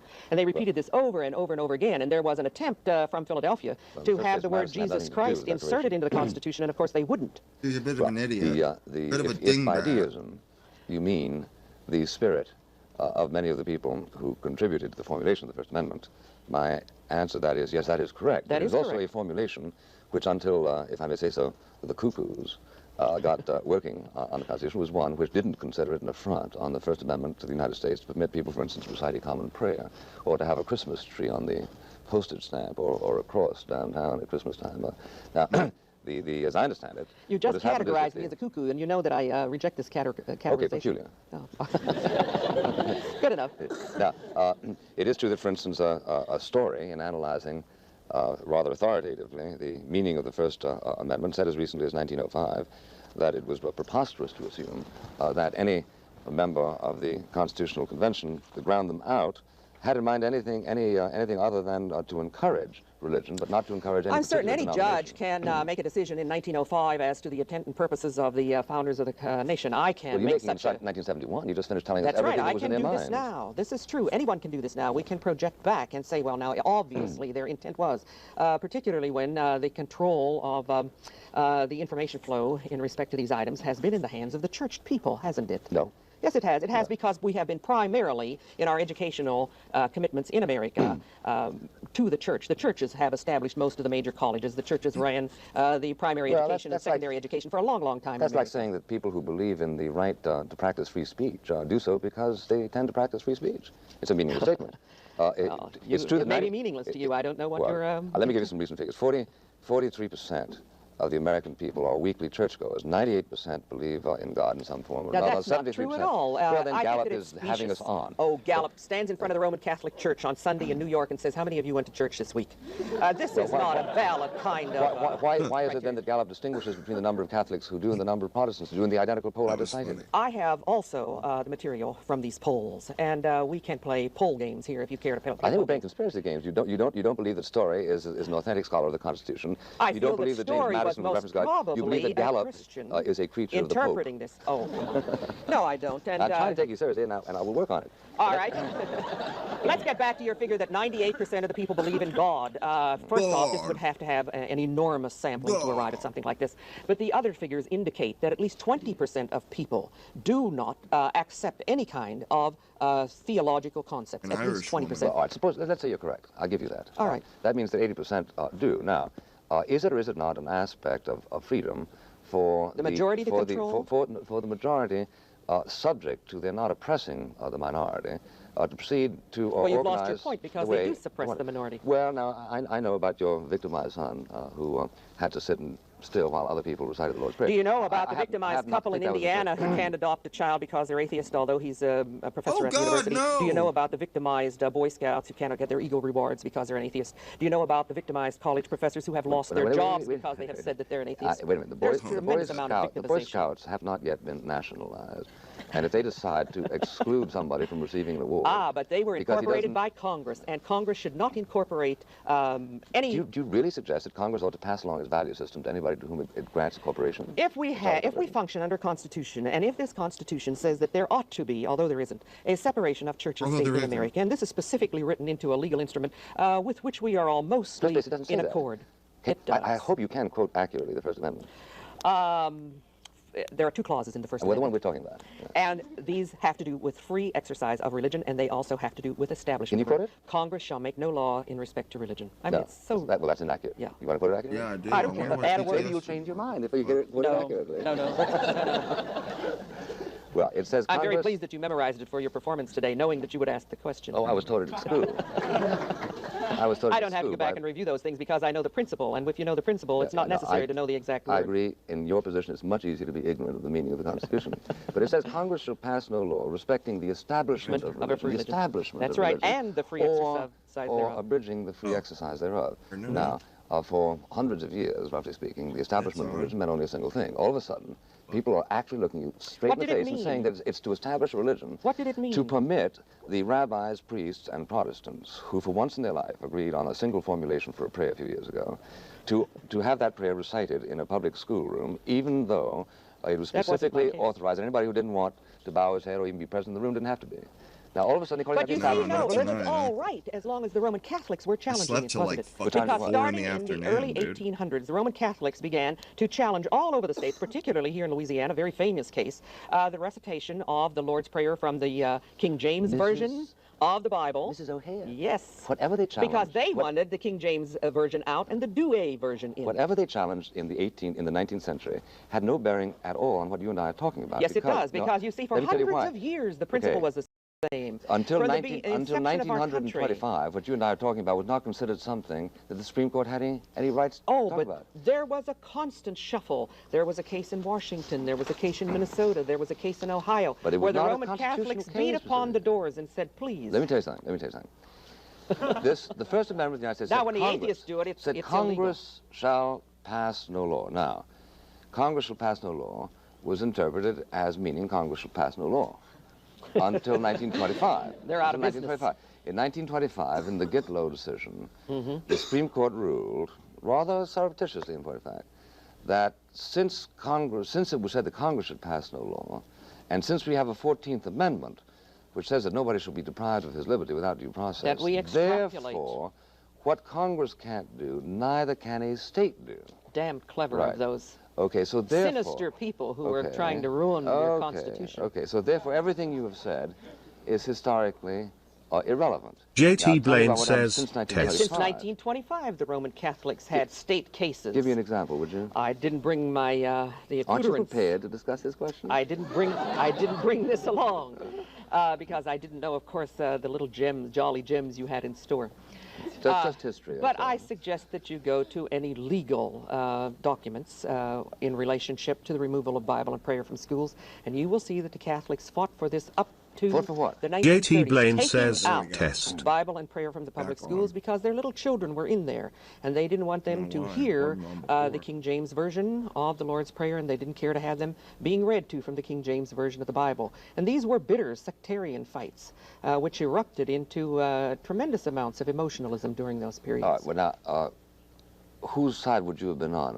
It's unclear to me whose side you would have been on in that particular thing. At that particular point, I would have been in support of the Roman Catholics, naturally. No, it's not regional because at they all. wanted to have a secular institution in which they could send their children to get the accoutrements of learning a living. Now, their religious education, the Roman Catholics said, belonged to the parents, and they would do that privately in their schools and in their churches. Where did they ever say that they didn't want religion at all? It seems to me that what they said was that they didn't want a denominationalization of the public schools. That's right. Well, what now, they said, though, is they wanted removal of the Bible and prayer. Yeah. They just wanted it removed simply because they didn't have the majority to bring in the duet. No, but I don't understand that the issue is whether or not a particular public school has the right to become, let's say, just an instrument of the Jewish church or just an instrument of the Catholic church. What I understand is the question is, does the prohibition against establishing a religion extend to excluding religion of a kind that is agreed upon by the community from any role at all in the public school? Well, that wasn't exactly the case. What happened in this case of ours was that religious ceremonies... Which case? Murray versus Curlett. Oh, yeah. Religious ceremonies were excluded from the public school. And the attorneys for the state of Maryland actually went to the United States Supreme Court and said that the reverential reading of the Bible and the recitation of the Lord's Prayer with bowed heads in a reverential attitude was not a religious ceremony, that this was just setting a moral tone at the beginning of the school. This was their argument. Because if they concede that it is a religious service and it is required in a situation where children are, by law, required to be in that building at that time in that room, then this was an establishment of religion by the schools. Now, I have been thumping for religion in schools. I would like to start at the 5th grade to teach history of religion, a literature of religion, comparative religion, psychopathology of religion, religious personalities that would reflect what kind of religious training people really get, and an inspection of our total sociological picture in the United States in respect to religion and the influences it has, the impact it has on our culture. I have wanted that for a long, long time, and I think that this should come at the first age of intellectual discretion of kids about the grade 5 or 6. Until that time, I do not feel that anybody should be coerced into a religious ceremony. Well, the what you feel ought not necessarily to be confused with something that has constitutional sanction. And I feel that, I think I rationalize that this, the constitutional sanction is such that it would accommodate an inspection of religion, although it would prohibit the establishment thereof. All right, now, suppose you have a community in which, let's say, 100 out of 100 parents who send their children to a particular school agree that they would like for that school. So Creole for us is not Creole for you. You know, Creole for Haitians is not Creole for Americans or Southerners. To read a prayer. We can't play numbers games, and you know that, because you're going to get back to Wallace, and whether or not Negroes should just be, deported to Africa because he has a majority in his state? How did that happen? Well, no, what I'm talking about is that you cannot depend on numbers. You cannot depend on the majoritarian theories at all, because a just, right, a legal thing is not supported by public vote. If 100 out of 100 would vote for it, would this make it legal, ethical, moral, compelling, just? No, it wouldn't. Depends. Yes, it would. For instance, if 100 Let's take out of one 100 Roman people, Catholic child, if then in a 100 out of Mormon... 100 people vote to have French available to anybody who wants to study it in the school, I would say offhand, yeah, their will should prevail. But that's not peculiar. All right. Like religion is. All right. Well, then that's precisely what I think we ought to attempt to wrestle with, which is, why do your exclusionary privileges become absolute when the subject of religion is raised? I gather you're terrified by religion. No. You're terrified by something, because I can't imagine, adult people worrying about the establishmentarianization of religion in America. If it's so I'd sooner unimportant believe that to Eisenhower was have a a communist. prayer, and I shouldn't fight to have the prayer removed, why have it there? Why do you fight to have it in if it is such a trivial matter? No, I don't think it's trivial at all. One with which I should not be concerned. No, I don't think it's trivial at all. Of course I'm concerned. I do not care to have my child be handed a rosary in school one day because 100 Catholic parents in a community in which I live, where there are only 101 parents, decide that the rosary should be said. But you've broken the structure on the other of the hand, hypothesis. No, You've broken the structure. I said 100 out of 100, not 100 out of 101. Well, 99 out of 100. Yeah. No, I'm not suggesting but that let's the community get back exists. to this, because have I insisted that they mouth a poem to the Madonna Madeline? Have I insisted that there be a prayerful silence in a reverential memory of Robert Ingersoll? You have done more insisting than any human being in current American history. But leaving that aside, my point is not should anybody prevent you from exercising your rights, but what right do you have to prevent other people from exercising theirs? Now, you say it's trivial. You cannot lay a premise and then go on with something on that premise, because if I give you the premise, I give you the argument. So I have to stop you when you lay the premise. That's incorrect. You cannot challenge a premise by definition. Well, let's go back again here. My premise, and I want you to answer me the question, wherein what is deduced from it is incorrectly deduced from it. My premise is that in a free society, people ought to be permitted to do what they want to do and to arrange their institutions the way they want to arrange their institutions, subject to the inalienable rights of the minority. The video, this one is just the people that in the 60s that freaked out because there was prayer in school and they got it all they got all the good shit that was stripped out of our education system, like the Pledge of Allegiance finally, and God and stuff. This is one of the ladies who did it, and he's trying to take her to task. You know, this stuff is interesting, and you won't get this kind of depth. This is gold. Like, and it rubs off on you when you watch it. You learn new words, new ideas, and also it's enlightening to hear how people thought, how they spoke from a different time. Like, I mean, to gesture like that, but you know, this stuff is important to me anyway, and it's not bad for you. Like, especially this kind, you know, the older stuff.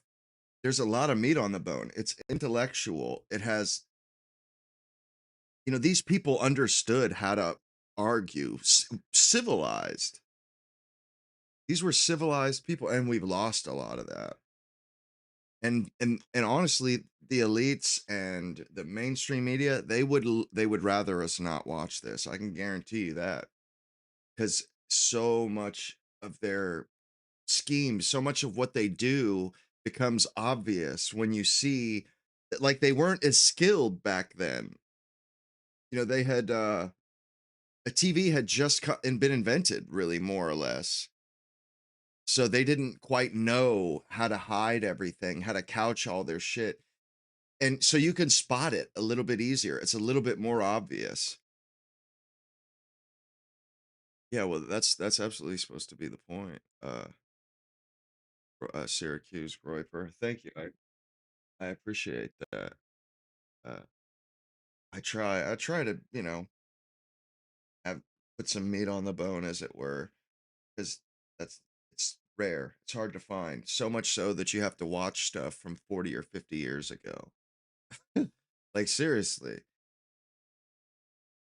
You know, and that's why, like, this stuff, I wouldn't play. I don't play anything that I think is dumb or that there isn't some valuable lessons or knowledge to pull from it. Like, this stuff, the reason why I play it, I mean, I was like downright stunned. Like, when I watched a lot of these old things, when I first started watching them, my like jaw would be on the floor because of how easy, or how it's just different, you know, and you start to realize how far we've fallen as a people.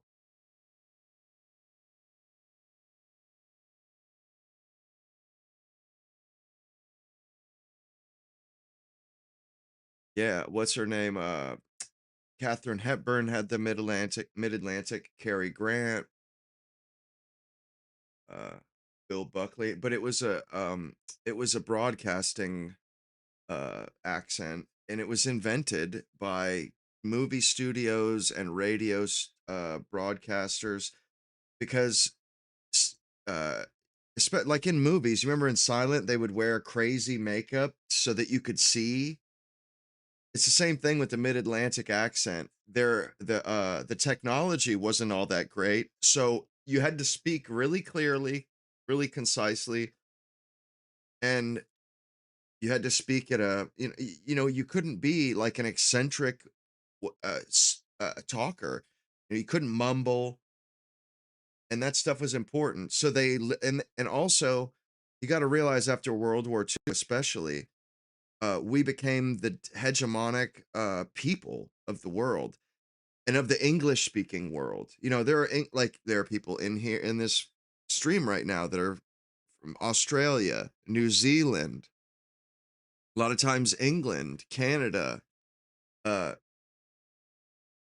and they all have different accents. And I'm American, so I can understand even the thickest American accents.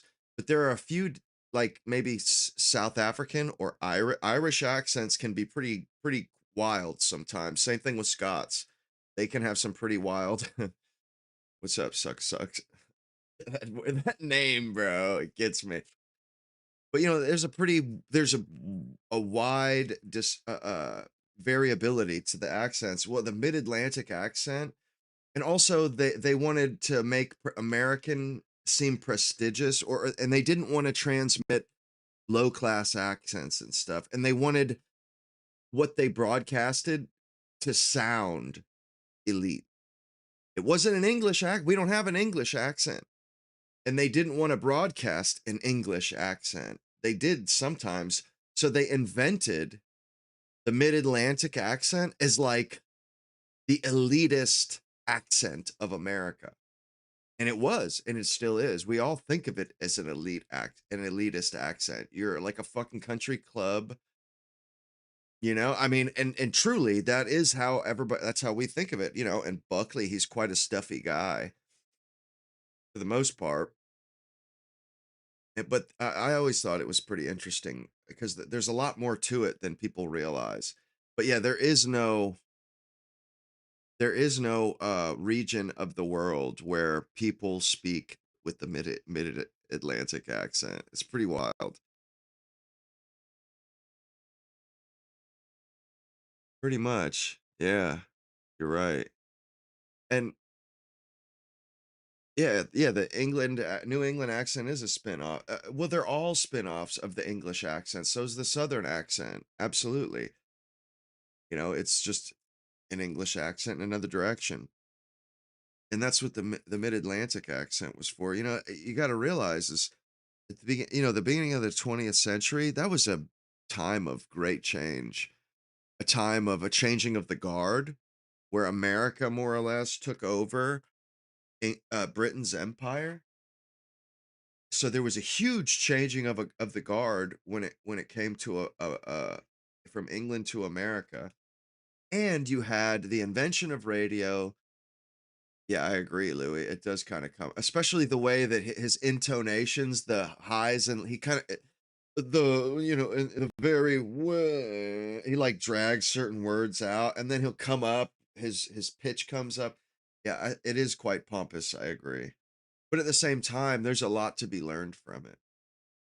Yeah, I agree with you, Louis. It is an ugly accent, but there's a lot to be learned from it. These people speak extremely well, and they like. I was listening to one of these like yesterday, the day before, and it was a sentence or no, it was John F. Kennedy was reading from, and it was one of those sentences where you have the first half of the sentence, then you have the comma, and then although or however is used instead of but. A conjunction is used. Like they actually knew where the all those, like where the commas and shit went. Like, I mean, I learned that stuff, but I don't really give a damn about it. We use the internet now. You might use periods sparingly, but I can write that way, but it's kind of a pain in the ass.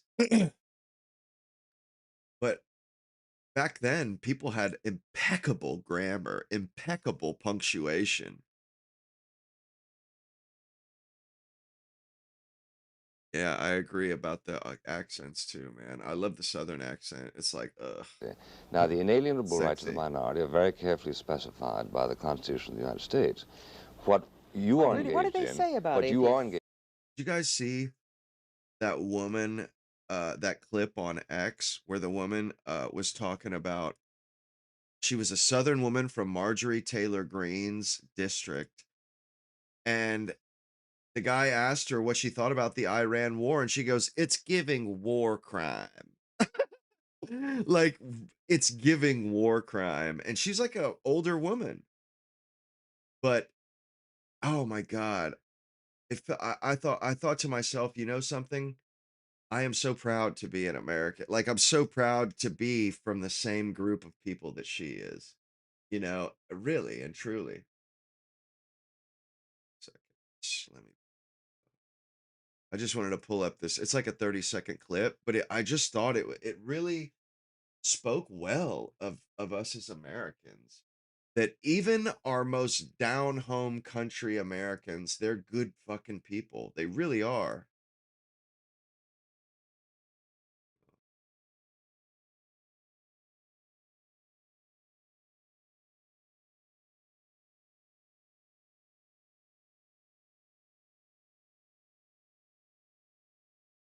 In the oil. And that's what we've done in Venezuela. First of all, I love that accent. It's giving war crime.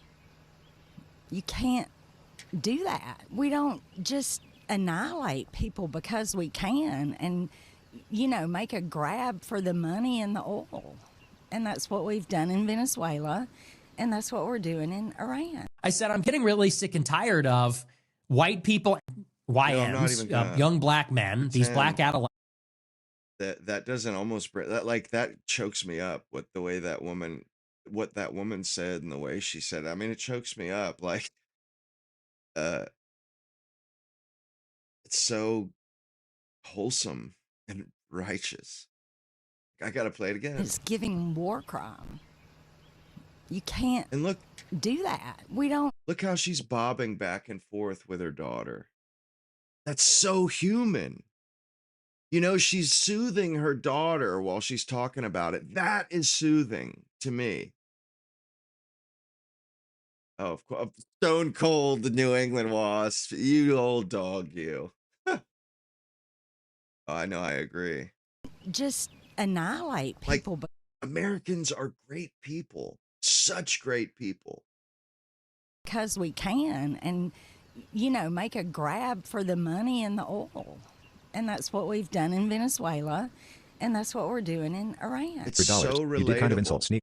So relatable. Anybody from anywhere around the world will any woman from around the world will totally relate with relate with that woman because they've had to soothe their children.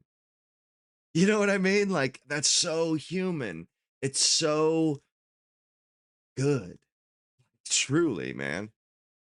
Oh yeah, she was a very pretty woman back in the day. And she hasn't aged poorly. That's probably her granddaughter, I would imagine. But I probably listened to this 10 damn times. I do not believe you were offended or compromised. However, in my... It's giving war crime. You can't do that. We don't just annihilate people because we can. I want to be ruled by her and people like her. Those are the fucking people. Like, this is a good person. And the lady's just living her life. She's not looking for trouble. She's not looking to subjugate anybody. She's not looking to rule over anybody, oppress or tyrannize.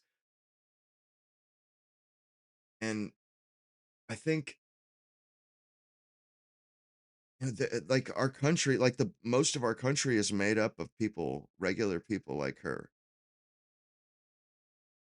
And seeing her holding that kid, it just really, really, I don't know, just made me think like, man, like, I mean, it immediately struck me like how incredibly wholesome it is, and how much I missed that, having that in America where there were children, laughter,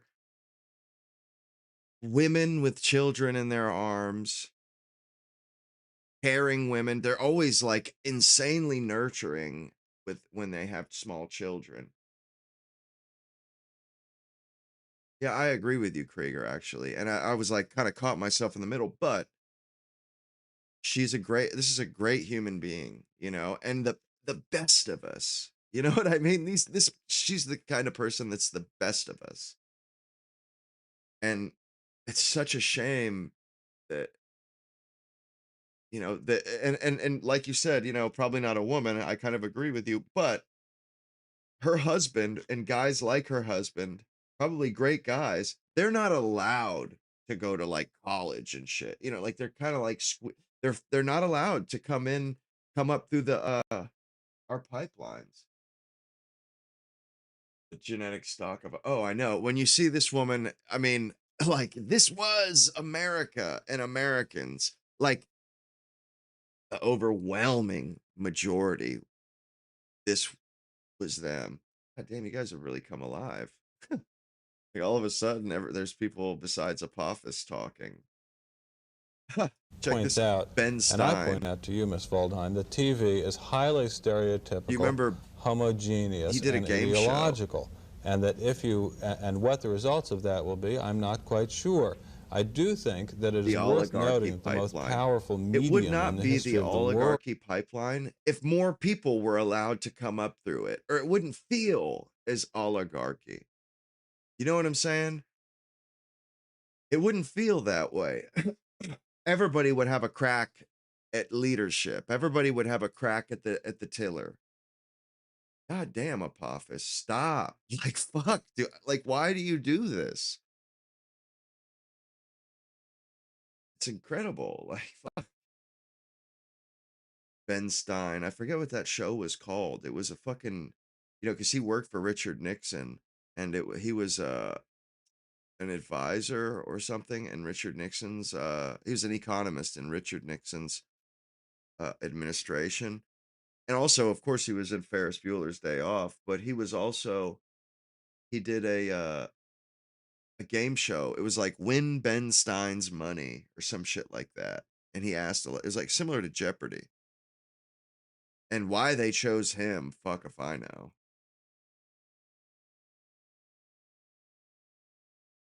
Well, you know, comedy, you have to put your phone in a bag. Bueller, yep, that's him. Yeah, you have to put your phone. Look, this is that one clip I was talking about. Look how old these guys look like. Look at them. They're like suits with skeletons in them.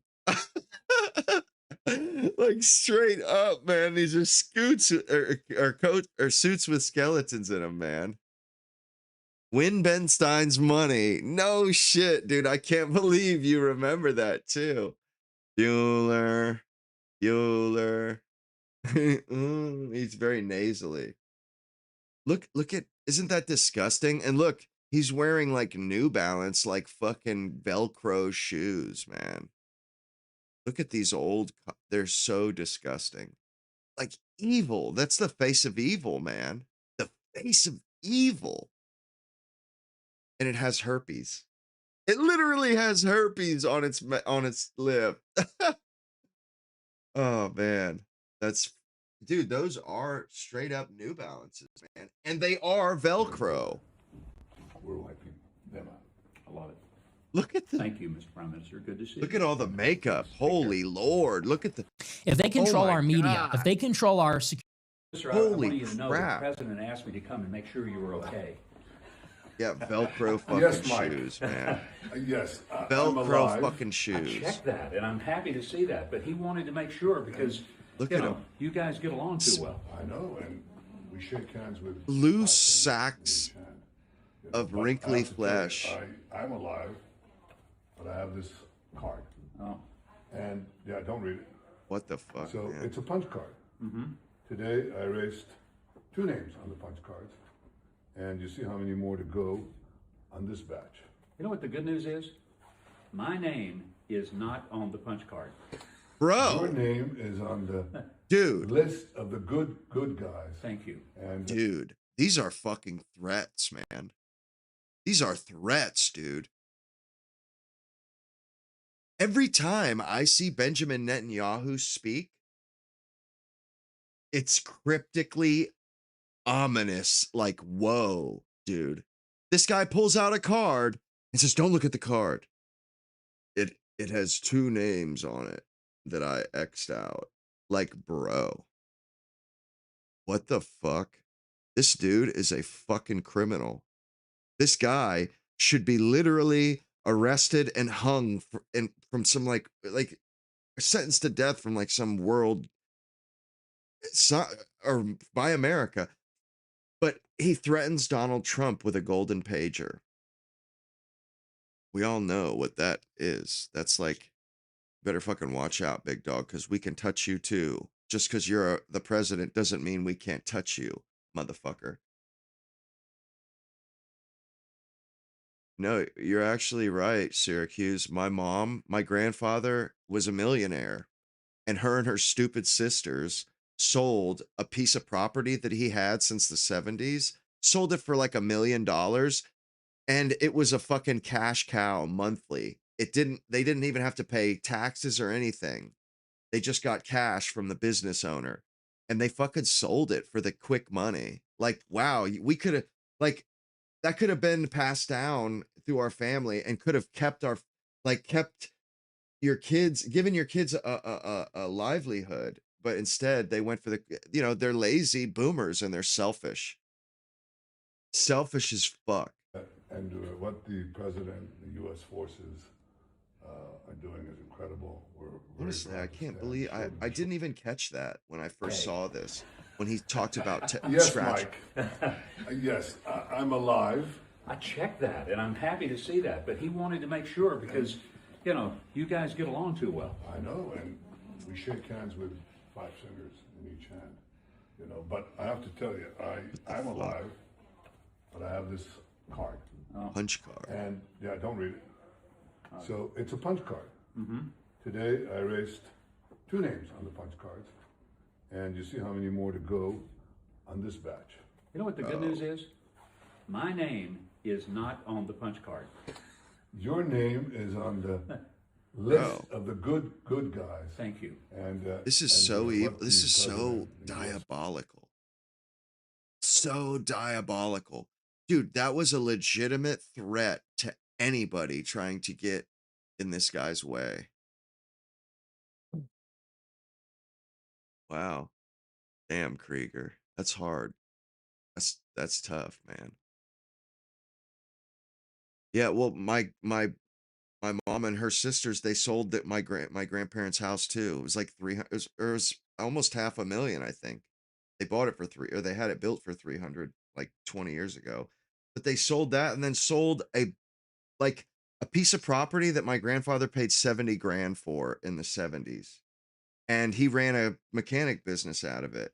But that thing, I think it made like 90 or 100 grand a year. It was like $3 grand a month it made. And the owner of the business paid all the taxes. It was a cash cow. The guy just paid my grandmother before she died and paid my aunt and my mom. They sold $100,000 a year property with no bills to it, just straight up 100 grand, sold that for a little over $1 million. And let me tell you, when my grandfather bought it, it was on the outskirts of town. Now it's in some of the most primest real estate in the whole city. This is within the last 5 years. My mom did that shit. Me and my brothers are just like, how could you do such a thing? How fucking stupid, and real estate only appreciates. It only gets worth more. And my grandfather didn't sell it for a reason, because they would have got 50% of it all. He paid 70 grand for it. And it was worth $1 million. They're going to tax you at the highest tax rate for $1 million fucking dollars. You just gave like fucking 30%, 300 grand to the government for them to spend. That makes no fucking sense to me. None.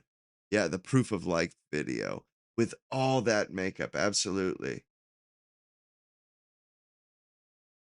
Yeah, what's up with the punch card? What the fuck were they why was he even talking about that? Nobody asked him about that. That's Netanyahu saying, telling Donald Trump, I'm sure it was somebody, whoever that was meant for, like specifically knew exactly what he was doing. Because when he said, I'd crossed off 2 names, they probably knew exactly what the deal was. Huckabee must think he's from a crypt line of rabbis or Christian or whatever. Yeah, Huckabee, he's disgusting, man. Really, the guy's just like, I used to think he was all right, but he's not. He's just not. Like when he was with Tucker, just like, god damn, evil. Managil says, bro, you back now, got your ice energy nice. What the folk?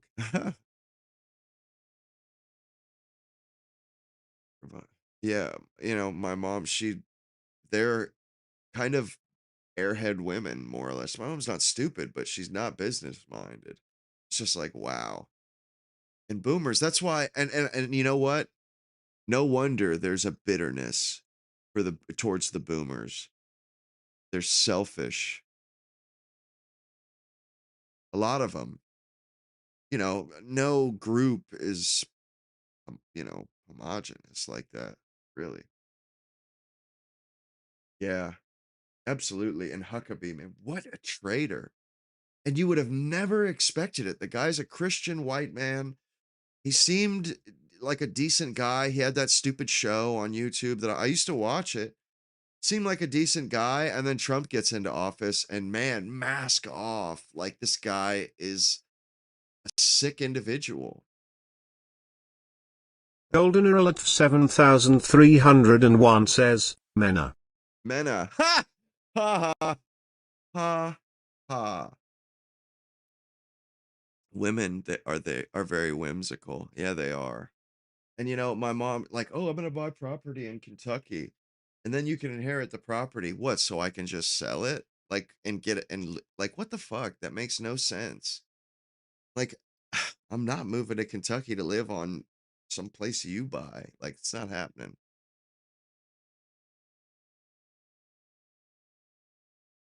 Yeah, I was pretty damned hungry. I was. Man, Mina and Apophis, boy, these streams, they got like giddy, like, oh my god, we get to pester Justin. Like, we get to fuck with him. Awesome. Can't wait. That's how it feels. Mark Levin, scumbag. Anyway, yeah, I'm gonna go ahead and cut the stream. Golden Earl at 7,301 says, I was busy on a moonshine run. Oh, you were bootlegging, I see. Nice. Nice. Hell yeah. Bootlegging, sell a little moonshine whiskey. All right, well, yeah, I'm gonna go ahead and call it for this evening. Hopefully, I'm gonna try and do one tomorrow too. Managil says, I still think only psychopaths only eat plain rice. Okay, you're entitled to your Apophis 42597 says, grammar is busy.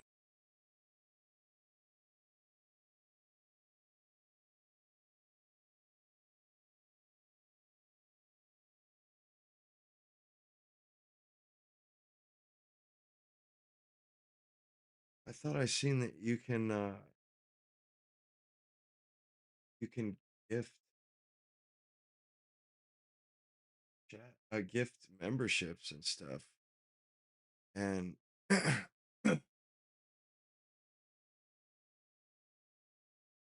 Omeg.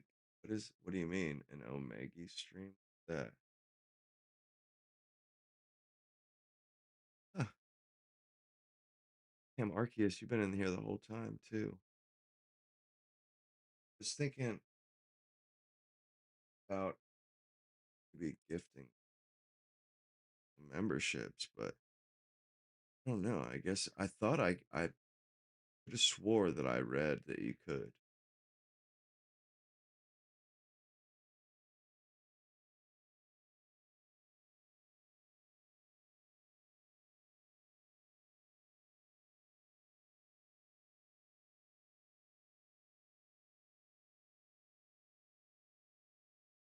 Joker is on.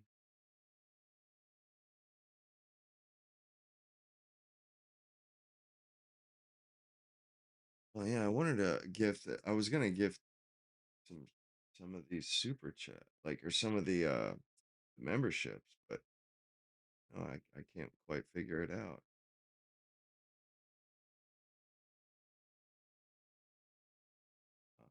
But do people stream that? Is that what you're talking about? They stream the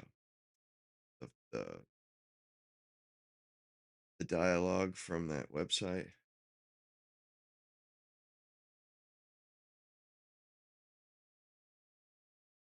Arceus, you're into Pokemon, huh? Yeah, I'll figure out this member thing, and when I stream tomorrow, I'm gonna, because there needs to be more than 6 Apophis people for me to. 42597 says, "Oh my gooey." Oh my goy. Yeah, I need to have more people in there, whether or not I have to gift what, but it has to, there has to be a reason to make the videos. Although quite a few people bought memberships today, you know, uh, and I figured I would gift one to Alex and that kid Horizon. They're kids. So, but anyway, yeah, I'm gonna figure it out. I'll do a stream, this weekend for sure. So I'll try to, uh, make sure that I have it schedule it a few hours in advance so you guys can see that I have something coming up. But anyway, I hope you guys enjoyed the stream. You know, and enjoyed this week. I think I enjoyed it, and see you later on this weekend. Good night and God bless. Yeah, I do have a Telegram. Hang on, pull it up for it.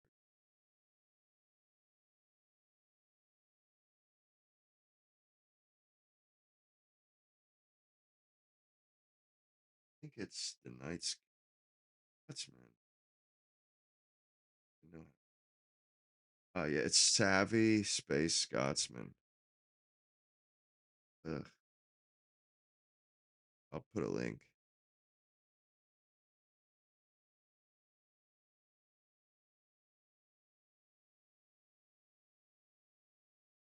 Well, I don't even really know how to use this fucking app very well. But yeah, it's Savvy Space Scotsman.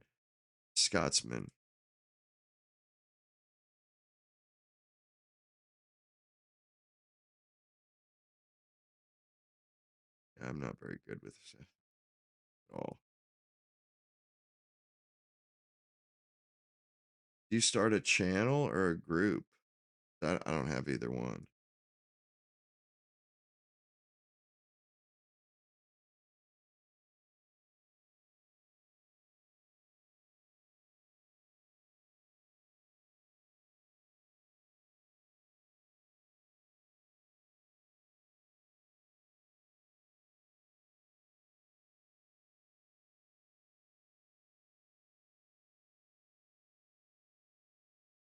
No shit. And you can live stream on here?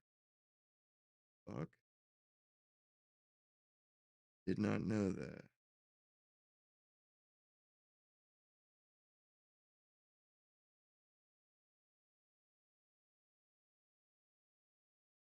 Yeah, I just made Critique Américain a channel. I don't know. How do you add people? Anybody know? No, it's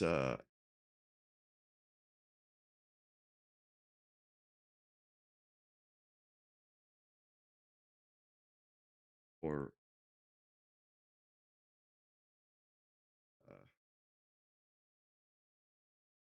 the name is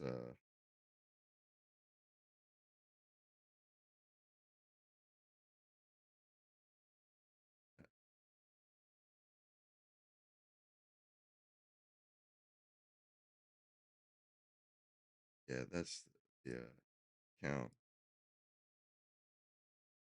I need to change my name actually. I don't know why I even put that.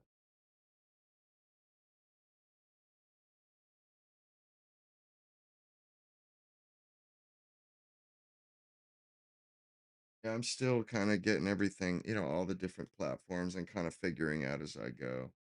Uh, doing the best I can. Anyway, I'm glad you guys, hopefully you guys enjoyed it. Glad to see you guys. Glad to chat and whatnot. And good night and God bless, fellers.